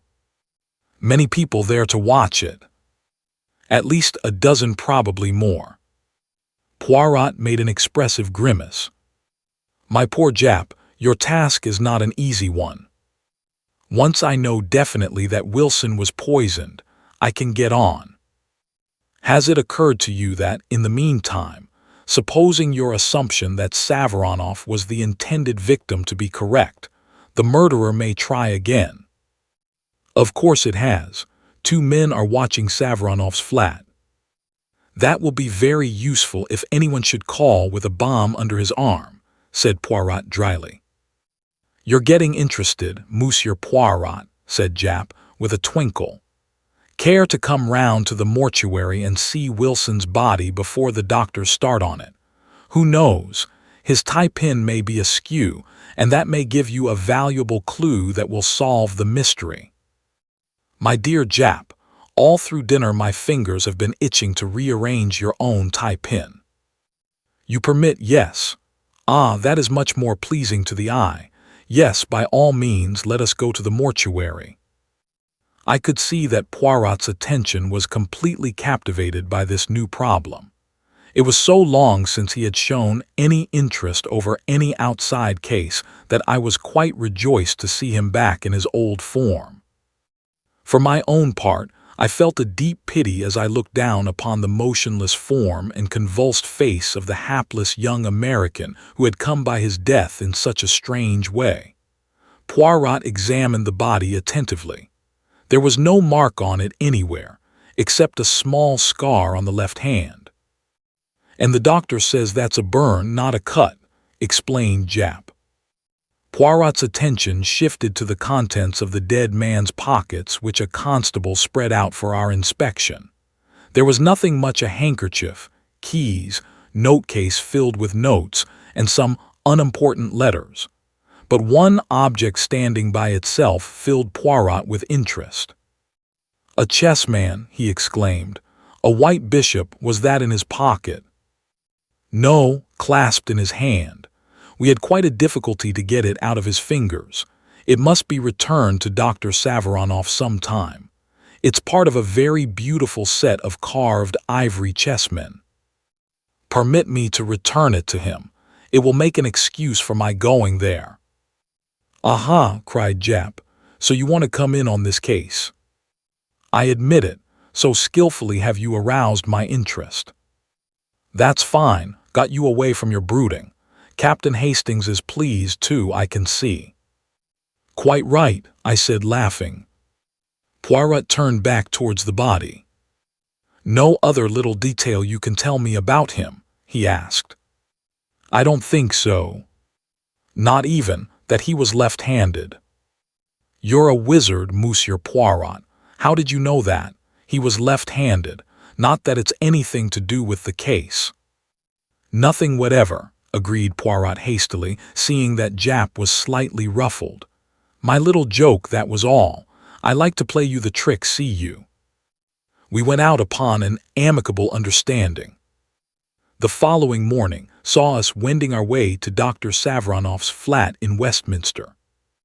"Sonia Daviloff," I mused. "It's a pretty name." Poirot stopped and threw me a look of despair. "Always looking for romance. You are incorrigible. It would serve you right if Sonia Daviloff turned out to be our friend and enemy, the Countess Vera Rossikoff." At the mention of the Countess, my face clouded over. "Surely, Poirot, you don't suspect. But no, it was a joke. I have not the big four on the brain to that extent, whatever Jap may say." The door of the flat was opened to us by a manservant with a peculiarly wooden face. It seemed impossible to believe that that impassive countenance could ever display emotion. Poirot presented a card on which Jap had scribbled a few words of introduction, and we were shown into a low, long room furnished with rich hangings and curios. One or two wonderful icons hung upon the walls, and exquisite Persian rugs lay upon the floor. A samovar stood upon a table. I was examining one of the icons which I judged to be of considerable value, and turned to see Poirot prone upon the floor. Beautiful as the rug was, it hardly seemed to me to necessitate such close attention. "Is it such a very wonderful specimen?" I asked. "Oh, the rug. But no, it was not the rug I was remarking. But it is a beautiful specimen, far too beautiful to have a large nail wantonly driven through the middle of it. No, Hastings," as I came forward, "the nail is not there now, but the hole remains." A sudden sound behind us made me spin round and Poirot spring nimbly to his feet. A girl was standing in the doorway. Her eyes, full upon us, were dark with suspicion. She was of medium height, with a beautiful, rather sullen face, dark blue eyes, and very black hair which was cut short. Her voice, when she spoke, was rich and sonorous and completely un-English. "I fear my uncle will be unable to see you. He is a great invalid." "That is a pity, but perhaps you will kindly help me instead. You are Mademoiselle Daviloff, are you not?" "Yes, I am Sonia Daviloff. What is it you want to know?" "I am making some inquiries about that sad affair the night before last, the death of Monsieur Gilmer Wilson. What can you tell me about it?" The girl's eyes opened wide. "He died of heart failure, as he was playing chess." "The police are not so sure that it was heart failure, mademoiselle." The girl gave a terrified gesture. "It was true then," she cried. "Ivan was right." "Who is Ivan, and why do you say he was right?" "It was Ivan who opened the door to you, and he has already said to me that, in his opinion, Gilmer Wilson did not die a natural death, that he was poisoned by mistake." "By mistake?" "Yes, the poison was meant for my uncle." She had quite forgotten her first distrust now, and was speaking eagerly. "Why do you say that, mademoiselle? Who should wish to poison Dr. Savranoff?" She shook her head. "I do not know, I am all in the dark, and my uncle, he will not trust me. It is natural, perhaps. You see, he hardly knows me. He saw me as a child, and not since till I came to live with him here in London. But this much I do know, he is in fear of something. We have many secret societies in Russia, and one day I overheard something which made me think it was of just such a society he went in fear." "Tell me, monsieur," she came a step nearer, and dropped her voice. "Have you ever heard of a society called the Big Four?" Poirot jumped nearly out of his skin. His eyes positively bulged with astonishment. Why What do you know of the Big Four, mademoiselle? There is such an association then. I overheard a reference to them and asked my uncle about it afterwards. Never have I seen a man so afraid. He turned all white and shaking. He was in fear of them, monsieur, in great fear, I am sure of it. And by mistake, they killed the American Wilson. The Big Four, murmured Poirot. Always the Big Four. An astonishing coincidence, mademoiselle. Your uncle is still in danger. I must save him. Now recount to me exactly the events of that fatal evening. Show me the chess-board, the table, how the two men sat, everything. She went to the side of the room and brought out a small table. The top of it was exquisite, inlaid with squares of silver and black to represent a chess-board. This was sent to my uncle a few weeks ago as a present, with the request that he would use it in the next match he played. It was in the middle of the room, so. Poirot examined the table with what seemed to me quite unnecessary attention. He was not conducting the inquiry at all as I would have done. Many of his questions seemed to me pointless, and upon really vital matters, he seemed to have no questions to ask. I concluded that the unexpected mention of the Big Four had thrown him completely off his balance. After a minute examination of the table and the exact position it had occupied, he asked to see the chessmen. Sonia Daviloff brought them to him in a box. He examined one or two of them in a perfunctory manner. An exquisite set, he murmured absent-mindedly. Still not a question as to what refreshments there had been, or what people had been present. I cleared my throat significantly. Don't you think, Poirot, that— He interrupted me peremptorily. Do not think, my friend. Leave all to me. Mademoiselle, is it quite impossible that I should see your uncle? A faint smile showed itself on her face. He will see you, yes. You understand, it is my part to interview all strangers first. She disappeared. I heard a murmur of voices in the next room, and a minute later she came back and motioned us to pass into the adjoining room. The man who lay there on a couch was an imposing figure, tall, gaunt, with huge bushy eyebrows and white beard, and a face haggard as the result of starvation and hardships. Dr. Savaranoff was a distinct personality. I noted the peculiar formation of his head, its unusual height. A great chess player must have a great brain, I knew. I could easily understand Dr. Savaranoff being the second greatest player in the world. Poirot bowed. Monsieur le Docteur, may I speak to you alone? Savaranoff turned to his niece. Leave us, Sonia. She disappeared obediently.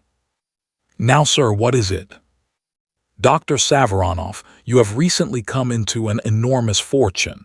If you should die unexpectedly, who inherits it?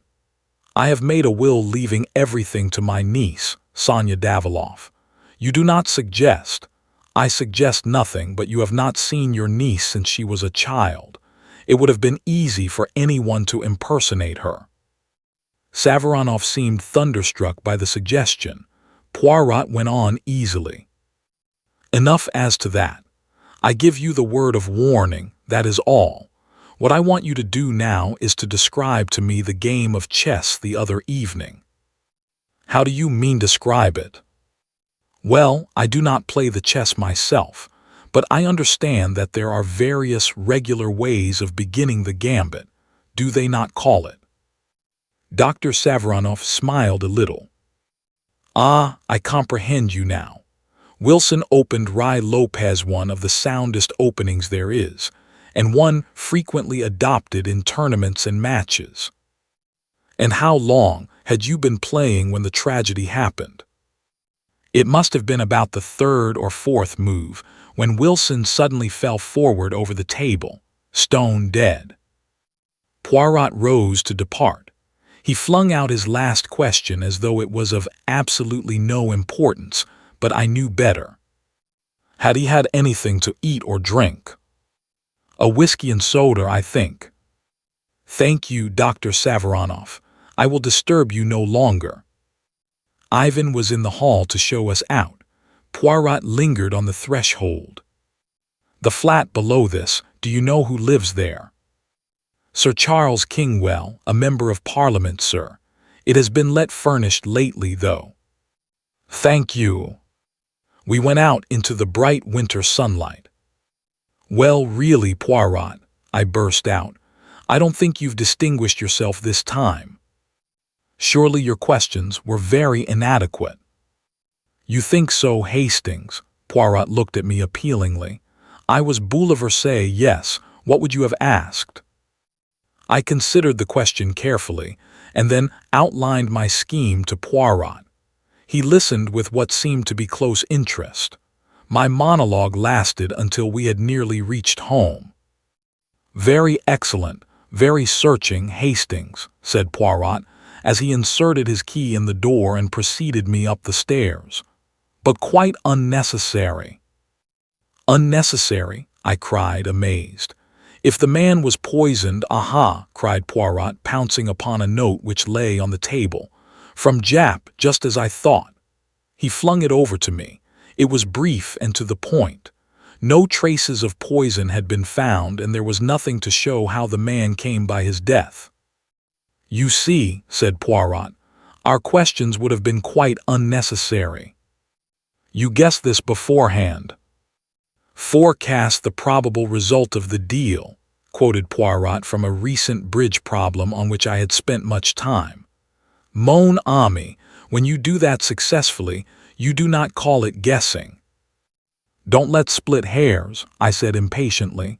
You foresaw this. I did. Why? Poirot put his hand into his pocket and pulled out a white bishop. Why, I cried, you forgot to give it back to Dr. Savaronoff. You are in error, my friend. That bishop still reposes in my left-hand pocket. I took its fellow from the box of chessmen Mademoiselle Daviloff kindly permitted me to examine. The plural of one bishop is two bishops. He sounded the final S with a great hiss. I was completely mystified. But why did you take it? Parbleu, I wanted to see if they were exactly alike. He stood them on the table side by side. Well, they are, of course, I said, exactly alike. Poirot looked at them with his head on one side. They seem so, I admit, but one should take no fact for granted until it is proved. Bring me, I pray you, my little scales. With infinite care he weighed the two chessmen, then turned to me with a face alight with triumph. I was right, see you, I was right. Impossible to deceive Hercule Poirot. He rushed to the telephone, waited impatiently. Is that Jap? Ah, Jap, it is you. Hercule Poirot speaks. Watch the manservant Ivan. On no account let him slip through your fingers. Yes, yes, it is as I say. He dashed down the receiver and turned to me. You see it not, Hastings. I will explain. Wilson was not poisoned, he was electrocuted. A thin metal rod passes up the middle of one of those chessmen. The table was prepared beforehand and set upon a certain spot on the floor. When the bishop was placed upon one of the silver squares, the current passed through Wilson's body, killing him instantly. The only mark was the electric burn upon his left hand, because he was left-handed. The special table was an extremely cunning piece of mechanism. The table I examined was a duplicate, perfectly innocent. It was substituted for the other immediately after the murder. The thing was worked from the flat below, which, if you remember, was let furnished. But one accomplice at least was in Savaronoff's flat. The girl is an agent of the Big Four, working to inherit Savaronoff's money. And Ivan. I strongly suspect that Ivan is none other than the famous number 4. What? Yes, the man is a marvelous character actor. He can assume any part he pleases. I thought back over past adventures, the lunatic asylum keeper, the butcher's young man, the suave doctor, all the same man and all totally unlike each other. "It's amazing," I said at last. "Everything fits in. Savaronov had an inkling of the plot, and that's why he was so averse to playing the match." Poirot looked at me without speaking. Then he turned abruptly away and began pacing up and down. "Have you a book on chess by any chance, mon ami?" he asked suddenly. "I believe I have somewhere." It took me some time to ferret it out, but I found it at last and brought it to Poirot, who sank down in a chair and started reading it with the greatest attention.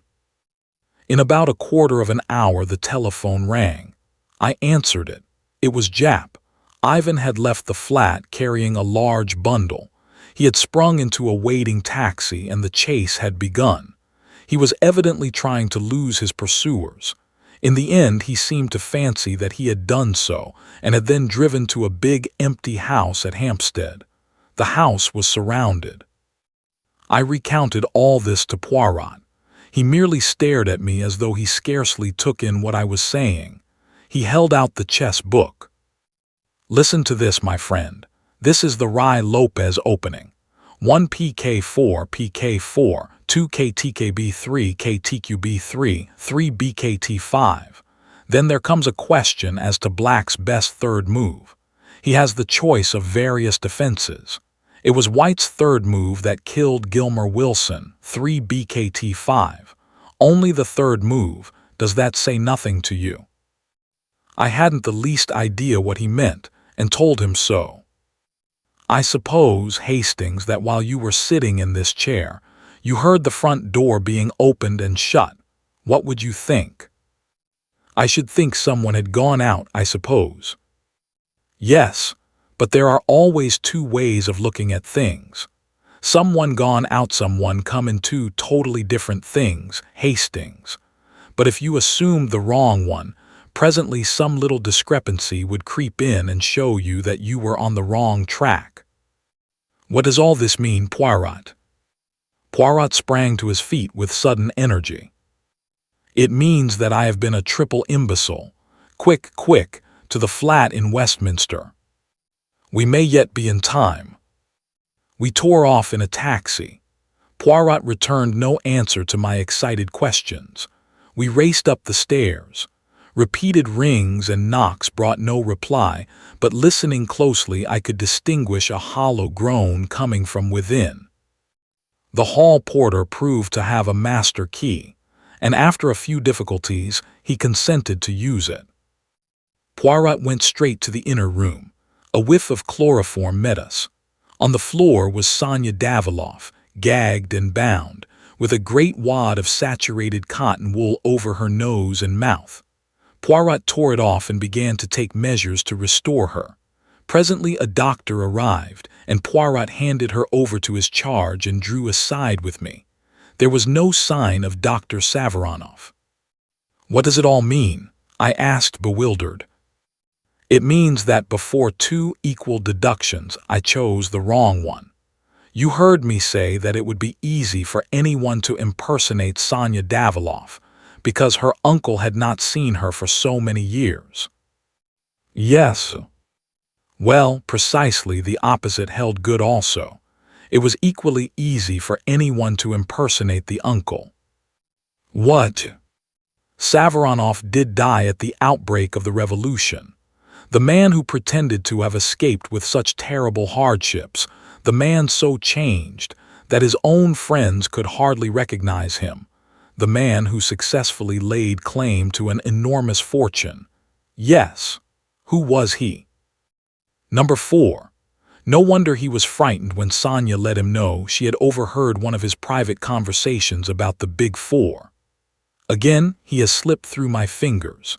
He guessed I should get on the right track in the end, so he sent off the honest Ivan on a tortuous wild goose chase, chloroformed the girl, and got out, having by now doubtless realized most of the securities left by Madame Gaspoja.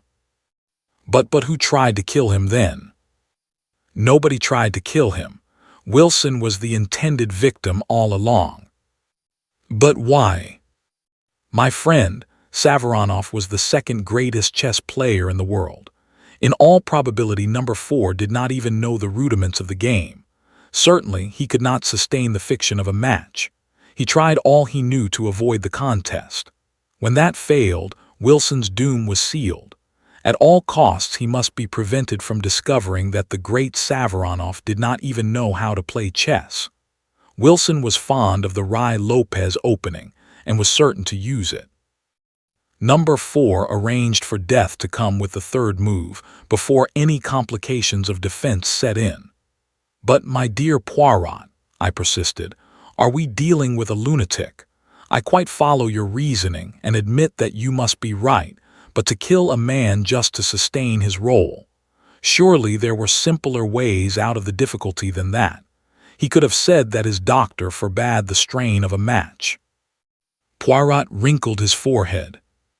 "Certainly, Hastings," he said, "there were other ways, but none so convincing. Besides, you are assuming that to kill a man is a thing to avoid, are you not? Number 4's mind, it does not act that way. I put myself in his place, a thing impossible for you.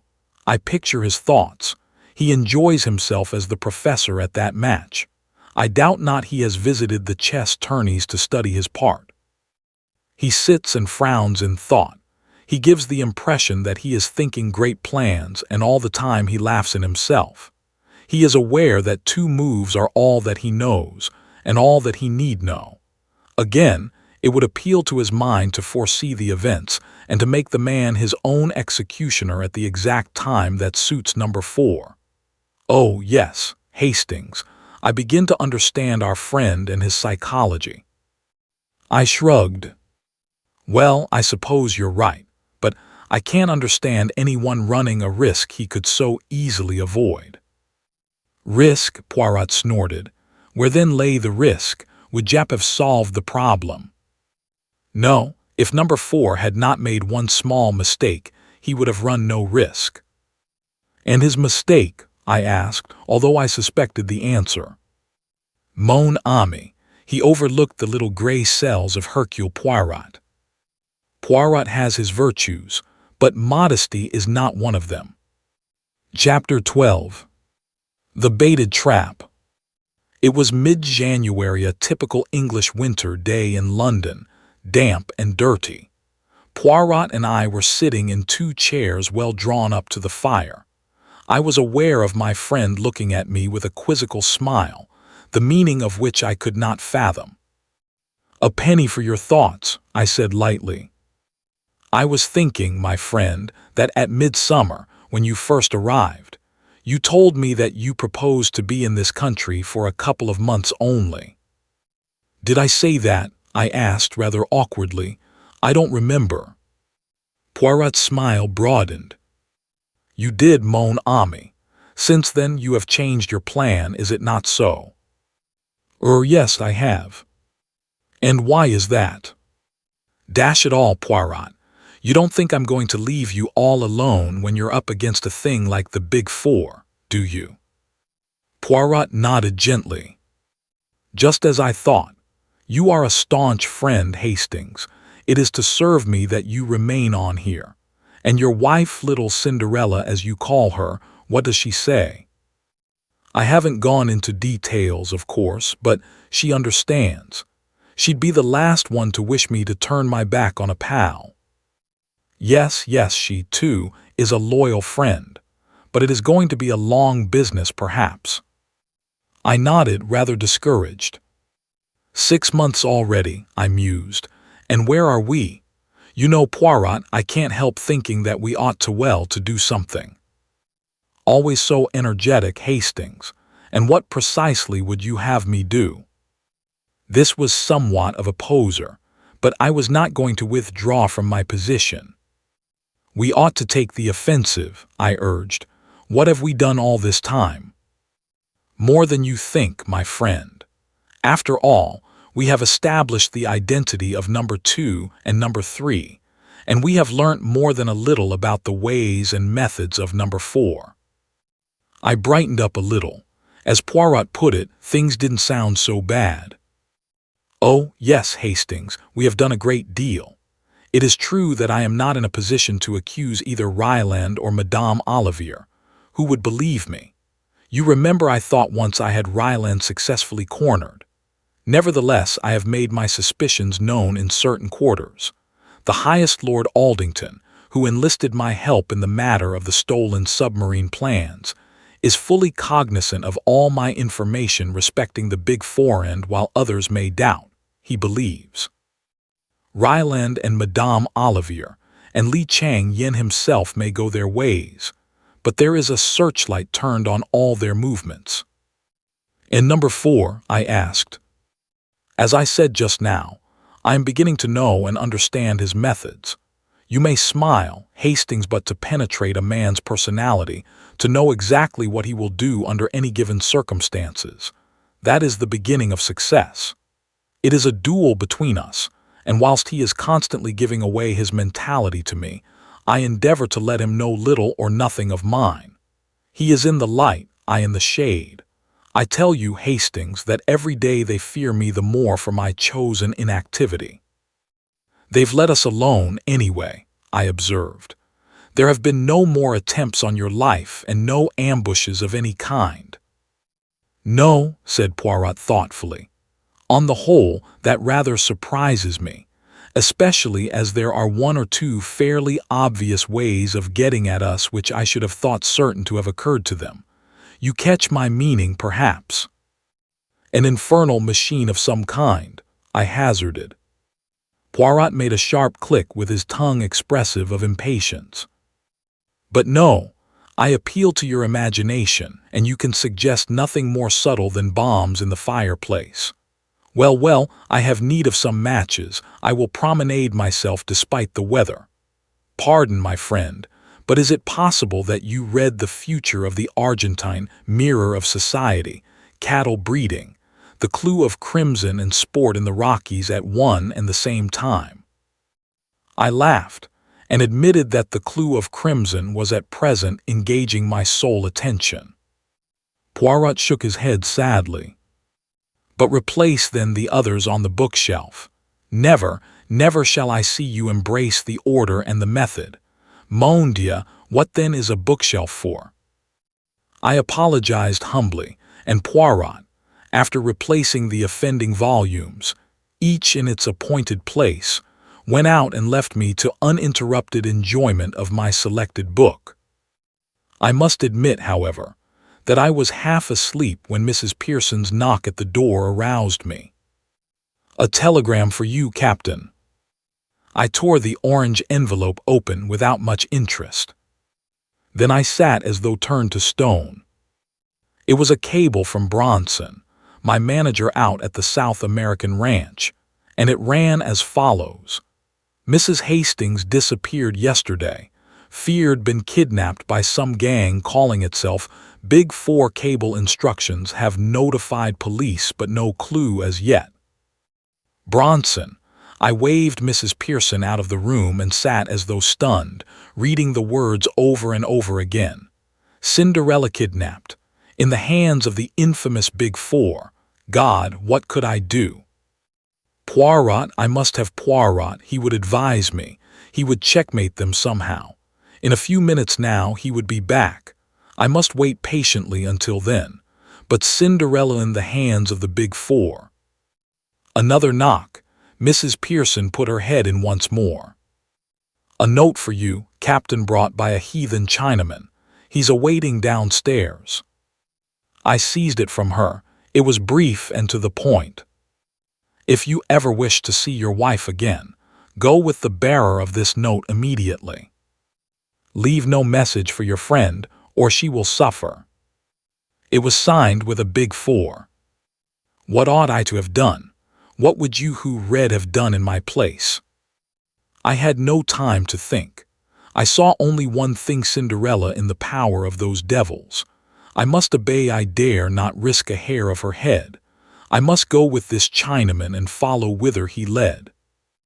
It was a trap, yes, and it meant certain capture and possible death, but it was baited with the person dearest to me in the whole world, and I dared not hesitate. What irked me most was to leave no word for Poirot. Once set him on my track and all might yet be well. Dare I risk it? Apparently I was under no supervision, but yet I hesitated. It would have been so easy for the Chinaman to come up and assure himself that I was keeping to the letter of the command. Why didn't he? His very abstention made me more suspicious. I had seen so much of the omnipotence of the Big Four that I credited them with almost superhuman powers. For all I know, even the little bedraggled servant girl might be one of their agents. No, I dared not risk it. But one thing I could do, leave the telegram. He would know then that Cinderella had disappeared and who was responsible for her disappearance. All this passed through my head in less time than it takes to tell, and I had clapped my hat on my head and was descending the stairs to where my guide waited, in a little over a minute. The bearer of the message was a tall, impassive Chinaman, neatly but rather shabbily dressed. He bowed and spoke to me. His English was perfect, but he spoke with a slight sing-song intonation. "You Captain Hastings?" "Yes," I said. "You give me note, please." I had foreseen the request and handed him over the scrap of paper without a word. But that was not all. "You have telegram today, yes. Come along just now. From South America, yes." I realized anew the excellence of their espionage system, or it might have been a shrewd guess. Bronson was bound to cable me. They would wait until the cable was delivered and would strike hard upon it. No good could come of denying what was palpably true. "Yes," I said, "I did get a telegram." "You fetch him, yes, fetch him now." I ground my teeth, but what could I do? I ran upstairs again. As I did so, I thought of confiding in Mrs. Pearson, at any rate as far as Cinderella's disappearance went. She was on the landing, but close behind her was the little maid-servant, and I hesitated. If she was a spy, the words of the note danced before my eyes. "She will suffer." I passed into the sitting-room without speaking. I took up the telegram and was about to pass out again when an idea struck me. Could I not leave some sign which would mean nothing to my enemies but which Poirot himself would find significant? I hurried across to the bookcase and tumbled out 4 books onto the floor. No fear of Poirot's not seeing them. They would outrage his eyes immediately, and coming on top of his little lecture, surely he would find them unusual.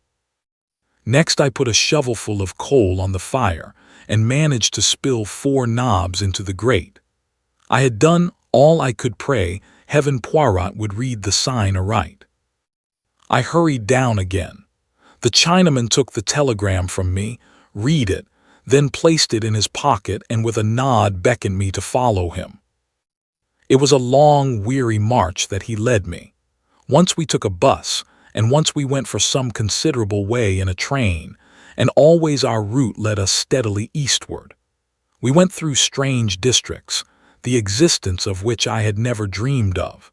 We were down by the docks now, I knew, and I realized that I was being taken into the heart of Chinatown. In spite of myself, I shivered. Still my guide plodded on, turning and twisting through mean streets and byways, until at last he stopped at a dilapidated house and rapped 4 times upon the door. It was opened immediately by another Chinaman who stood aside to let us pass in. The clanging to of the door behind me was the knell of my last hopes. I was indeed in the hands of the enemy. I was now handed over to the second Chinaman. He led me down some rickety stairs and into a cellar which was filled with bales and casks and which exhaled a pungent odor as of Eastern spices. I felt wrapped all round with the atmosphere of the East, tortuous, cunning, sinister. Suddenly my guide rolled aside 2 of the casks, and I saw a low tunnel-like opening in the wall. He motioned me to go ahead. The tunnel was of some length, and it was just too low for me to stand upright. At last, however, it broadened out into a passage, and a few minutes later we stood in another cellar. My Chinaman went forward and rapped 4 times on one of the walls. A whole section of the wall swung out, leaving a narrow doorway. I passed through, and to my utter astonishment found myself in a kind of Arabian Nights palace. A low, long subterranean chamber hung with rich oriental silks, brilliantly lighted and fragrant with perfumes and spices.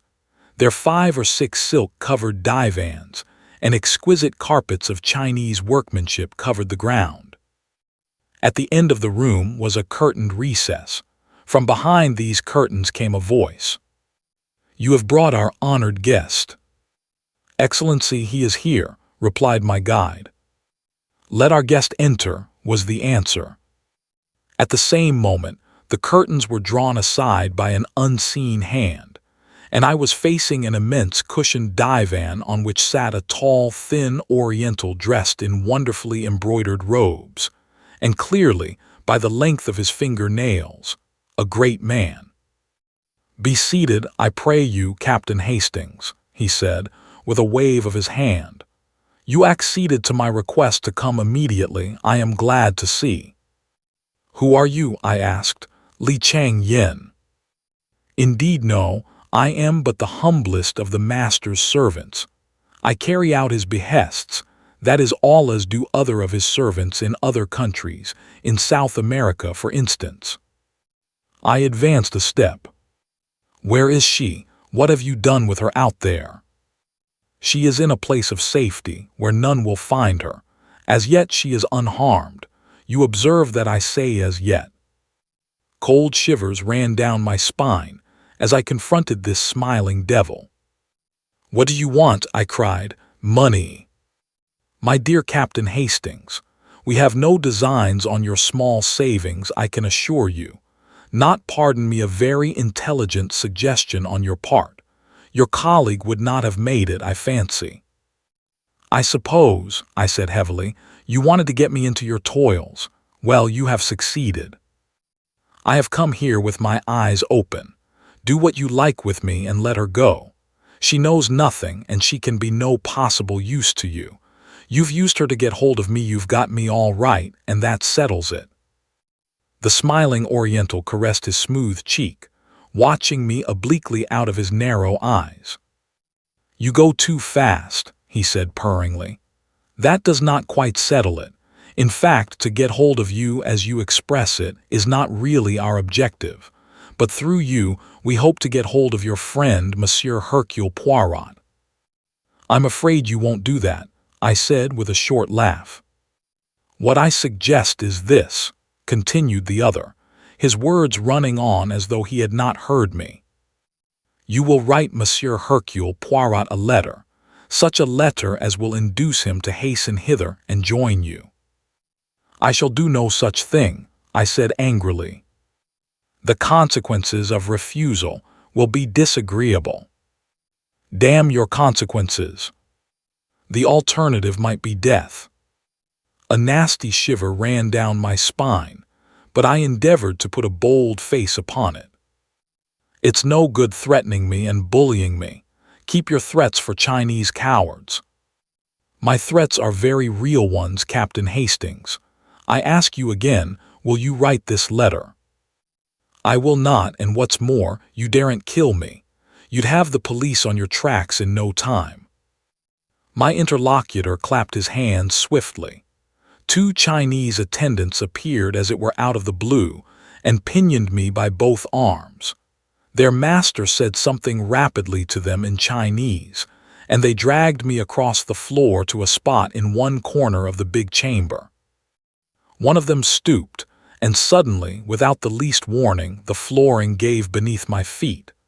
But for the restraining hand of the other man, I should have gone down the yawning gap beneath me. It was inky black, and I could hear the rushing of water. "The river," said my questioner from his place on the divan. "Think well, Captain Hastings. If you refuse again, you go headlong to eternity, to meet your death in the dark waters below. For the last time, will you write that letter?" I'm not braver than most men.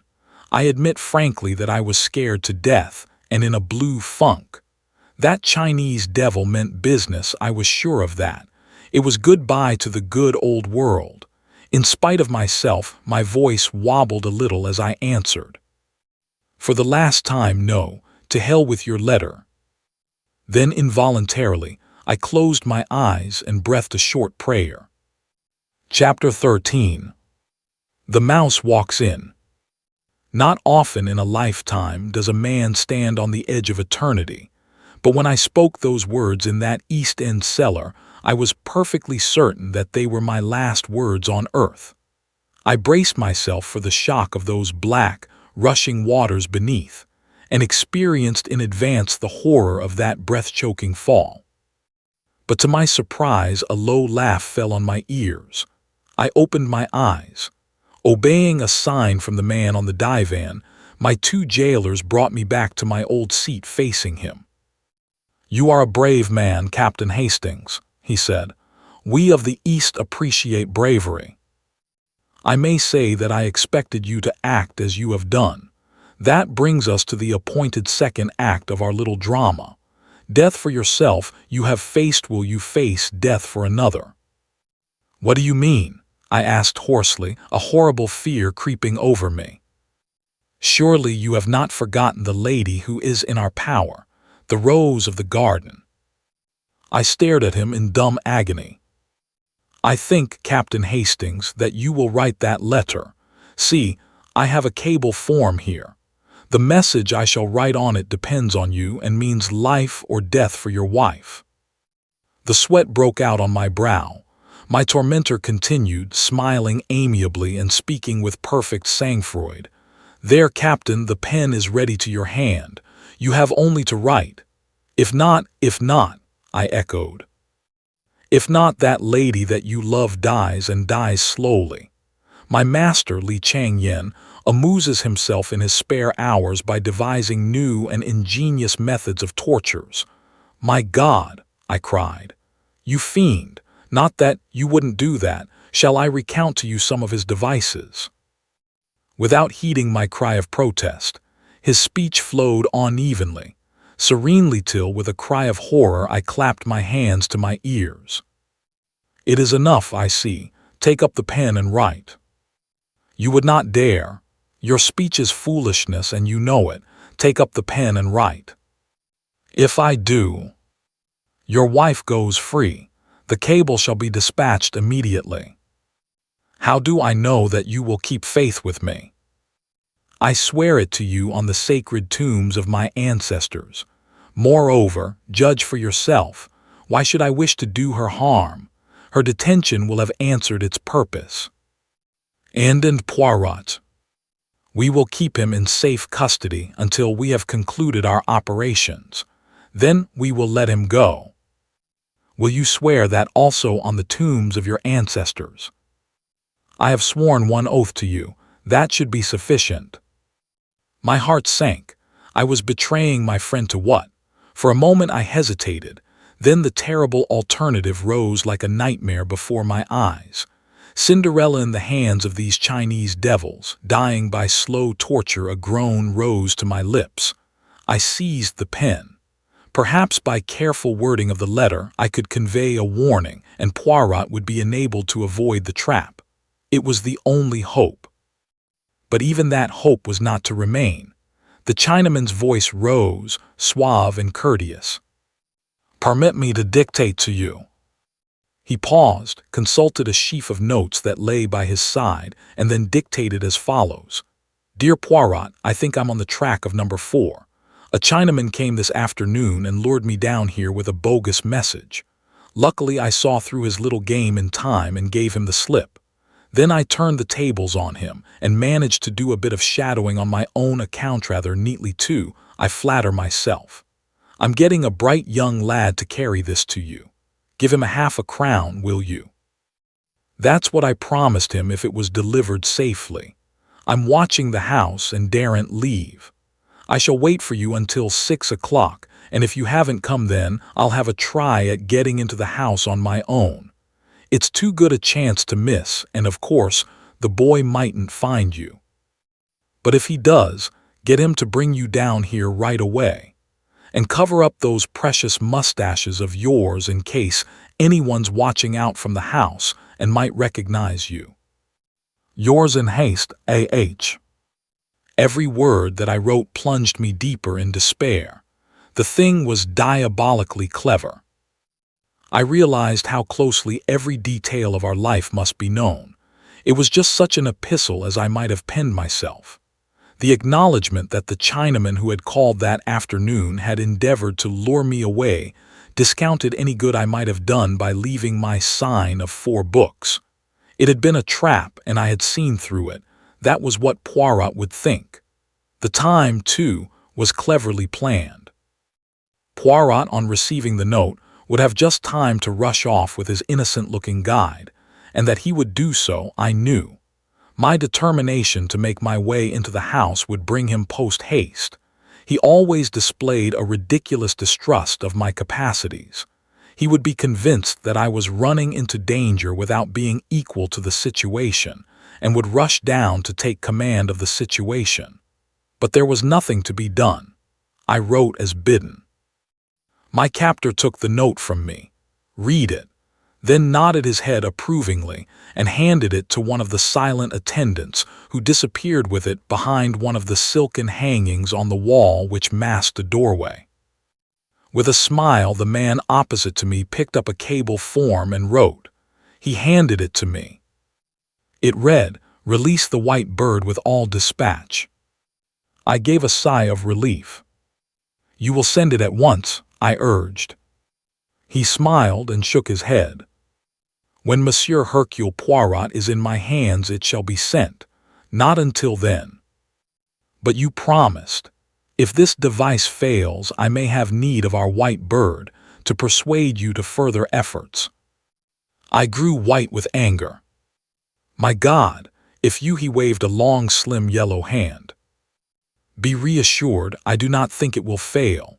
And the moment Monsieur Poirot is in our hands, I will keep my oath. If you play me false, I have sworn it by my honored ancestors. Have no fear, rest here a while. My servants will see to your needs whilst I am absent." I was left alone in this strange underground nest of luxury. The second Chinese attendant had reappeared. One of them brought food and drink and offered it to me, but I waved them aside. I was sick at heart, and then suddenly the master reappeared tall and stately in his silken robes. He directed operations. By his orders I was hustled back through the cellar and tunnel into the original house I had entered.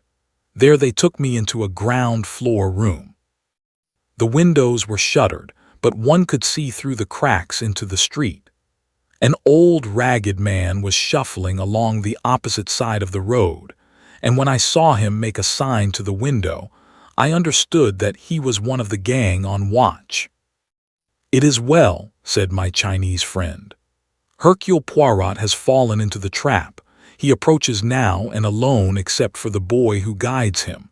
Now, Captain Hastings, you have still one more part to play. Unless you show yourself, he will not enter the house. When he arrives opposite, you must go out on the step and beckon him in." "What?" I cried, revolted. "You play that part alone. Remember the price of failure.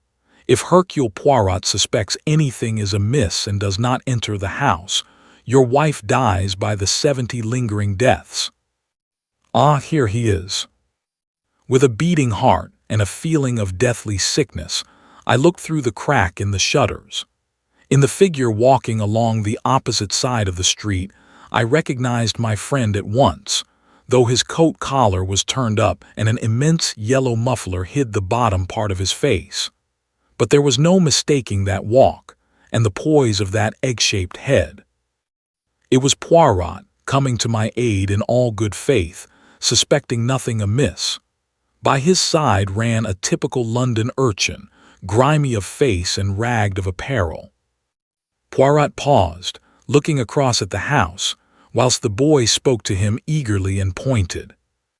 It was the time for me to act. I went out in the hall. At a sign from the tall Chinaman, one of the servants unlatched the door. "Remember the price of failure," said my enemy in a low voice. I was outside on the steps. I beckoned to Poirot. He hastened across.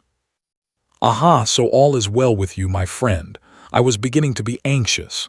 "You managed to get inside. Is the house empty then?" "Yes," I said, in a voice I strove to make natural.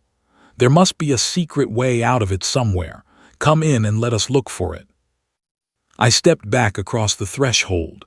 In all innocence, Poirot prepared to follow me. And then something seemed to snap in my head. I saw only too clearly the part I was playing, the part of Judas. "Back, Poirot," I cried. "Back for your life, it's a trap. Never mind me, get away at once." Even as I spoke, or rather shouted, my warning hands gripped me like a vice. One of the Chinese servants sprang past me to grab Poirot. I saw the latter spring back, his arm raised. Then suddenly a dense volume of smoke was rising round me. Choking me, killing me, I felt myself falling, suffocating. This was death. I came to myself slowly and painfully, all my senses dazed. The first thing I saw was Poirot's face. He was sitting opposite me, watching me with an anxious face. He gave a cry of joy when he saw me looking at him. "Ah, you revive, you return to yourself. All is well, my friend, my poor friend." "Where am I?" I said painfully. "Where but chez vous?" I looked round me.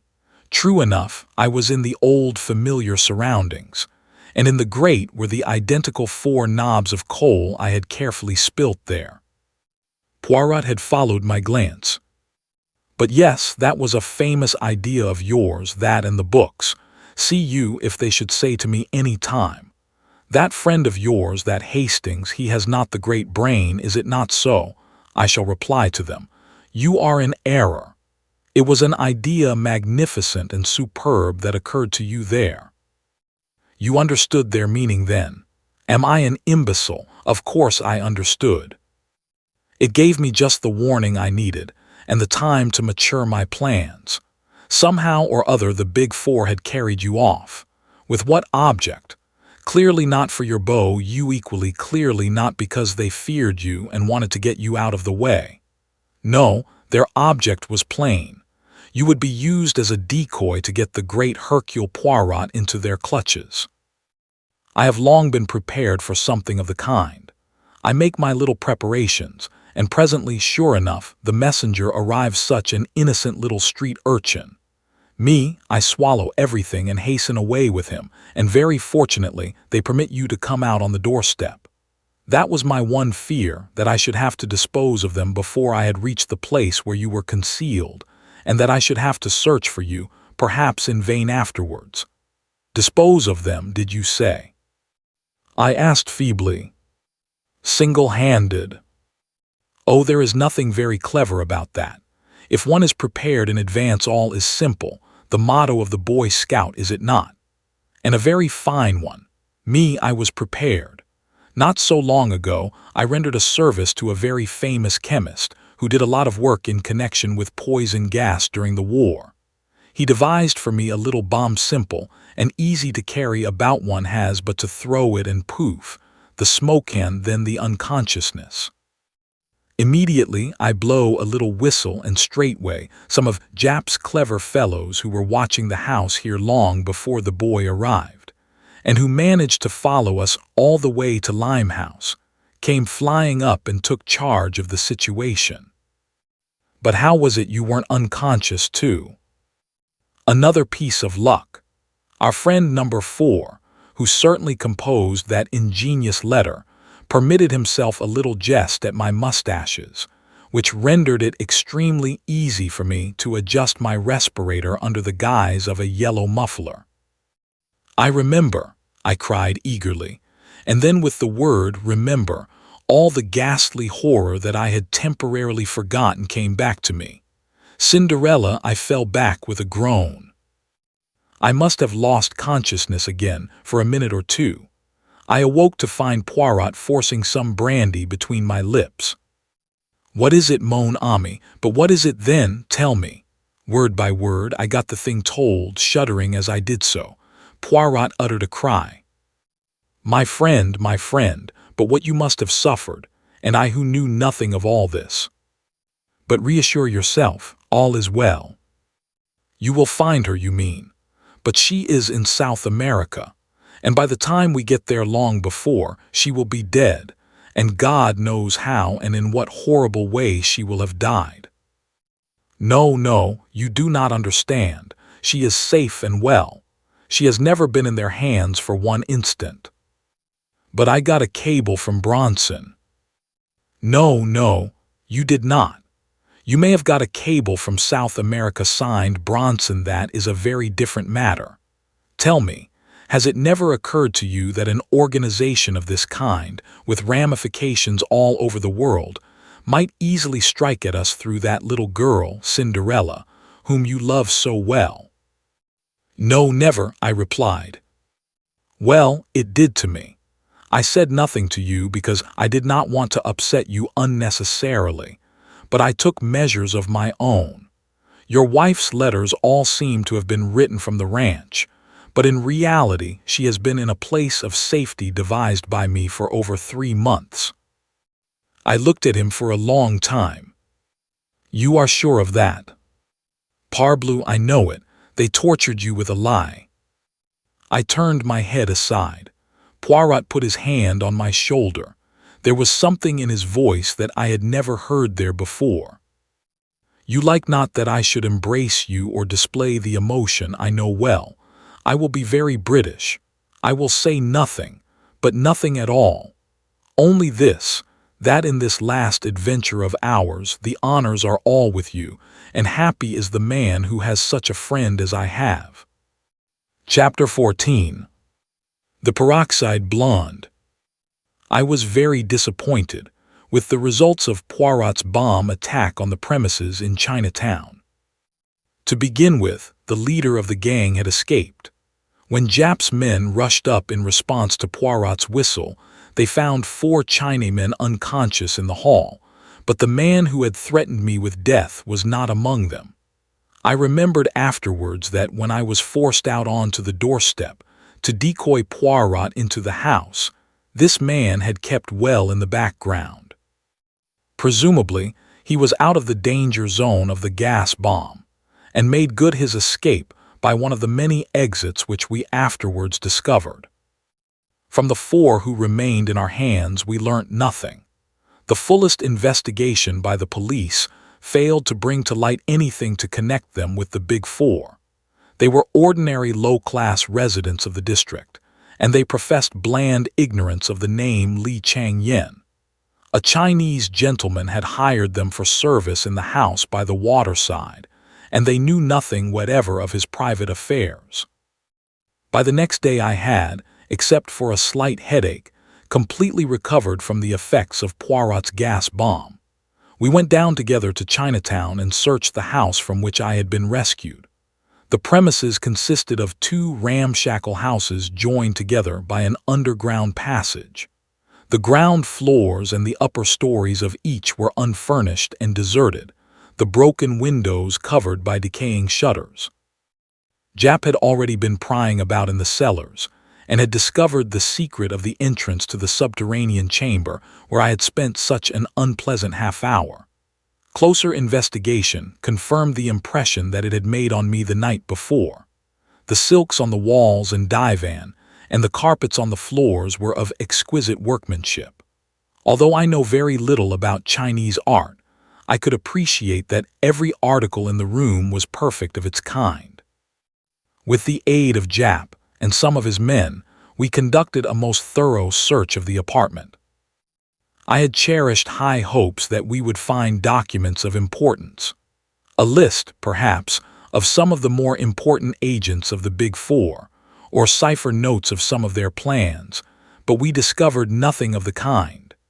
The only papers we found in the whole place were the notes which the Chinaman had consulted whilst he was dictating the letter to Poirot.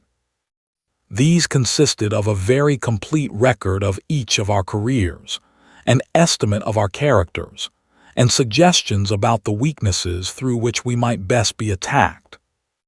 Poirot was most childishly delighted with this discovery. Personally, I could not see that it was of any value whatever, especially as whoever compiled the notes was ludicrously mistaken in some of his opinions. I pointed this out to my friend when we were back in our rooms. "My dear Poirot," I said, "you know now what the enemy thinks of us. He appears to have a grossly exaggerated idea of your brain power, and to have absurdly underrated mine, but I do not see how we are better off for knowing this." Poirot chuckled in rather an offensive way. "You do not see, Hastings, no. But surely now we can prepare ourselves for some of their methods of attack now that we are warned of some of our faults. For instance, my friend, we know that you should think before you act. Again, if you meet a red-haired young woman in trouble you should eye her. What you say askance, is it not?" Their notes had contained some absurd references to my supposed impulsiveness, and had suggested that I was susceptible to the charms of young women with hair of a certain shade. I thought Poirot's reference to be in the worst of taste, but fortunately I was able to counter him. "And what about you?" I demanded. "Are you going to try to cure your overweening vanity?"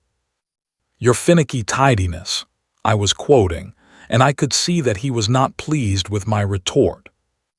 "Oh, without doubt, Hastings, in some things they deceive themselves, stant mia. They will learn in due time. Meanwhile we have learnt something, and to know is to be prepared." This last was a favorite axiom of his lately, so much so that I had begun to hate the sound of it. "We know something, Hastings," he continued.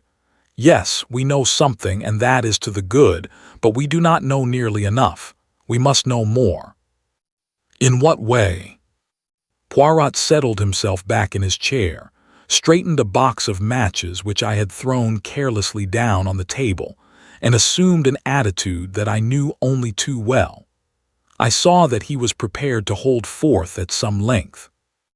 "See you, Hastings, we have to contend against 4 adversaries. That is, against 4 different personalities. With number 1 we have never come into personal contact. We know him, as it were, only by the impress of his mind, and in passing, Hastings, I will tell you that I begin to understand that mind very well. A mind most subtle and oriental. Every scheme and plot that we have encountered have emanated from the brain of Li Chang-yen. Number 2 and number 3 are so powerful, so high up, that they are for the present immune from our attacks. Nevertheless, what is their safeguard is, by a perverse chance, our safeguard also. They are so much in the limelight that their movements must be carefully ordered. And so, we come to the last member of the gang, we come to the man known as number 4. Poirot's voice altered a little, as it always did when speaking of this particular individual. Number 2 and number 3 are able to succeed, to go on their way unscathed, owing to their notoriety and their assured position. Number 4 succeeds for the opposite reason. He succeeds by the way of obscurity. Who is he? Nobody knows. What does he look like? Again, nobody knows. How many times have we seen him, you and I? 5 times, is it not? And could either of us say truthfully that we could be sure of recognizing him again? I was forced to shake my head, as I ran back in my mind over those 5 different people who, incredible as it seemed, were one and the same man. The burly lunatic asylum keeper, the man in the buttoned-up overcoat in Paris, James, the footman, the quiet young medical man in the yellow jasmine case, and the Russian professor. In no way did any 2 of these people resemble each other. "No," I said hopelessly, "we've nothing to go by whatsoever." Poirot smiled. "Do not, I pray of you, give way to such enthusiastic despair. We know 1 or 2 things." "What kind of things?" I asked skeptically. "We know that he is a man of medium height, and of medium or fair coloring. If he were a tall man of swarthy complexion, he could never have passed himself off as the fair, stocky doctor. It is child's play, of course, to put on an additional inch or so for the part of James, or the professor. In the same way, he must have a short, straight nose. Additions can be built onto a nose by skillful makeup, but a large nose cannot be successfully reduced at a moment's notice. Then again, he must be a fairly young man, certainly not over 35. You see, we are getting somewhere. A man between 30 and 35, of medium height and coloring, an adept in the art of makeup, and with very few or any teeth of his own. What? Surely Hastings. As the keeper, his teeth were broken and discolored. In Paris they were even and white. As the doctor they protruded slightly, and as Savaronoff they had unusually long canines. Nothing alters the face so completely as a different set of teeth. You see where all this is leading us. Not exactly, I said cautiously. A man carries his profession written in his face, they say. He's a criminal, I cried. He is an adept in the art of making up. It's the same thing. Rather a sweeping statement, Hastings, and one which would hardly be appreciated by the theatrical world. Do you not see that the man is, or has been, at one time or another, an actor? An actor. But certainly, he has the whole technique at his fingertips. Now there are two classes of actors, the one who sinks himself in his part, and the one who manages to impress his personality upon it. It is from the latter class that actor-managers usually spring. They seize a part and mold it to their own personality. The former class is quite likely to spend its days doing Mr. Lloyd George at different music halls, or impersonating old men with beards in repertory plays. It is among that former class that we must look for our number 4. He is a supreme artist in the way he sinks himself in each part he plays. I was growing interested. So you fancy you may be able to trace his identity through his connection with the stage. Your reasoning is always brilliant, Hastings. It might have been better, I said coldly, if the idea had come to you sooner. We have wasted a lot of time. You are in error, mon ami. No more time has been wasted than was unavoidable. For some months now my agents have been engaged on the task. Joseph Aarons is one of them. You remember him. They have compiled a list for me of men fulfilling the necessary qualifications, young men round about the age of 30, of more or less nondescript appearance, and with a gift for playing character partsmen, moreover, who have definitely left the stage within the last 3 years. Well, I said, deeply interested. The list was necessarily rather a long one. For some time now we have been engaged on the task of elimination, and finally we have boiled the whole thing down to 4 names. Here they are, my friend. He tossed me over a sheet of paper. I read its contents aloud. Ernest Luttrell, son of a North Country parson, always had a kink of some kind in his moral makeup, was expelled from his public school, went on the stage at the age of 23. There followed a list of parts he had played, with dates and places. Addicted to drugs. Supposed to have gone to Australia 4 years ago. Cannot be traced after leaving England. Age 32, height 5 ft. 10'12" in, clean-shaven, hair brown, nose straight, complexion fair, eyes gray. John St. Moore, assumed name, real name not known, believed to be of Cockney extraction. On stage since quite a child. Did music hall impersonations, not been heard of for 3 years. Age about 33, height 5 ft, 10 in, slim build, blue eyes, fair coloring. Austin Lee, assumed name, real name Austin Foley, good family, always had taste for acting and distinguished himself in that way at Oxford. Brilliant war record, acted in the usual list followed. It included many repertory plays.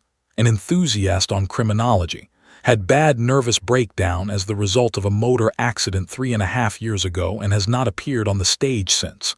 No clue to his present whereabouts. Age 35, height 5 ft. 9'12" in. Complexion fair, eyes blue, hair brown. Claude Darrell, supposed to be real name. Some mystery about his origin, played at music halls and also in repertory plays. Seems to have had no intimate friends. Was in China in 1919. Returned by way of America. Played a few parts in New York. Did not appear on the stage one night and has never been heard of since. New York police say most mysterious disappearance. Age about 33, hair brown, fair complexion, gray eyes. Height 5 ft. 1012 in. Most interesting, I said as I laid down the paper. And so this is the result of the investigation of months, these 4 names. Which of them are you inclined to suspect? Poirot made an eloquent gesture. Mon ami, for the moment it is an open question. I would just point out to you that Claude Darrell has been in China and America, a fact, not without significance perhaps, but we must not allow ourselves to be unduly biased by that point. It may be a mere coincidence. And the next step, I asked eagerly. Affairs are already in train. Every day cautiously worded advertisements will appear. Friends and relatives of one or the other will be asked to communicate with my solicitor at his office. Even today we might the telephone. Probably it is, as usual, the wrong number and they will regret to have troubled us, but it may be, yes, it may be, that something has arisen. I crossed the room and picked up the receiver. Yes, Monsieur Poirot's rooms. Yes, Captain Hastings speaking. Oh, it's you, Mr. McNeil. McNeil and Hodgson were Poirot's solicitors. I'll tell him. Yes, we'll come round at once. I replaced the receiver and turned to Poirot, my eyes dancing with excitement. I say, Poirot, there's a woman there. Friend of Claude Darrell's, Miss Flossie Monroe. McNeil wants you to come round. At the instant, cried Poirot, disappearing into his bedroom and reappearing with a hat. A taxi soon took us to our destination, and we were ushered into Mr. McNeil's private office. Sitting in the armchair facing, the solicitor was a somewhat lurid-looking lady, no longer in her first youth. Her hair was of an impossible yellow, and was prolific in curls over each ear. Her eyelids were heavily blackened, and she had by no means forgotten the rouge and the lip salve. Ah, here is Monsieur Poirot, said Mr. McNeil. Monsieur Poirot, this is Mr. Monroe, who has very kindly called to give us some information. Ah, but that is most kind, cried Poirot. He came forward with great empressement, and shook the lady warmly by the hand. Mademoiselle blooms like a flower in this dry-as-dust old office, he added, careless of the feelings of Mr. McNeil.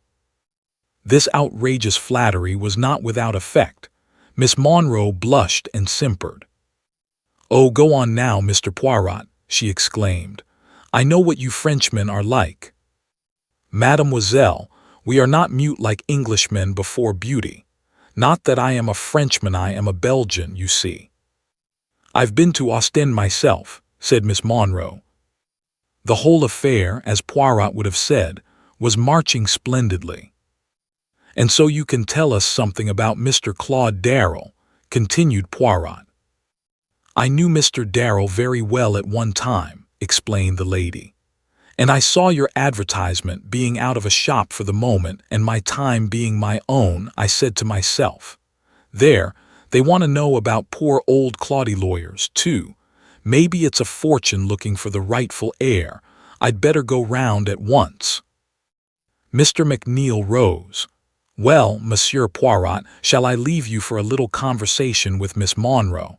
You are too amiable, but stay, a little idea presents itself to me. The hour of the déjeuner approaches. Mademoiselle will perhaps honor me by coming out to luncheon with me.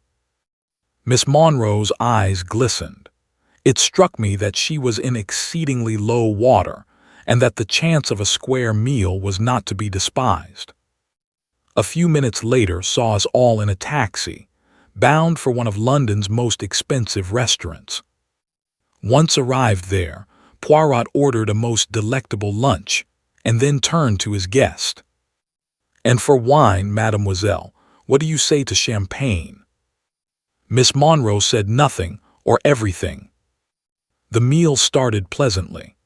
Poirot replenished the lady's glass with thoughtful assiduity, and gradually slid on to the topic nearest his heart. "The poor Mr. Darrell, what a pity he is not with us." "Yes, indeed," sighed Miss Monroe. "Poor boy, I do wonder what's become of him." "It is a long time since you have seen him, yes." "Oh, simply ages, not since the war. He was a funny boy, cloddy, very close about things, never told you a word about himself. But of course, that all fits in if he's a missing heir. Is it a title, Mr. Poirot?" "Alas, a mere heritage," said Poirot unblushingly. "But you see, it may be a question of identification. That is why it is necessary for us to find someone who knew him very well indeed. You knew him very well, did you not, mademoiselle?" "I don't mind telling you, Mr. Poirot. You're a gentleman. You know how to order a lunch for a lady, which is more than some of these young whippersnappers do nowadays. Downright mean, I call it. As I was saying, you being a Frenchman won't be shocked. Ah, you Frenchmen." "Naughty, naughty." She wagged her finger at him in an excess of archness. "Well, there it was, me and Claudie, two young things, what else could you expect? And I've still a kindly feeling for him. Though, mind you, he didn't treat me well, no, he didn't. He didn't treat me well at all, not as a lady should be treated. They're all the same when it comes to a question of money." "No, no, mademoiselle, do not say that," protested Poirot, filling up her glass once more. "Could you now describe this Mr. Darrell to me?" "He wasn't anything so very much to look at," said Flossie Monroe dreamily. "Neither tall nor short, you know, but quite well set up, spruce-looking, eyes a sort of blue-gray. And more or less fair-haired, I suppose. But oh, what an artist! I never saw anyone to touch him in the profession. He'd have made his name before now if it hadn't been for jealousy. Ah, Mr. Poirot, jealousy. You wouldn't believe it, you really wouldn't, what we artists have to suffer through jealousy. Why, I remember once at Manchester, we displayed what patience we could in listening to a long, complicated story about a pantomime and the infamous conduct of the principal boy. Then Poirot led her gently back to the subject of Claude Darrell. "It is very interesting, all this that you are able to tell us, mademoiselle, about Mr. Darrell. Women are such wonderful observers. They see everything. They notice the little detail that escapes the mere man. I have seen a woman identify one man out of a dozen others. And why, do you think? She had observed that he had a trick of stroking his nose when he was agitated. Now would a man ever have thought of noticing a thing like that?" "Did you ever?" cried Miss Monroe. "I suppose we do notice things. I remember Claudie, now I come to think of it, always fiddling with his bread at table. He'd get a little piece between his fingers and then dab it round to pick up crumbs. I've seen him do it 100 times. Why, I'd know him anywhere by that one trick of his. Is not that just what I say? The marvelous observation of a woman. And did you ever speak to him about this little habit of his, mademoiselle?" "No, I didn't, Mr. Poirot. You know what men are. They don't like you to notice things, especially if it should seem you were telling them off about it. I never said a word, but many's the time I smiled to myself. Bless you, he never knew he was doing it even." Poirot nodded gently. I noticed that his own hand was shaking a little as he stretched it out to his glass. "Then there is always handwriting as a means of establishing identity," he remarked. "Without doubt, you have preserved a letter written by Mr. Darrell." Flossie Monroe shook her head regretfully. "He was never one for writing, never wrote me a line in his life." "That is a pity," said Poirot. "I tell you what, though," said Miss Monroe suddenly, "I've got a photograph if that would be any good." "You have a photograph?" Poirot almost sprang from his seat with excitement. It's quite an old, 8 years old at least. Ça n'y fait rien, no matter how old and faded. Ah, ma foi, but what stupendous luck! You will permit me to inspect that photograph, mademoiselle. Why, of course. Perhaps you will even permit me to have a copy made. It would not take long. Certainly, if you like. Miss Monroe rose. Well, I must run away, she declared archly. Very glad to have met you and your friend, Mr. Poirot. And the photograph, when may I have it? I'll look it out tonight. I think I know where to lay my hand upon it, and I'll send it to you right away. 1,000 thanks, mademoiselle. You are all that is of the most amiable. I hope that we shall soon be able to arrange another little lunch together. As soon as you like, said Miss Monroe. I'm willing. Let me see, I do not think that I have your address. With a grand air, Miss Monroe drew a card from her handbag and handed it to him. It was a somewhat dirty card, and the original address had been scratched out and another substituted in pencil. Then, with a good many bows and gesticulations on Poirot's part, we bade farewell to the lady and got away. Do you really think this photograph so important? I asked Poirot. Yes, mon ami, the camera does not lie. One can magnify a photograph, seize salient points that otherwise would remain unnoticed. And then there are 1,000 details, such as the structure of the ears, which no one could ever describe to you in words. Oh, yes, it is a great chance, this which has come our way. That is why I propose to take precautions.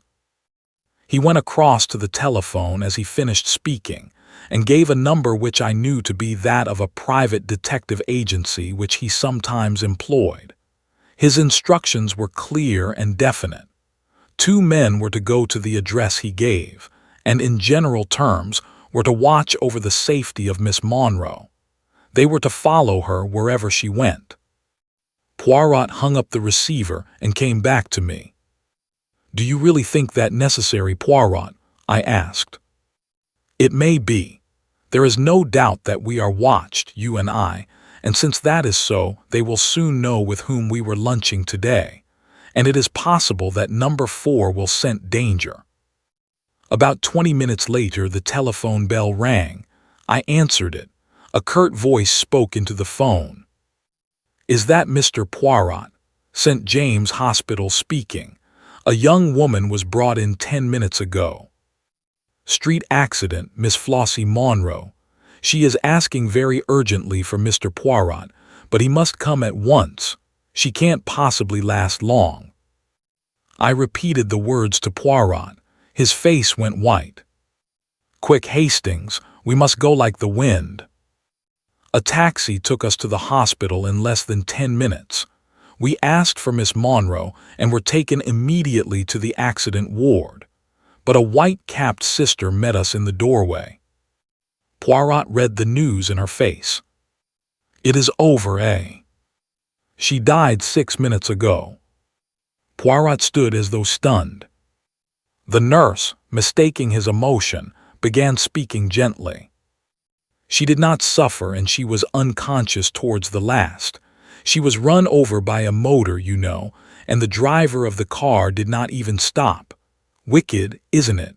I hope someone took the number. The stars fight against us, said Poirot in a low voice. You would like to see her. The nurse led the way, and we followed. Poor Flossie Monroe, with her rouge and her dyed hair. She lay there very peacefully, with a little smile on her lips. Yes, murmured Poirot, the stars fight against us, but is it the stars? He lifted his head as though struck by a sudden idea. Is it the stars, Hastings?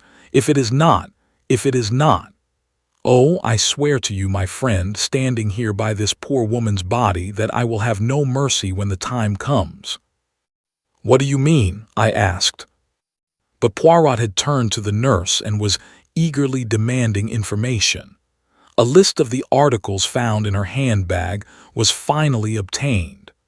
Poirot gave a suppressed cry as he read it over.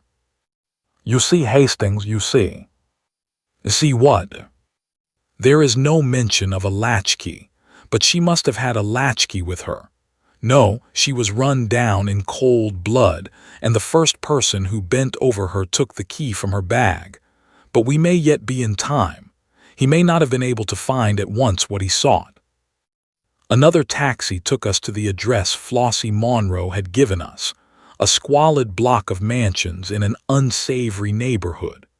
It was some time before we could gain admission to Miss Monroe's flat, but we had at least the satisfaction of knowing that no one could leave it whilst we were on guard outside. Eventually we got in. It was plain that someone had been before us. The contents of drawers and cupboards were strewn all over the floor. Locks had been forced, and small tables had even been overthrown, so violent had been the searchers' haste. Poirot began to hunt through the debris. Suddenly he stood erect with a cry, holding out something. It was an old-fashioned photograph frame empty. He turned it slowly over. Affixed to the back was a small round label, a price label. "It cost 4 shillings, I commented. "Mon Dieu, Hastings, use your eyes. That is a new clean label. It was stuck there by the man who took out the photograph, the man who was here before us, but knew that we should come, and so left this for us. Claude Daralalius No. 4. Chapter 15. The Terrible Catastrophe. It was after the tragic death of Miss Flossie Monroe that I began to be aware of a change in Poirot. Up to now, his invincible confidence in himself had stood the test, but it seemed as though, at last, the long strain was beginning to tell. His manner was grave and brooding, and his nerves were on edge. In these days he was as jumpy as a cat. He avoided all discussion of the Big Four as far as possible, and seemed to throw himself into his ordinary work with almost his old ardor. Nevertheless, I knew that he was secretly active in the big matter. Extraordinary-looking Slavs were constantly calling to see him, and though he vouchsafed no explanation as to these mysterious activities, I realized that he was building some new defense or weapon of opposition with the help of these somewhat repulsive-looking foreigners.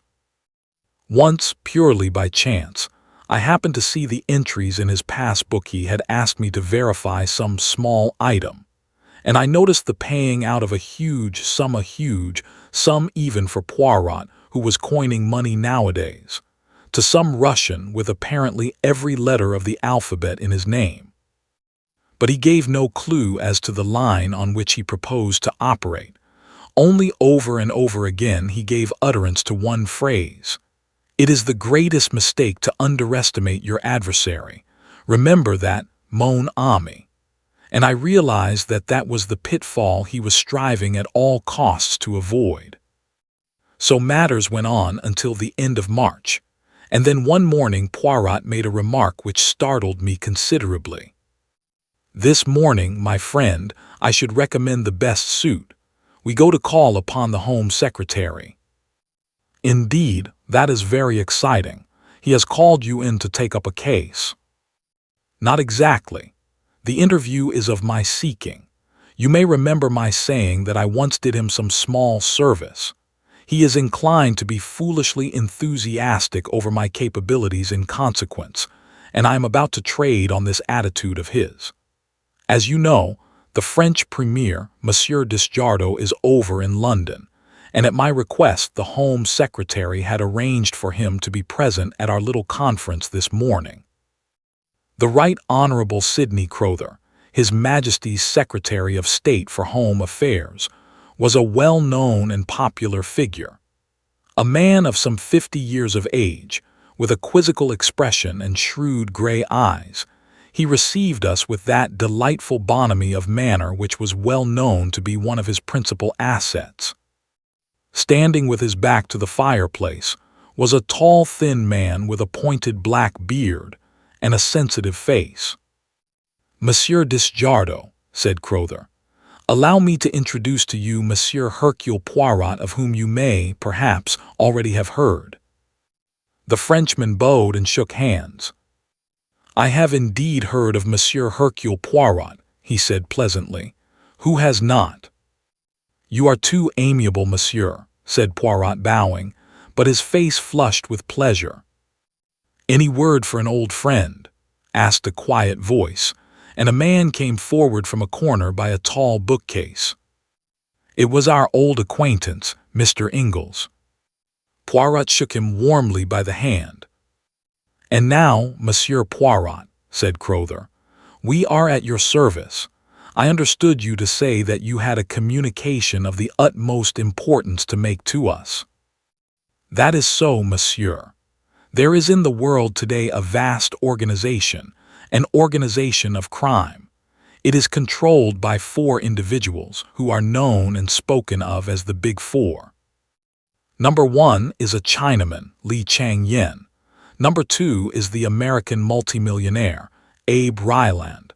Number 3 is a Frenchwoman. Number 4, I have every reason to believe, is an obscure English actor called Claude Darrell. These 4 are banded together to destroy the existing social order, and to replace it with an anarchy in which they would reign as dictators." "Incredible," muttered the Frenchman. "Ryland mixed up with a thing of that kind. Surely the idea is too fantastic." "Listen, monsieur, whilst I recount to you some of the doings of this Big Four." It was an enthralling narrative which Poirot unfolded. Familiar as I was with all the details, they thrilled me anew as I heard the bald recital of our adventures and escapes. M. Disjardo looked mutely at Mr. Crowther as Poirot finished. The other answered the look. "Yes, Monsieur Disjardo, I think we must admit the existence of a Big Four." Scotland Yard was inclined to jeer at first, but they have been forced to admit that Monsieur Poirot was right in many of his claims. The only question is the extent of its aims. I cannot but feel that Monsieur Poiroteur exaggerates a little. For answer, Poirot set forth 10 salient points. I have been asked not to give them to the public even now, and so I refrain from doing so, but they included the extraordinary disasters to submarines which occurred in a certain month, and also a series of aeroplane accidents and forced landings. According to Poirot, these were all the work of the Big Four, and bore witness to the fact that they were in possession of various scientific secrets unknown to the world at large. This brought us straight to the question which I had been waiting for the French premier to ask. You say that the 3rd member of this organization is a Frenchwoman. Have you any idea of her name? It is a well-known name, monsieur, an honored name. Number 3 is no less than the famous Madame Olivier. At the mention of the world-famous scientist, successor to the Curies, Monsieur Disjardo positively bounded from his chair, his face purple with emotion. "Madame Olivier, impossible, absurd. It is an insult what you say there." Poirot shook his head gently, but made no answer. Disjardo looked at him in stupefaction for some moments. Then his face cleared, and he glanced at the Home Secretary and tapped his forehead significantly. "Monsieur Poirot is a great man," he observed. "But even the great man, sometimes he has his little mania, does he not? And seeks in high places for fancied conspiracies. It is well known. You agree with me, do you not, Mr. Crowther?" The Home Secretary did not answer for some minutes. Then he spoke slowly and heavily. "Upon my soul, I don't know," he said at last. "I have always had and still have the utmost belief in Monsieur Poirot, but, well, this takes a bit of believing." "This Li Chang-yen too," continued Monsieur Disjardo. "Who has ever heard of him?" "I have," said the unexpected voice of Mr. Ingalls. The Frenchman stared at him, and he stared placidly back again, looking more like a Chinese idol than ever. "Mr. Ingalls," explained the Home Secretary, is the greatest authority we have on the interior of China. And you have heard of this Li Chang Yen. Until Monsieur Poirot here came to me, I imagined that I was the only man in England who had.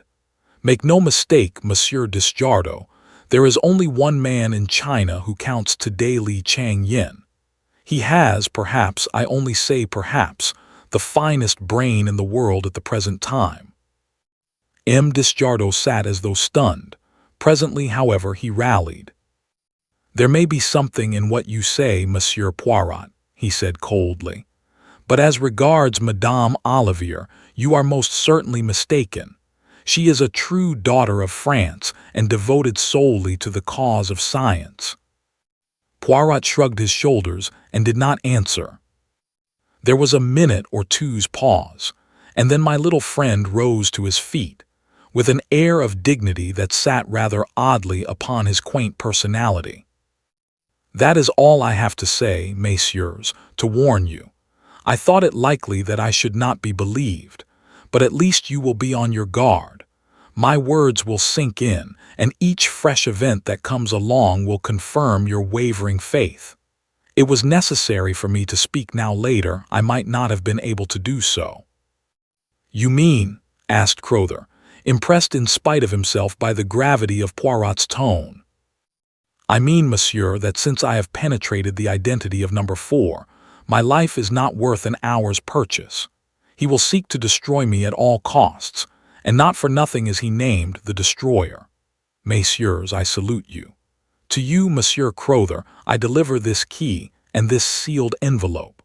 I have got together all my notes on the case and my ideas as to how best to meet the menace that any day may break upon the world, and have placed them in a certain safe deposit. In the event of my death, Monsieur Crowther, I authorize you to take charge of those papers and make what use you can of them. And now, messieurs, I wish you good day." Desjardins merely bowed coldly, but Crowther sprang up and held out his hand. "You have converted me, Monsieur Poirot. Fantastic as the whole thing seems, I believe utterly in the truth of what you have told us." Ingalls left at the same time as we did. "I am not disappointed with the interview," said Poirot as we walked along. "I did not expect to convince Desjardins, but I have at least ensured that if I die, my knowledge does not die with me, and I have made 1 or 2 converts. Pas si mal." "I'm with you, as you know," said Ingalls. "By the way, I'm going out to China as soon as I can get off." "Is that wise?" "No," said Ingalls dryly, "but it's necessary. One must do what one can." "Ah, you are a brave man," cried Poirot with emotion. "If we were not in the street I would embrace you." I fancied that Ingalls looked rather relieved. "I don't suppose that I shall be in any more danger in China than you are in London," he growled. "That is possibly true enough," admitted Poirot. "I hope that they will not succeed in massacring Hastings also, that is all. That would annoy me greatly." I interrupted this cheerful conversation to remark that I had no intention of letting myself be massacred, and shortly afterwards Ingalls parted from us. For some time we went along in silence, which Poirot at length broke by uttering a totally unexpected remark. I really think, that I shall have to bring my brother into this." "Your brother?" I cried, astonished. "I never knew you had a brother." "You surprise me, Hastings. Do you not know that all celebrated detectives have brothers who would be even more celebrated than they are were it not for constitutional indolence?" Poirot employs a peculiar manner sometimes which makes it well nigh impossible to know whether he is jesting or in earnest. That manner was very evident at the moment. "What is your brother's name?" I asked, trying to adjust myself to this new idea. "Hercule Poirot," replied Poirot gravely. "He lives near Spa in Belgium." "What does he do?" I asked with some curiosity, putting aside a half-formed wonder as to the character and disposition of the late Madame Poirot, and her classical taste in Christian names. He does nothing. He is, as I tell, of a singularly indolent disposition, but his abilities are hardly less than my own, which is saying a great deal. Is he like you to look at? Not unlike, but not nearly so handsome, and he wears no mustaches. Is he older than you, or younger? He happens to have been born on the same day. A twin, I cried. Exactly, Hastings. You jump to the right conclusion with unfailing accuracy. But here we are at home again. Let us at once get to work on that little affair of the Duchess's necklace. But the Duchess's necklace was doomed to wait a while. A case of quite another description was waiting for us. Our landlady, Mrs. Pearson, at once informed us that a hospital nurse had called and was waiting to see Poirot. We found her sitting in the big armchair facing the window, a pleasant-faced woman of middle age in a dark blue uniform. She was a little reluctant to come to the point, but Poirot soon put her at her ease, and she embarked upon her story. You see, Monsieur Poirot, I've never come across anything of the kind before. I was sent for from the Lark Sisterhood to go down to a case in Hertfordshire. An old gentleman it is, Mr. Templeton. Quite a pleasant house and quite pleasant people. The wife, Mrs. Templeton, is much younger than her husband, and he has a son by his first marriage who lives there. I don't know that the young man and the stepmother always get on together.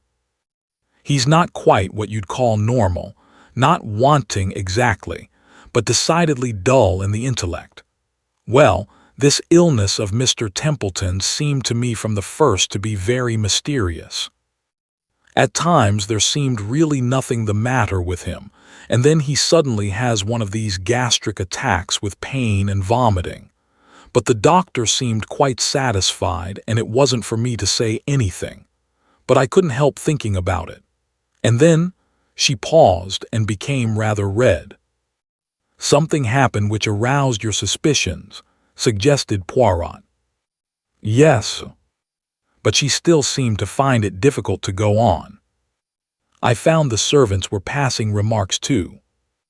About Mr. Templeton's illness. Oh no, about this other thing, Mrs. Templeton. Yes. Mrs. Templeton and the doctor, perhaps. Poirot had an uncanny flair in these things. The nurse threw him a grateful glance and went on. They were passing remarks, and then one day I happened to see them together myself. In the garden, it was left at that. Our client was in such an agony of outraged propriety that no one could feel it necessary to ask exactly what she had seen in the garden. She had evidently seen quite enough to make up her own mind on the situation. The attacks got worse and worse. Dr. Treves said it was all perfectly natural and to be expected, and that Mr. Templeton could not possibly live long, but I've never seen anything like it before myself, not in all my long experience of nursing. It seemed to me much more like some form of— She paused, hesitating. Arsenical poisoning, said Poirot helpfully. She nodded. And then, too, the patient, said something queer. They'll do for me, the four of them, they'll do for me yet. Said Poirot quickly. Those were his very words, Monsieur Poirot. He was in great pain at the time, of course, and hardly knew what he was saying. They'll do for me, the four of them, repeated Poirot thoughtfully. What did he mean by the four of them, do you think? That I can't say, Monsieur Poirot. I thought perhaps he meant his wife and son, and the doctor, and perhaps Miss Clark, Mrs. Templeton's companion. That would make four, wouldn't it?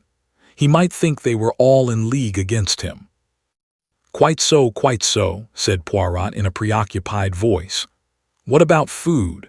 Could you take no precautions about that? I'm always doing what I can, but of course, sometimes Mrs. Templeton insists on bringing him his food herself, and then there are the times when I am off duty. Exactly. And you are not sure enough of your ground to go to the police. The nurse's face showed her horror at the mere idea. What I have done, Monsieur Poirot, is this. Mr. Templeton had a very bad attack after partaking of a bowl of soup. I took a little from the bottom of the bowl afterwards and have brought it up with me. I have been spared for the day to visit a sick mother, as Mr. Templeton was well enough to be left. She drew out a little bottle of dark fluid and handed it to Poirot. Excellent, mademoiselle. We will have this analyzed immediately. If you will return here in, say, an hour's time, I think that we shall be able to dispose of your suspicions one way or another. First extracting from our visitor her name and qualifications, he ushered her out. Then he wrote a note and sent it off together with the bottle of soup. Whilst we waited to hear the result, Poirot amused himself by verifying the nurse's credentials, somewhat to my surprise. "No, no, my friend," he declared. "I do well to be careful. Do not forget the Big Four are on our track." However, he soon elicited the information that a nurse of the name of Mabel Palmer was a member of the Lark Institute and had been sent to the case in question. "So far, so good," he said, with a twinkle. "And now here comes Nurse Palmer back again, and here also is our analyst's report."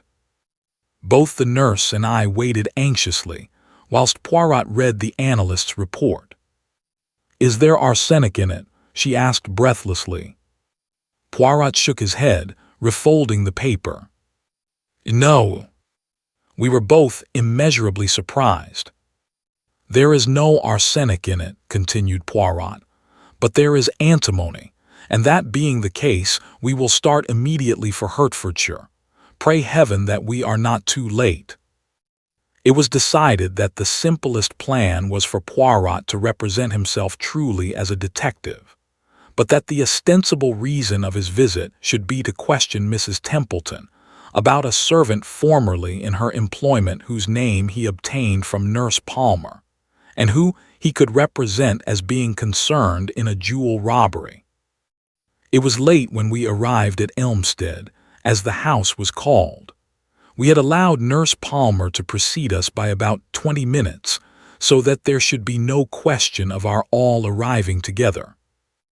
Mrs. Templeton, a tall, dark woman with sinuous movements and uneasy eyes, received us. I noticed that as Poirot announced his profession, she drew in her breath with a sudden hiss, as though badly startled, but she answered his question about the maidservant readily enough. And then, to test her, Poirot embarked upon a long history of a poisoning case in which a guilty wife had figured. His eyes never left her face as he talked, and try as she would, she could hardly conceal her rising agitation. Suddenly, with an incoherent word of excuse, she hurried from the room. We were not long left alone. A squarely built man with a small red mustache and pince-nez came in. "Dr. Treves," he introduced himself. "Mrs. Templeton asked me to make her excuses to you. She's in a very bad state, you know, nervous strain, worry over her husband and all that. I've prescribed bed and bromide, but she hopes you'll stay and take pot luck and I'm to do host. We've heard of you down here, Monsieur Poirot, and we mean to make the most of you. Ah, here's Mickey." A shambling young man entered the room. He had a very round face and foolish-looking eyebrows raised as though in perpetual surprise. He grinned awkwardly as he shook hands. This was clearly the wanting son. Presently we all went in to dinner. Dr. Treves left the room to open some wine, I think, and suddenly the boy's physiognomy underwent a startling change. He leant forward, staring at Poirot. "You've come about father," he said, nodding his head. I know lots of things, but nobody thinks I do. Mother will be glad when father's dead and she can marry Dr. Treves. She isn't my own mother, you know. I don't like her. She wants father to die." It was all rather horrible. Luckily, before Poirot had time to reply, the doctor came back, and we had to carry on a forced conversation. And then suddenly Poirot lay back in his chair with a hollow groan. His face was contorted with pain. "My dear sir, what's the matter?" cried the doctor. "A sudden spasm. I am used to them. No, no, I require no assistance from you, doctor. If I might lie down upstairs." His request was instantly acceded to, and I accompanied him upstairs, where he collapsed on the bed, groaning heavily. For the first minute or two I had been taken in, but I had quickly realized that Poirot was, as he would have put it, playing the comedy, and that his object was to be left alone upstairs near the patient's room. Hence I was quite prepared when, the instant we were alone, he sprang up. "Quick, Hastings, the window. There is ivy outside. We can climb down before they begin to suspect." "Climb down?" "Yes, we must get out of this house at once. You saw him at dinner." "The doctor?" "No, young Templeton. His trick with his bread. Do you remember what Flossie Monroe told us before she died? That Claude Darrell had a habit of dabbing his bread on the table to pick up crumbs. Hastings, this is a vast plot, and that vacant-looking young man is our arch-enemy number 4. Hurry." I did not wait to argue. Incredible as the whole thing seemed, it was wiser not to delay. We scrambled down the ivy as quietly as we could and made a bee-line for the small town and the railway station. We were just able to catch the last train, the 8.34, which would land us in town about 11 o'clock. "A plot," said Poirot thoughtfully. "How many of them were in it, I wonder? I suspect that the whole Templeton family are just so many agents of the Big Four. Did they simply want to decoy us down there? Or was it more subtle than that? Did they intend to play the comedy down there and keep me interested until they had had time to do what? I wonder now." He remained very thoughtful. Arrived at our lodgings, he restrained me at the door of the sitting room. "Attention, Hastings, I have my suspicions. Let me enter first." He did so, and to my slight amusement, took the precaution to press on the electric switch with an old galoche. Then he went round the room like a strange cat, cautiously, delicately, on the alert for danger. I watched him for some time, remaining obediently where I had been put by the wall. "It's all right, Poirot," I said impatiently. "It seems so, mon ami, it seems so, but let us make sure." "Rot," I said. "I shall light the fire anyway and have a pipe. I've caught you out for once. You had the matches last, and you didn't put them back in the holder as usual. The very thing you're always cursing me for doing." I stretched out my hand. I heard Poirot's warning cry, saw him leaping towards me. My hand touched the matchbox. Then a flash of blue flame, an ear-rending crash, and darkness. I came to myself to find the familiar face of our old friend Dr. Ridgway bending over me. An expression of relief passed over his features. "Keep still," he said soothingly. "You're all right. There's been an accident, you know." "Poirot," I murmured. "You're in my digs. Everything's quite all right." A cold fear clutched at my heart. His evasion woke a horrible fear. "Poirot," I reiterated. "What of Poirot?" He saw that I had to know, and that further evasions were useless. "By a miracle you escaped." Poirot did not. A cry burst from my lips. "Not dead, not dead." Ridgway bowed his head, his features working with emotion. With desperate energy, I pulled myself to a sitting position. "Poirot may be dead," I said weakly, "but his spirit lives on. I will carry on his work. Death to the Big Four." Then I fell back fainting. Chapter 16. The Dying Chinaman. Even now, I can hardly bear to write of those days in March. Poirot the unique, the inimitable Hercule Poirot dead. There was a particularly diabolical touch in the disarranged matchbox, which was certain to catch his eye, and which he would hasten to rearrange, and thereby touch off the explosion.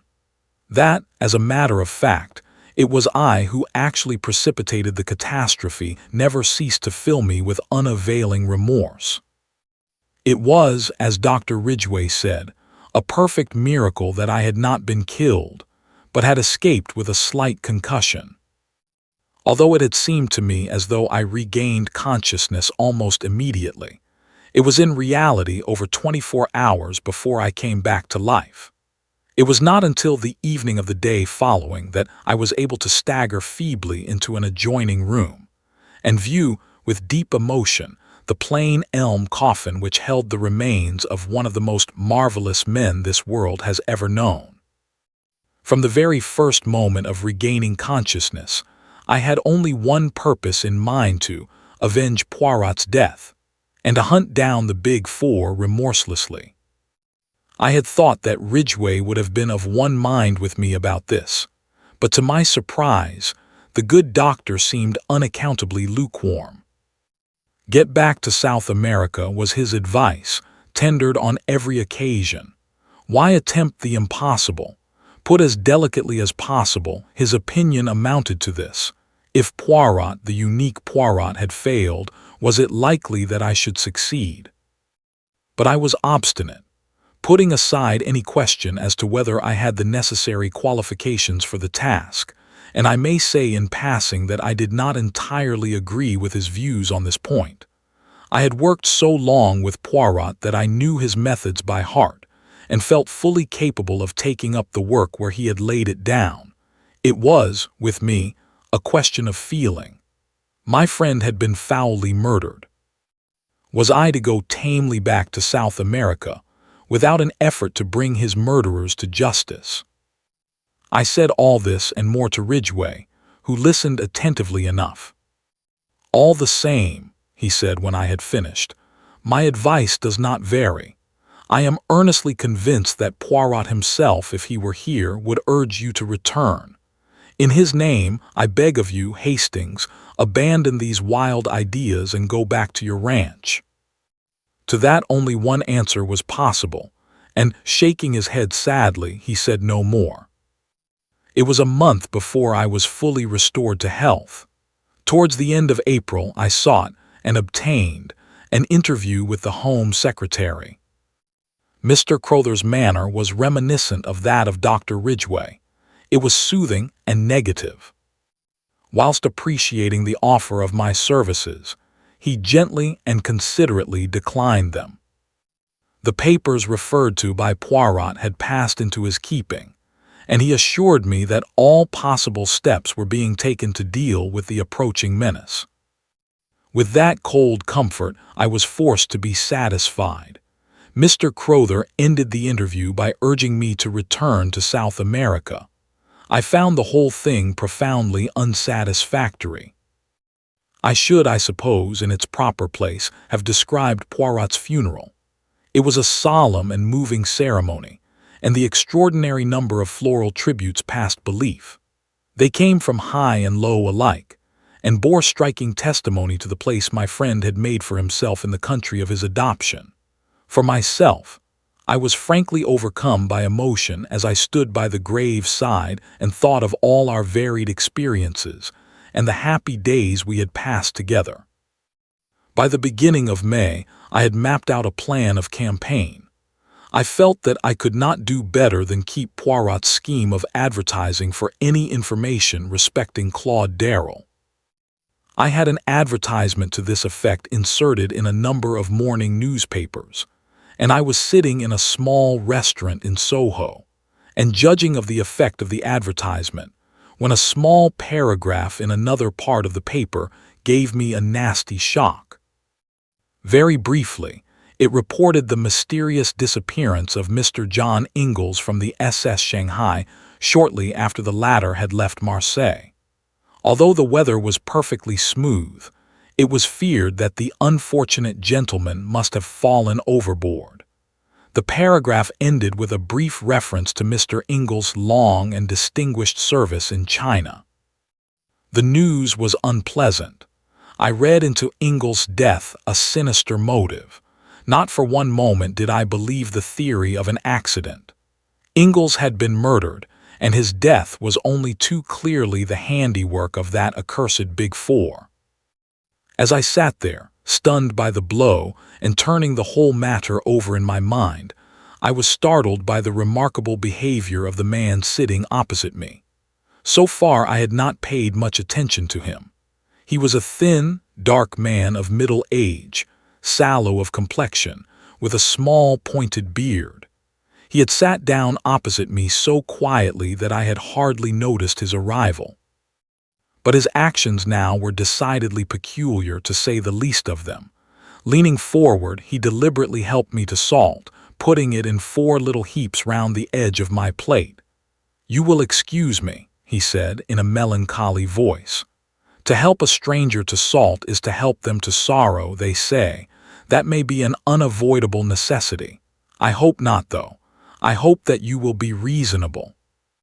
Then, with a certain significance, he repeated his operations with the salt on his own plate. The symbol 4 was too plain to be missed. I looked at him searchingly. In no way that I could see did he resemble young Templeton, or James the footman, or any other of the various personalities we had come across. Nevertheless, I was convinced that I had to do with no less than the redoubtable number 4 himself.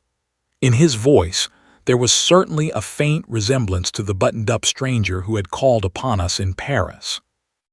I looked round, undecided as to my course of action.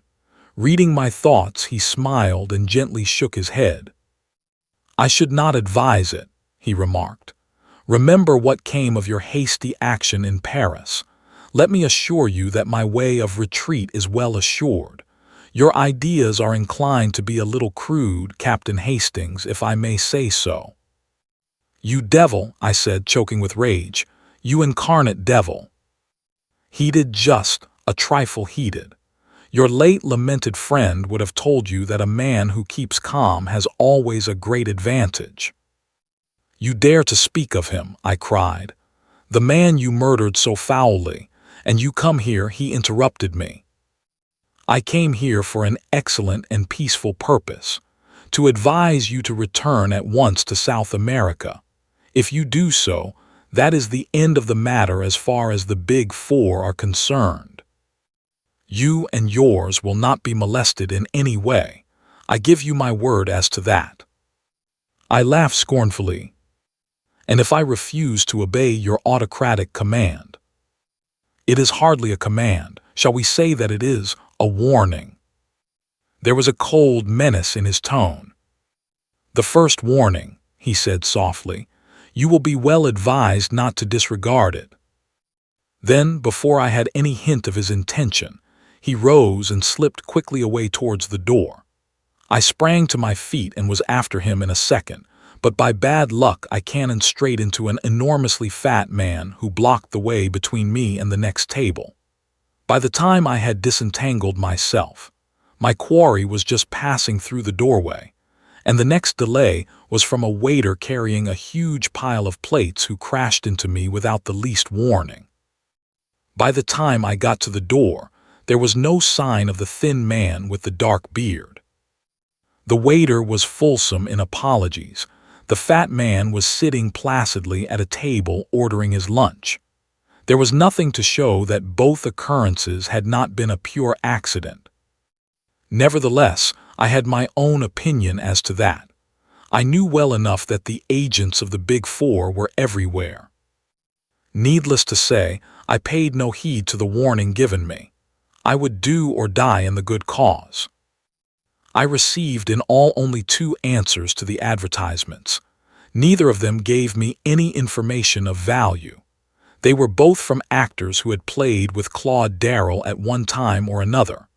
Neither of them knew him at all intimately, and no new light was thrown upon the problem of his identity and present whereabouts. No further sign came from the Big Four until about 10 days later. I was crossing Hyde Park, lost in thought, when a voice, rich with a persuasive foreign inflection, hailed me. "Captain Hastings, is it not?" A big limousine had just drawn up by the pavement. A woman was leaning out, exquisitely dressed in black with wonderful pearls. I recognized the lady first known to us as Countess Vera Rossikoff, and afterwards under a different alias as an agent of the Big Four. Poirot, for some reason or other, had always had a sneaking fondness for the Countess. Something in her very flamboyance attracted the little man.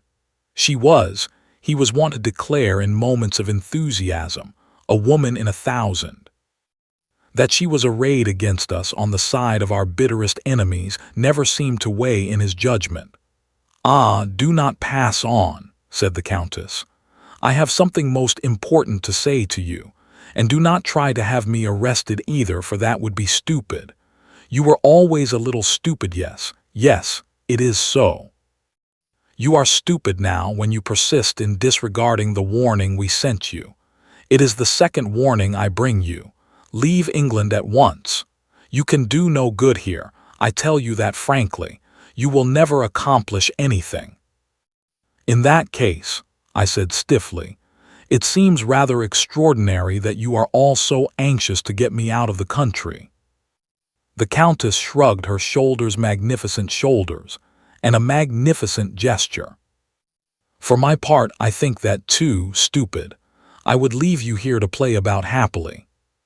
But the chiefs, you see, are fearful that some word of yours may give great help to those more intelligent than yourself. Hence you are to be banished." The Countess appeared to have a flattering idea of my abilities. I concealed my annoyance. Doubtless this attitude of hers was assumed expressly to annoy me, and to give me the idea that I was unimportant. "It would, of course, be quite easy to remove you," she continued, "but I am quite sentimental sometimes. I pleaded for you. You have a nice little wife somewhere, have you not? And it would please the poor little man who is dead to know that you were not to be killed. I always liked him, you know. He was clever but clever. Had it not been a case of 4 against 1, I honestly believe he might have been too much for us. I confess it frankly, he was my master. I sent a wreath to the funeral as a token of my admiration, an enormous one of crimson roses. Crimson roses express my temperament." I listened in silence and a growing distaste. "You have the look of a mule when it puts its ears back and kicks. Well, I have delivered my warning. Remember this, the third warning will come by the hand of the destroyer." She made a sign, and the car whirled away rapidly. I noted the number mechanically, but without the hope that it would lead to anything. The Big Four were not apt to be careless in details. I went home a little sobered. One fact had emerged from the Countess's flood of volubility. I was in real danger of my life. Though I had no intention of abandoning the struggle, I saw that it behoved me to walk warily and adopt every possible precaution. Whilst I was reviewing all these facts and seeking for the best line of action, the telephone bell rang. I crossed the room and picked up the receiver. "Yes, hallo, who's speaking?" A crisp voice answered me. "This is St. Giles Hospital. We have a Chinaman here, knifed in the street and brought in. He can't last long. We rang you up because we found in his pocket a piece of paper with your name and address on it." I was very much astonished. Nevertheless, after a moment's reflection, I said that I would come down at once. St. Giles Hospital was, I knew, down by the docks, and it occurred to me that the Chinaman might have just come off some ship. It was on my way down there that a sudden suspicion shot into my mind. Was the whole thing a trap? Wherever a Chinaman was, there might be the hand of Li Chang-yen. I remembered the adventure of the baited trap. Was the whole thing a ruse on the part of my enemies? A little reflection convinced me that at any rate, a visit to the hospital would do no harm. It was probable that the thing was not so much a plot as what is vulgarly known as a plant. The dying Chinaman would make some revelation to me upon which I should act, and which would have the result of leading me into the hands of the Big Four. The thing to do was to preserve an open mind, and whilst feigning credulity be secretly on my guard. On arriving at St. Giles Hospital and making my business known, I was taken at once to the accident ward, to the bedside of the man in question. He lay absolutely still, his eyelids closed, and only a very faint movement of the chest showed that he still breathed. A doctor stood by the bed, his fingers on the Chinaman's pulse. "He's almost gone," he whispered to me. "You know him, eh?" I shook my head. "I've never seen him before." "Then what was he doing with your name and address in his pocket? You are Captain Hastings, aren't you?" "Yes, but I can't explain it any more than you can." "Curious thing. From his papers he seems to have been the servant of a man called Ingalls, a retired civil servant. Ah, you know him, do you?" he added quickly as I started at the name. Ingalls' servant. Then I had seen him before. Not that I had ever succeeded in being able to distinguish one Chinaman from another. He must have been with Ingalls on his way to China, and after the catastrophe he had returned to England with a message, possibly for me. It was vital, imperative that I should hear that message. "Is he conscious?" I asked. "Can he speak?" Mr. Ingalls was an old friend of mine, and I think it possible that this poor fellow has brought me a message from him. Mr. Ingalls is believed to have gone overboard about 10 days ago. He's just conscious, but I doubt if he has the force to speak. He lost a terrible lot of blood, you know. I can administer a stimulant, of course, but we've already done all that is possible in that direction. Nevertheless, he administered a hypodermic injection, and I stayed by the bed, hoping against hope for a word, a sign. That might be of the utmost value to me in my work. But the minutes sped on and no sign came. And suddenly, a baleful idea shot across my mind. Was I not already falling into the trap? Suppose that this Chinaman had merely assumed the part of Ingalls' servant, that he was in reality an agent of the Big Four. Had I not once read that certain Chinese priests were capable of simulating death? Or, to go further still, Li Chang Yin might command a little band of fanatics who would welcome death itself if it came at the command of their master. I must be on my guard. Even as these thoughts flashed across my mind, the man in the bed stirred. His eyes opened. He murmured something incoherently. Then I saw his glance fasten upon me. He made no sign of recognition, but I was at once aware that he was trying to speak to me. Be he friend or foe, I must hear what he had to say. I leaned over the bed, but the broken sounds conveyed no sort of meaning to me. I thought I caught the word hand, but in what connection it was used I could not tell. Then it came again, and this time I heard another word, the word largo. I stared in amazement, as the possible juxtaposition of the two suggested itself to me. "Handles largo?" I queried. The Chinaman's eyelids flickered rapidly, as though in assent, and he added another Italian word, the word carazza. 2 or 3 more words of murmured Italian came to my ears, and then he fell back abruptly. The doctor pushed me aside. It was all over. The man was dead. I went out into the air again, thoroughly bewildered. Handles largo and a carazza. If I remembered rightly, a carazza was a carriage. What possible meaning could lie behind those simple words? The man was a Chinaman, not an Italian. Why should he speak in Italian? Surely, if he were indeed Ingalls' servant, he must know English. The whole thing was profoundly mystifying. I puzzled over it all the way home. Oh, if only Poirot had been there to solve the problem with his lightning ingenuity. I let myself in with my latchkey and went slowly up to my room.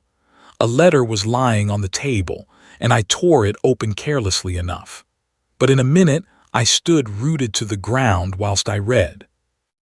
It was a communication from a firm of solicitors. "Dear Sir," it ran. "As instructed by our late client, Monsieur Hercule Poirot, We forward you the enclosed letter. This letter was placed in our hands a week before his death, with instructions that in the event of his demise, it should be sent to you at a certain date after his death. Yours faithfully, etc. I turned the enclosed missive over and over. It was undoubtedly from Poirot.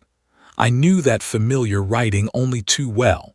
With a heavy heart, yet a certain eagerness, I tore it open. Mon cher ami, it began, when you receive this I shall be no more. Do not shed tears about me, but follow my orders. Immediately upon receipt of this, return to South America. Do not be pig-headed about this. It is not for sentimental reasons that I bid you undertake the journey. It is necessary. It is part of the plan of Hercule Poirot. To say more is unnecessary to anyone who has the acute intelligence of my friend Hastings. Abaz the Big Four, I salute you, my friend, from beyond the grave. Ever thine, Hercule Poirot. I read and reread this astonishing communication. One thing was evident.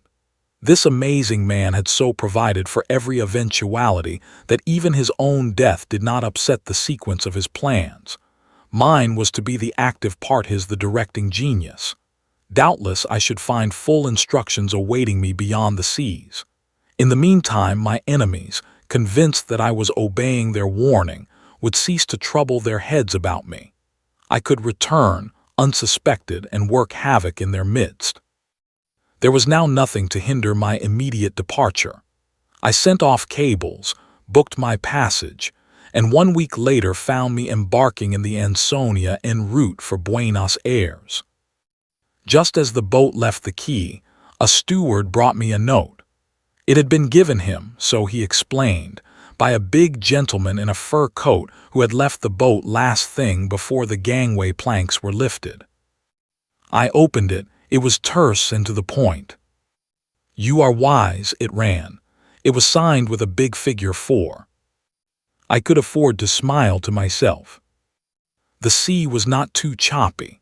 I enjoyed a passable dinner, made up my mind as to the majority of my fellow passengers, and had a rubber or two of bridge.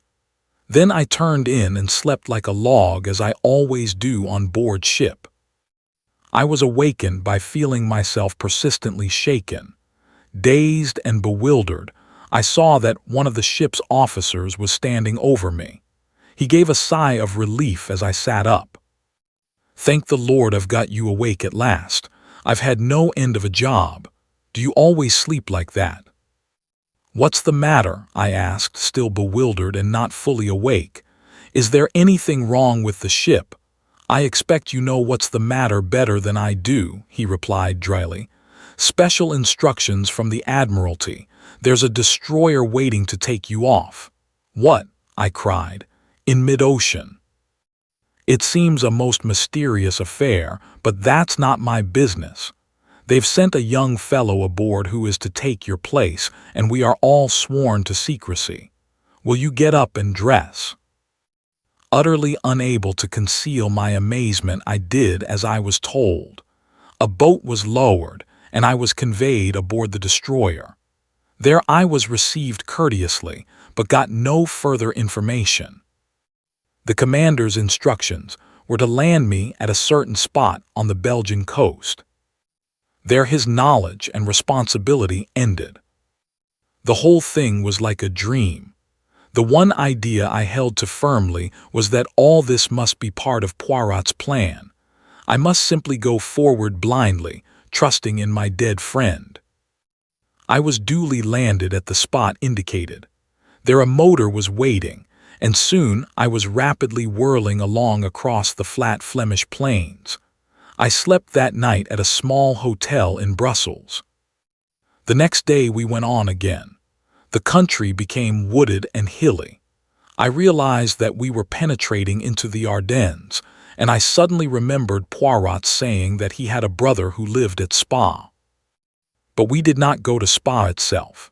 We left the main road and wound into the leafy fastnesses of the hills, till we reached a little hamlet and an isolated white villa high on the hillside. Here the car stopped in front of the green door of the villa. The door opened as I alighted. An elderly manservant stood in the doorway bowing. "Monsieur le Capitaine Hastings," he said in French. "Monsieur le Capitaine is expected. If he will follow me." He led the way across the hall and flung open a door at the back, standing aside to let me pass in. I blinked a little, for the room faced west and the afternoon sun was pouring in. Then my vision cleared and I saw a figure waiting to welcome me with outstretched hands.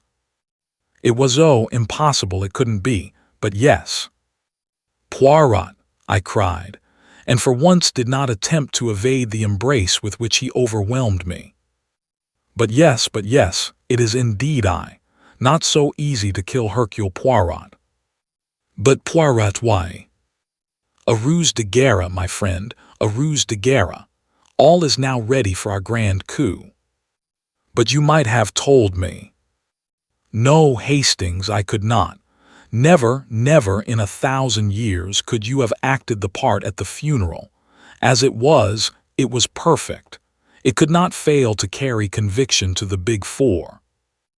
But what I've been through, do not think me too unfeeling. I carried out the deception partly for your sake.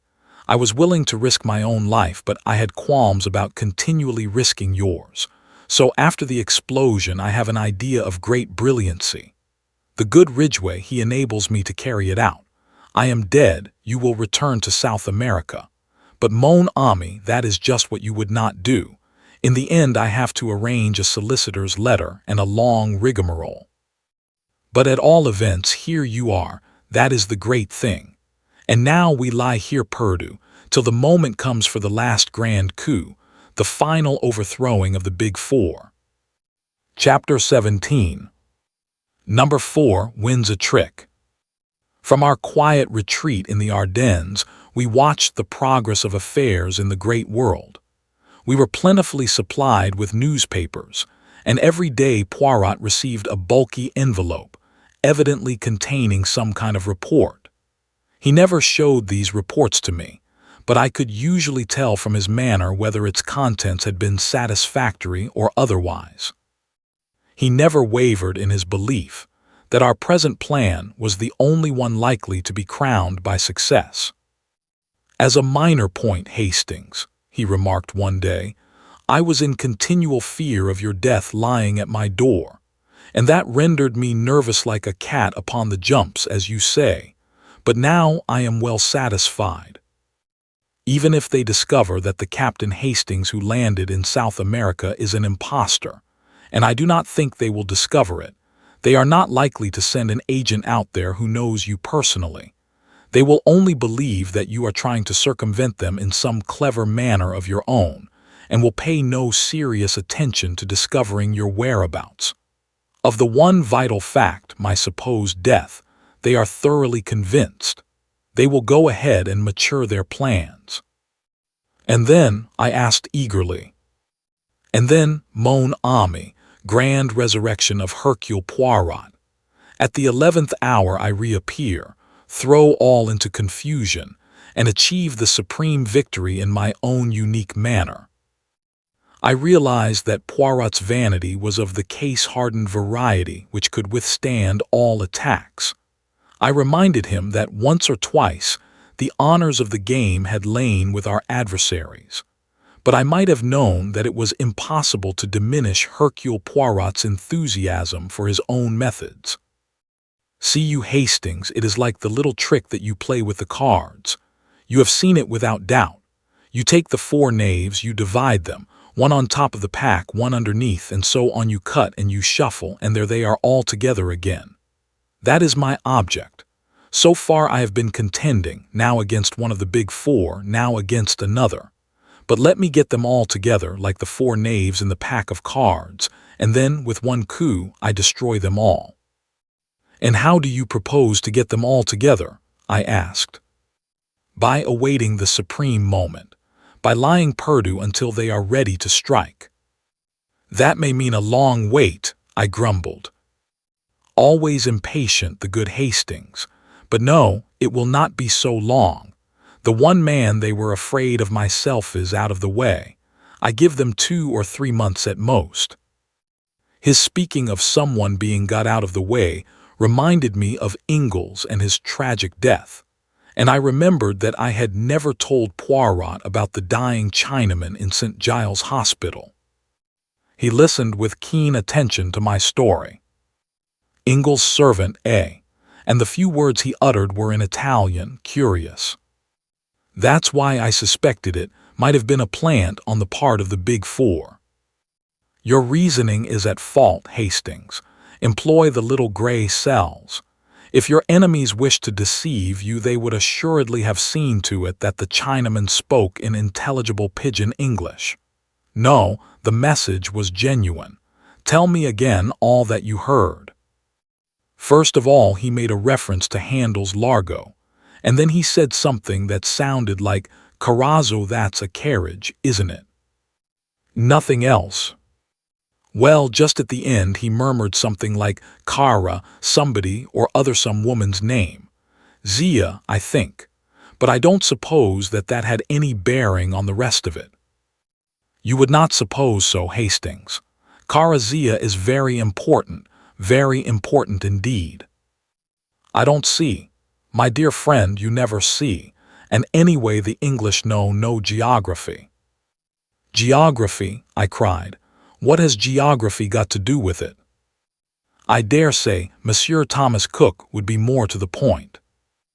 As usual, Poirot refused to say anything more, a most irritating trick of his. But I noticed that his manner became extremely cheerful, as though he had scored some point or other. The days went on, pleasant if a trifle monotonous.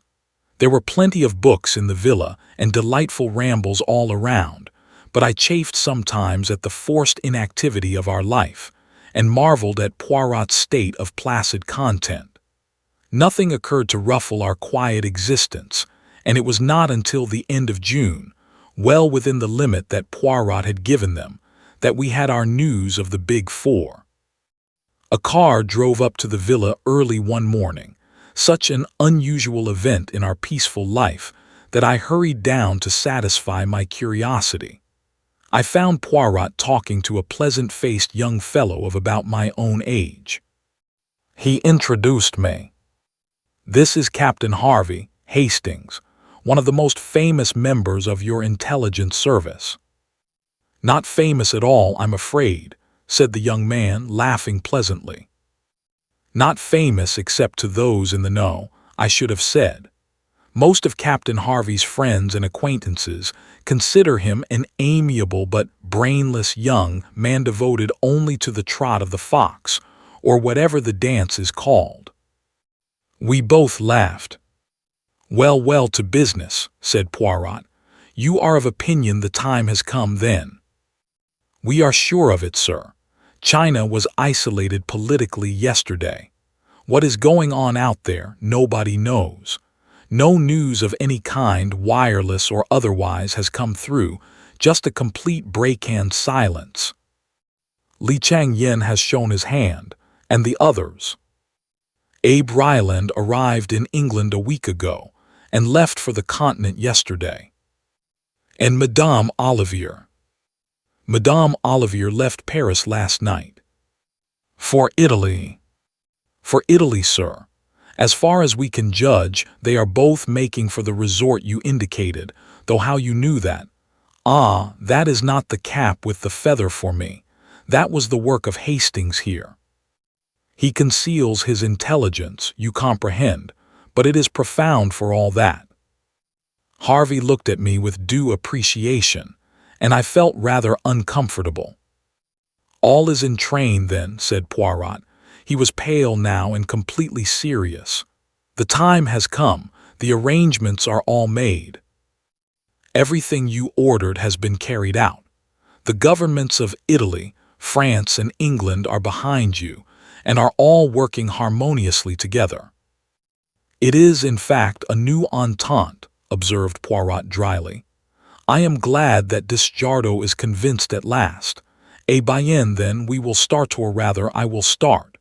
You Hastings will remain here, yes, I pray of you. In verity, my friend, I am serious. I believed him, but it was not likely that I should consent to being left behind in that fashion. Our argument was short but decisive. It was not until we were in the train, speeding towards Paris, that he admitted that he was secretly glad of my decision. For you have a part to play, Hastings, an important part. Without you, I might well fail. Nevertheless, I felt that it was my duty to urge you to remain behind. There is danger then. Mon ami, where there is the Big Four, there is always danger. On arrival in Paris, we drove across to the Gare de l'Est, and Poirot at last announced our destination. We were bound for Bolzano and Italian Tyrol. During Harvey's absence from our carriage, I took the opportunity of asking Poirot why he had said that the discovery of the rendezvous was my work. Because it was, my friend. How Ingalls managed to get hold of the information I do not know, but he did, and he sent it to us by his servant. We are bound, mon ami, for Carissy, the new Italian name for which is Lago di Carezza. You see now where your Carazia comes in, and also your Carazza, and Largo the handle was supplied by your own imagination. Possibly some reference to the information coming from the hand of Monsieur Ingalls started the train of association. Carissy, I queried. I never heard of it. I always tell you that the English know no geography, but as a matter of fact it is a well-known and very beautiful summer resort, 4,000 feet up in the heart of the Dolomites. And it is in this out-of-the-way spot that the Big Four have their rendezvous. Say rather their headquarters. The signal has been given, and it is their intention to disappear from the world and issue orders from their mountain fastness. I have made the inquiries. A lot of quarrying of stone and mineral deposits is done there, and the company, apparently a small Italian firm, is in reality controlled by Abe Ryland. I am prepared to swear that a vast subterranean dwelling has been hollowed out in the very heart of the mountain, secret and inaccessible. From there, the leaders of the organization will issue by wireless their orders to their followers, who are numbered by thousands in every country. And from that crag in the Dolomites, the dictators of the world will emerge. That is to say, they would emerge were it not for Hercule Poirot. Do you seriously believe all this, Poirot?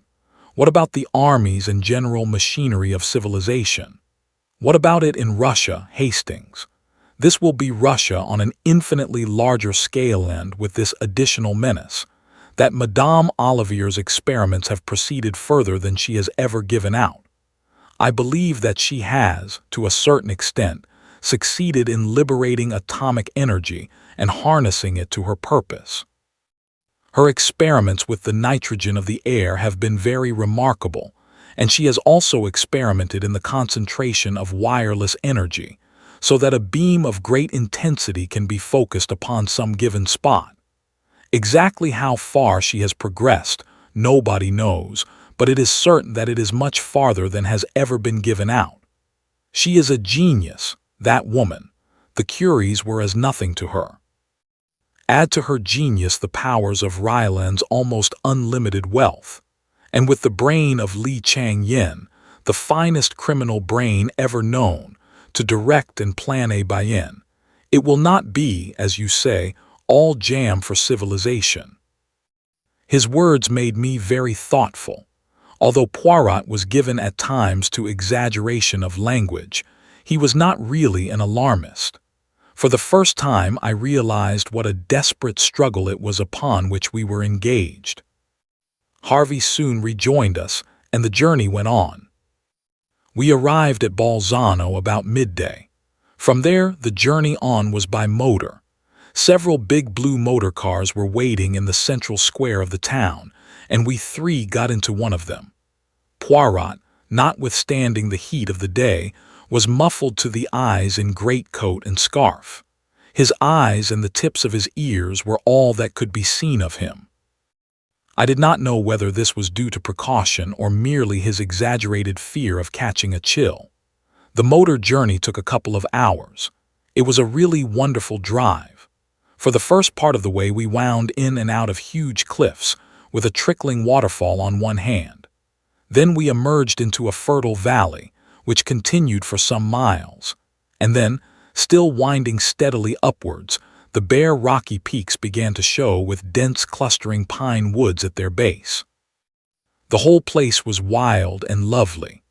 Finally, a series of abrupt curves, with the road running through the pine woods on either side, and we came suddenly upon a big hotel and found that we had arrived.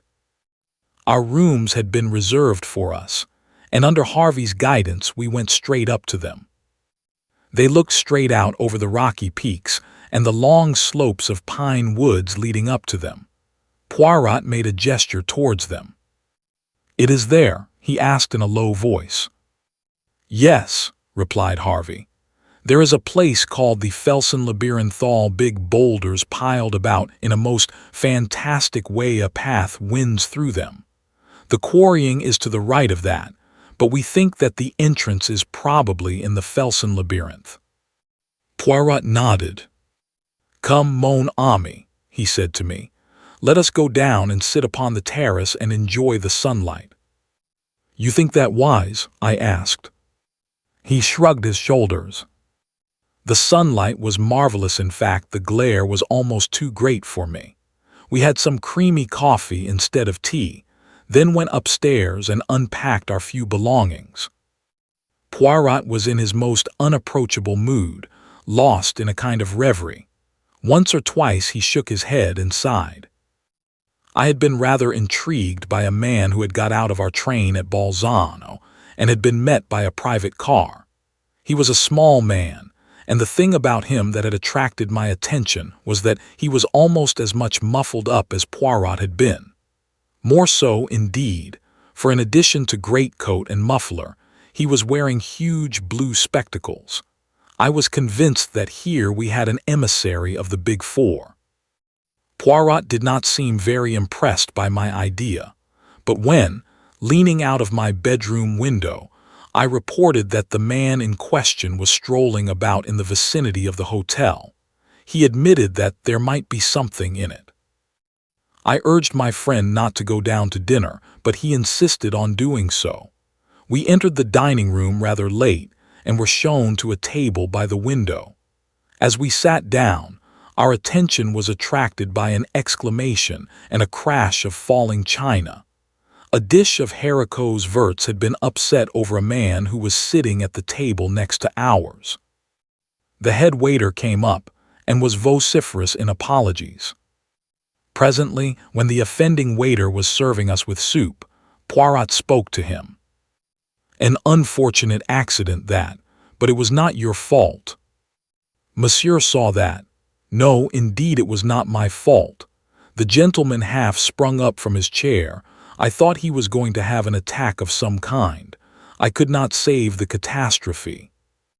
I saw Poirot's eyes shining with the green light I knew so well, and as the waiter departed he said to me in a low voice, "You see, Hastings, the effect of Hercule Poirot alive and in the flesh." You think I had not time to continue. I felt Poirot's hand on my knee as he whispered excitedly, "Look, Hastings, look, his trick with the bread, number 4. Sure enough, the man at the next table to ours, his face unusually pale, was dabbing a small piece of bread mechanically about the table. I studied him carefully. His face, clean-shaven and puffily fat, was of a pasty, unhealthy sallowness, with heavy pouches under the eyes and deep lines running from his nose to the corners of his mouth. His age might have been anything from 35 to 45. In no particular did he resemble any one of the characters which number 4 had previously assumed. Indeed, had it not been for his little trick with the bread, of which he was evidently quite unaware, I would have sworn readily enough that the man sitting there was someone whom I had never seen before. "He has recognized you," I murmured. You should not have come down. My excellent Hastings, I have feigned death for 3 months for this one purpose. To startle number 4. To startle him at a moment when he must act quickly or not at all. And we have this great advantage. He does not know that we recognize him. He thinks that he is safe in his new disguise. How I bless Flossie Monroe for telling us of that little habit of his. What will happen now? I asked. What can happen? He recognizes the only man he fears, miraculously resurrected from the dead at the very minute when the plans of the Big Four are in the balance. Madame Olivier and Abe Ryland lunched here today, and it is thought that they went to Cortina. Only we know that they have retired to their hiding place. How much do we know? That is what number 4 is asking himself at this minute. He dare take no risks. I must be suppressed at all costs. Bien, let him try to suppress Hercule Poirot. I shall be ready for him. As he finished speaking, the man at the next table got up and went out. He has gone to make his little arrangements, said Poirot placidly. Shall we have our coffee on the terrace, my friend? It would be pleasanter, I think. I will just go up and get a coat. I went out on to the terrace, a little disturbed in mind. Poirot's assurance did not quite content me. However, so long as we were on our guard, nothing could happen to us. I resolved to keep thoroughly on the alert. It was quite 5 minutes before Poirot joined me. With his usual precautions against cold, he was muffled up to the ears. He sat down beside me and sipped his coffee appreciatively. Only in England is the coffee so atrocious, he remarked. On the continent, they understand how important it is for the digestion that it should be properly made. As he finished speaking, the man from the next table suddenly appeared on the terrace. Without any hesitation, he came over and drew up a third chair to our table. You do not mind my joining you, I hope, he said in English. Not at all, monsieur, said Poirot. I felt very uneasy. It is true that we were on the terrace of the hotel with people all round us, but nevertheless I was not satisfied. I sensed the presence of danger. Meanwhile, number 4 chatted away in a perfectly natural manner. It seemed impossible to believe that he was anything but a bona fide tourist. He described excursions and motor trips, and posed as quite an authority on the neighborhood. He took a pipe from his pocket and began to light it. Poirot drew out his case of tiny cigarettes. As he placed one between his lips, the stranger leant forward with a match. Let me give you a light. As he spoke, without the least warning, all the lights went out. There was a chink of glass and something pungent under my nose, suffocating me. Chapter 18. In the Felsen Labyrinth. I could not have been unconscious more than a minute. I came to myself being hustled along between 2 men.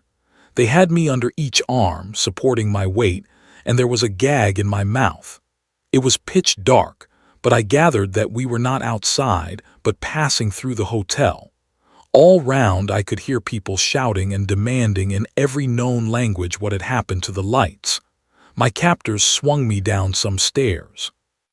We passed along a basement passage, then through a door and out into the open again through a glass door at the back of the hotel.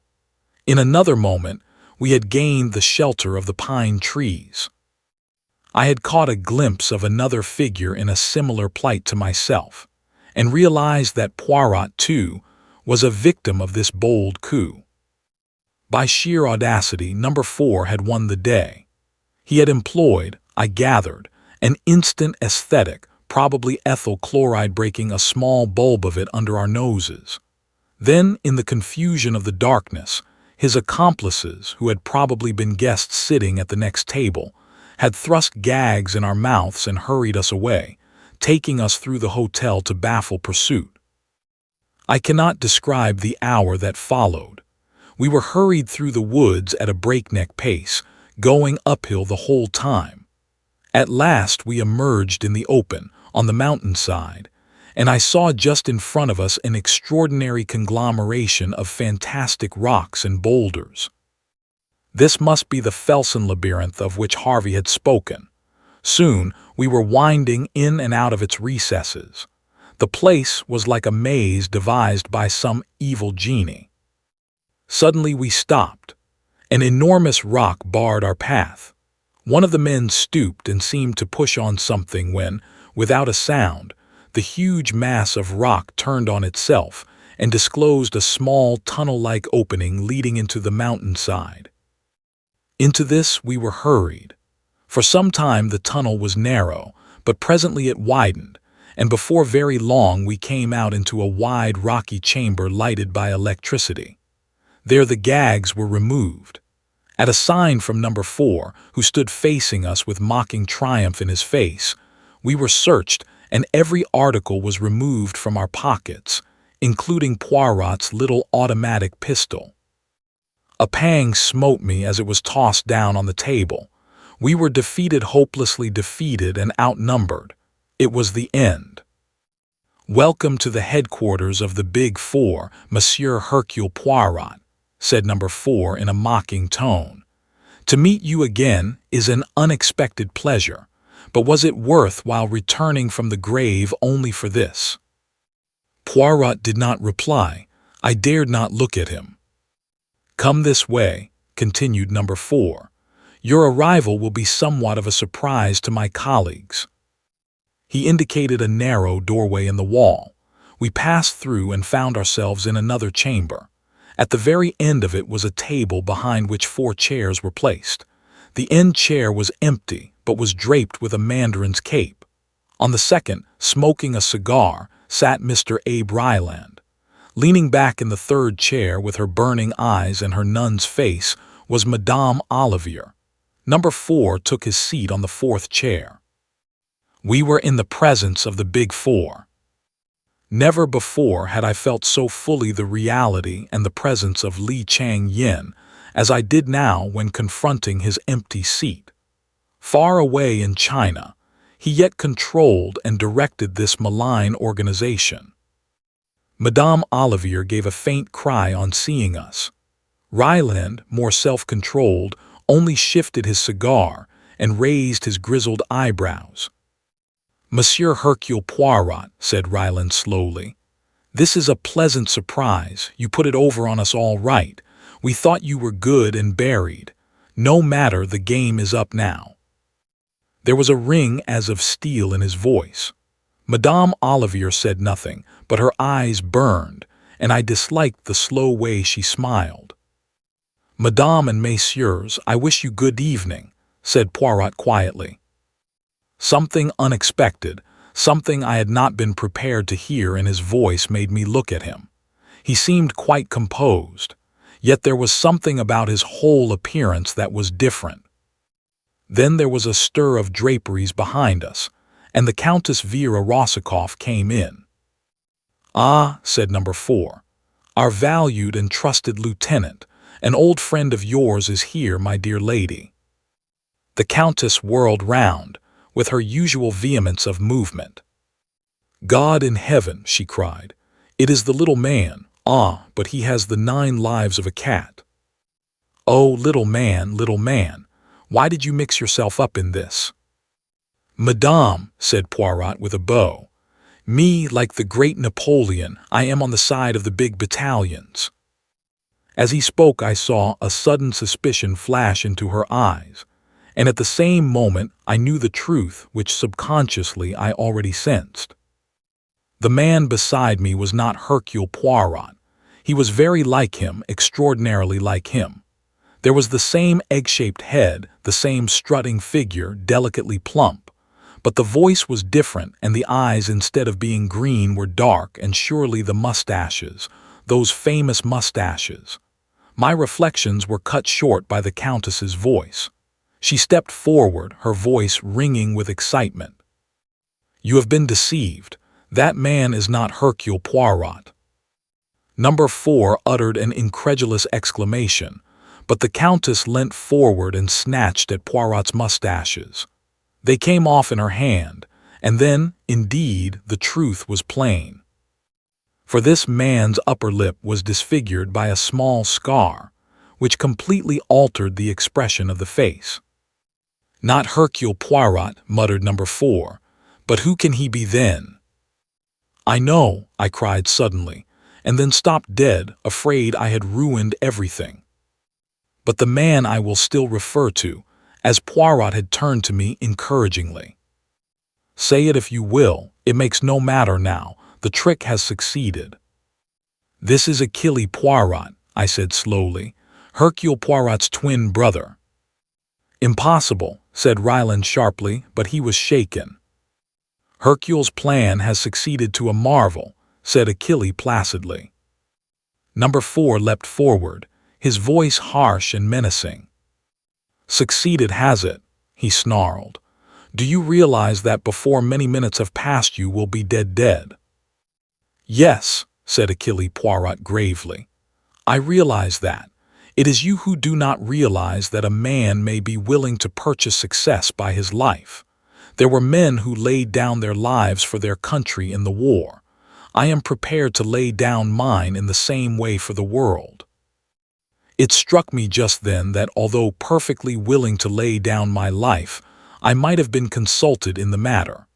Then I remembered how Poirot had urged me to stay behind, and I felt appeased. "And in what way will your laying down your life benefit the world?" asked Ryland sardonically. "I see that you do not perceive the true inwardness of Hercule's plan. To begin with, your place of retreat was known some months ago, and practically all the visitors, hotel assistants and others are detectives or Secret Service men. A cordon has been drawn round the mountain. You may have more than one means of egress, but even so you cannot escape. Poirot himself is directing the operations outside. My boots were smeared with a preparation of aniseed tonight before I came down to the terrace in my brother's place. Hounds are following the trail. It will lead them infallibly to the rock in the Felsen labyrinth where the entrance is situated. You see, do what you will to us, the net is drawn tightly round you. You cannot escape." Madame Olivier laughed suddenly. "You are wrong. There is one way we can escape and, like Samson of old, destroy our enemies at the same time. What do you say, my friends?" Ryland was staring at Hercule Poirot.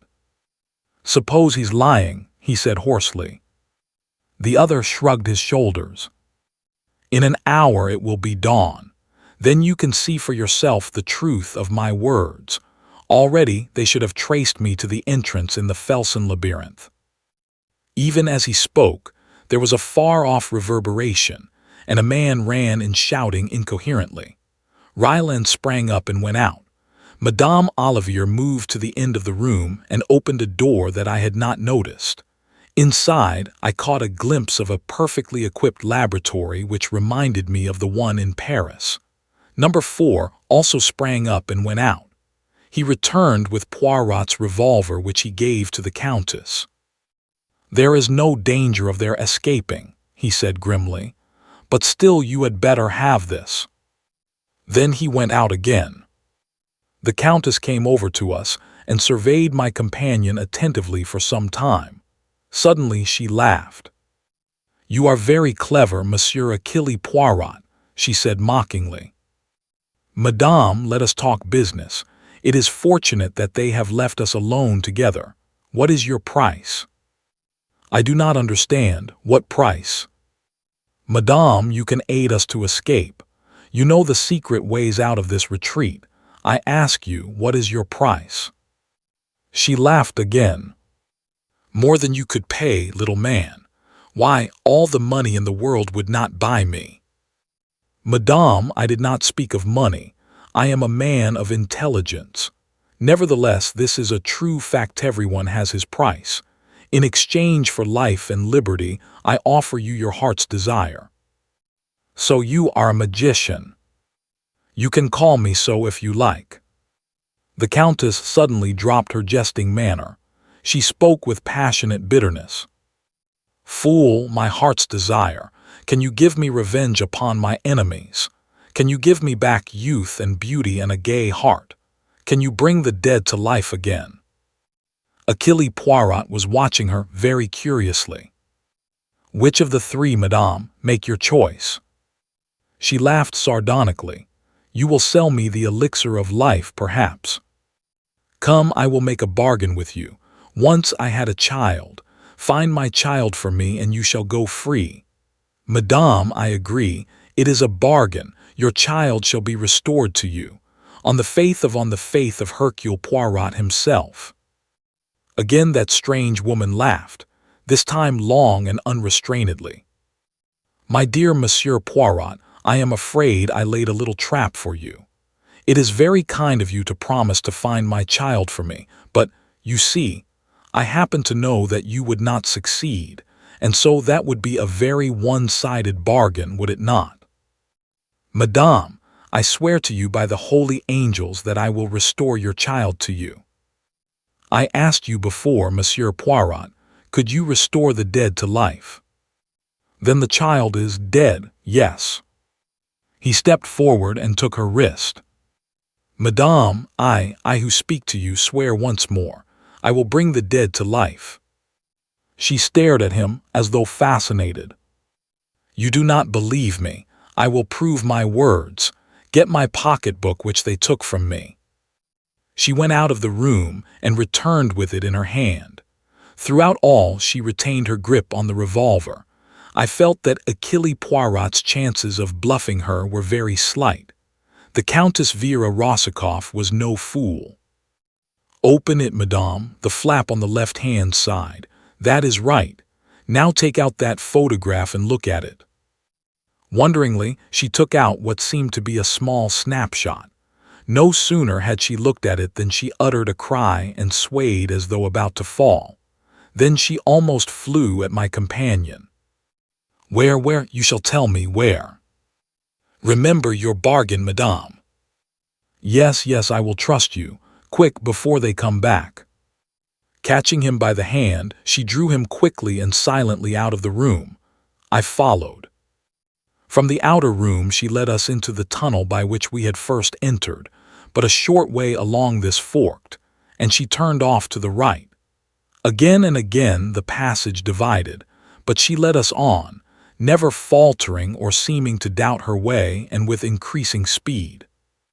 "If only we are in time," she panted. "We must be out in the open before the explosion occurs." Still we went on. I understood that this tunnel led right through the mountain and that we should finally emerge on the other side, facing a different valley. The sweat streamed down my face, but I raced on. And then far away I saw a gleam of daylight. Nearer and nearer, I saw green bushes growing. We forced them aside, pushed our way through. We were in the open again, with the faint light of dawn making everything rosy. Poirot's cordon was a reality. Even as we emerged, 3 men fell upon us, but released us again with a cry of astonishment. "Quick!" cried my companion. "Quick, there is no time to lose," but he was not destined to finish. The earth shook and trembled under our feet. There was a terrific roar and the whole mountain seemed to dissolve. We were flung headlong through the air. I came to myself at last. I was in a strange bed in a strange room. Someone was sitting by the window. He turned and came and stood by me. It was Hercule Poirot, or stay. Was it the well-known ironical voice dispelled any doubts I might have had? But yes, my friend, it is I, brother Hercule has gone home again, to the land of myths. It was I all the time. It is not only number 4 who can act a part. Belladonna in the eyes, the sacrifice of the mustaches, and a real scar the inflicting of which caused me much pain 2 months ago. But I could not risk a fake beneath the eagle eyes of number 4. And the final touch, your own knowledge and belief that there was such a person as Hercule Poirot. It was invaluable, the assistance you rendered me. Half the success of the coup is due to you. The whole crux of the affair was to make them believe that Hercule Poirot was still at large directing operations. Otherwise, Everything was true, the aniseed, the cordon, etc. But why not really send a substitute? And let you go into danger without me by your side. You have a pretty idea of me there. Besides, I always had a hope of finding a way out through the Countess. How on earth did you manage to convince her? It was a pretty thin story to make her swallow all that about a dead child. The Countess has a great deal more perspicacity than you have, my dear Hastings. She was taken in at first by my disguise, but she soon saw through it. When she said, "You are very clever, Monsieur Hercule Poirot," I knew that she had guessed the truth. It was then or never to play my trump card. All that rigmarole about bringing the dead to life. Exactly, but then you see, I had the child all along. What? But yes, you know my motto, be prepared. As soon as I found that the Countess Rosikoff was mixed up with the Big Four, I had every possible inquiry made as to her antecedents. I learnt that she had had a child who was reported to have been killed, and I also found that there were discrepancies in the story which led me to wonder whether it might not, after all, be alive. In the end, I succeeded in tracing the boy, and by paying out a big sum I obtained possession of the child's person.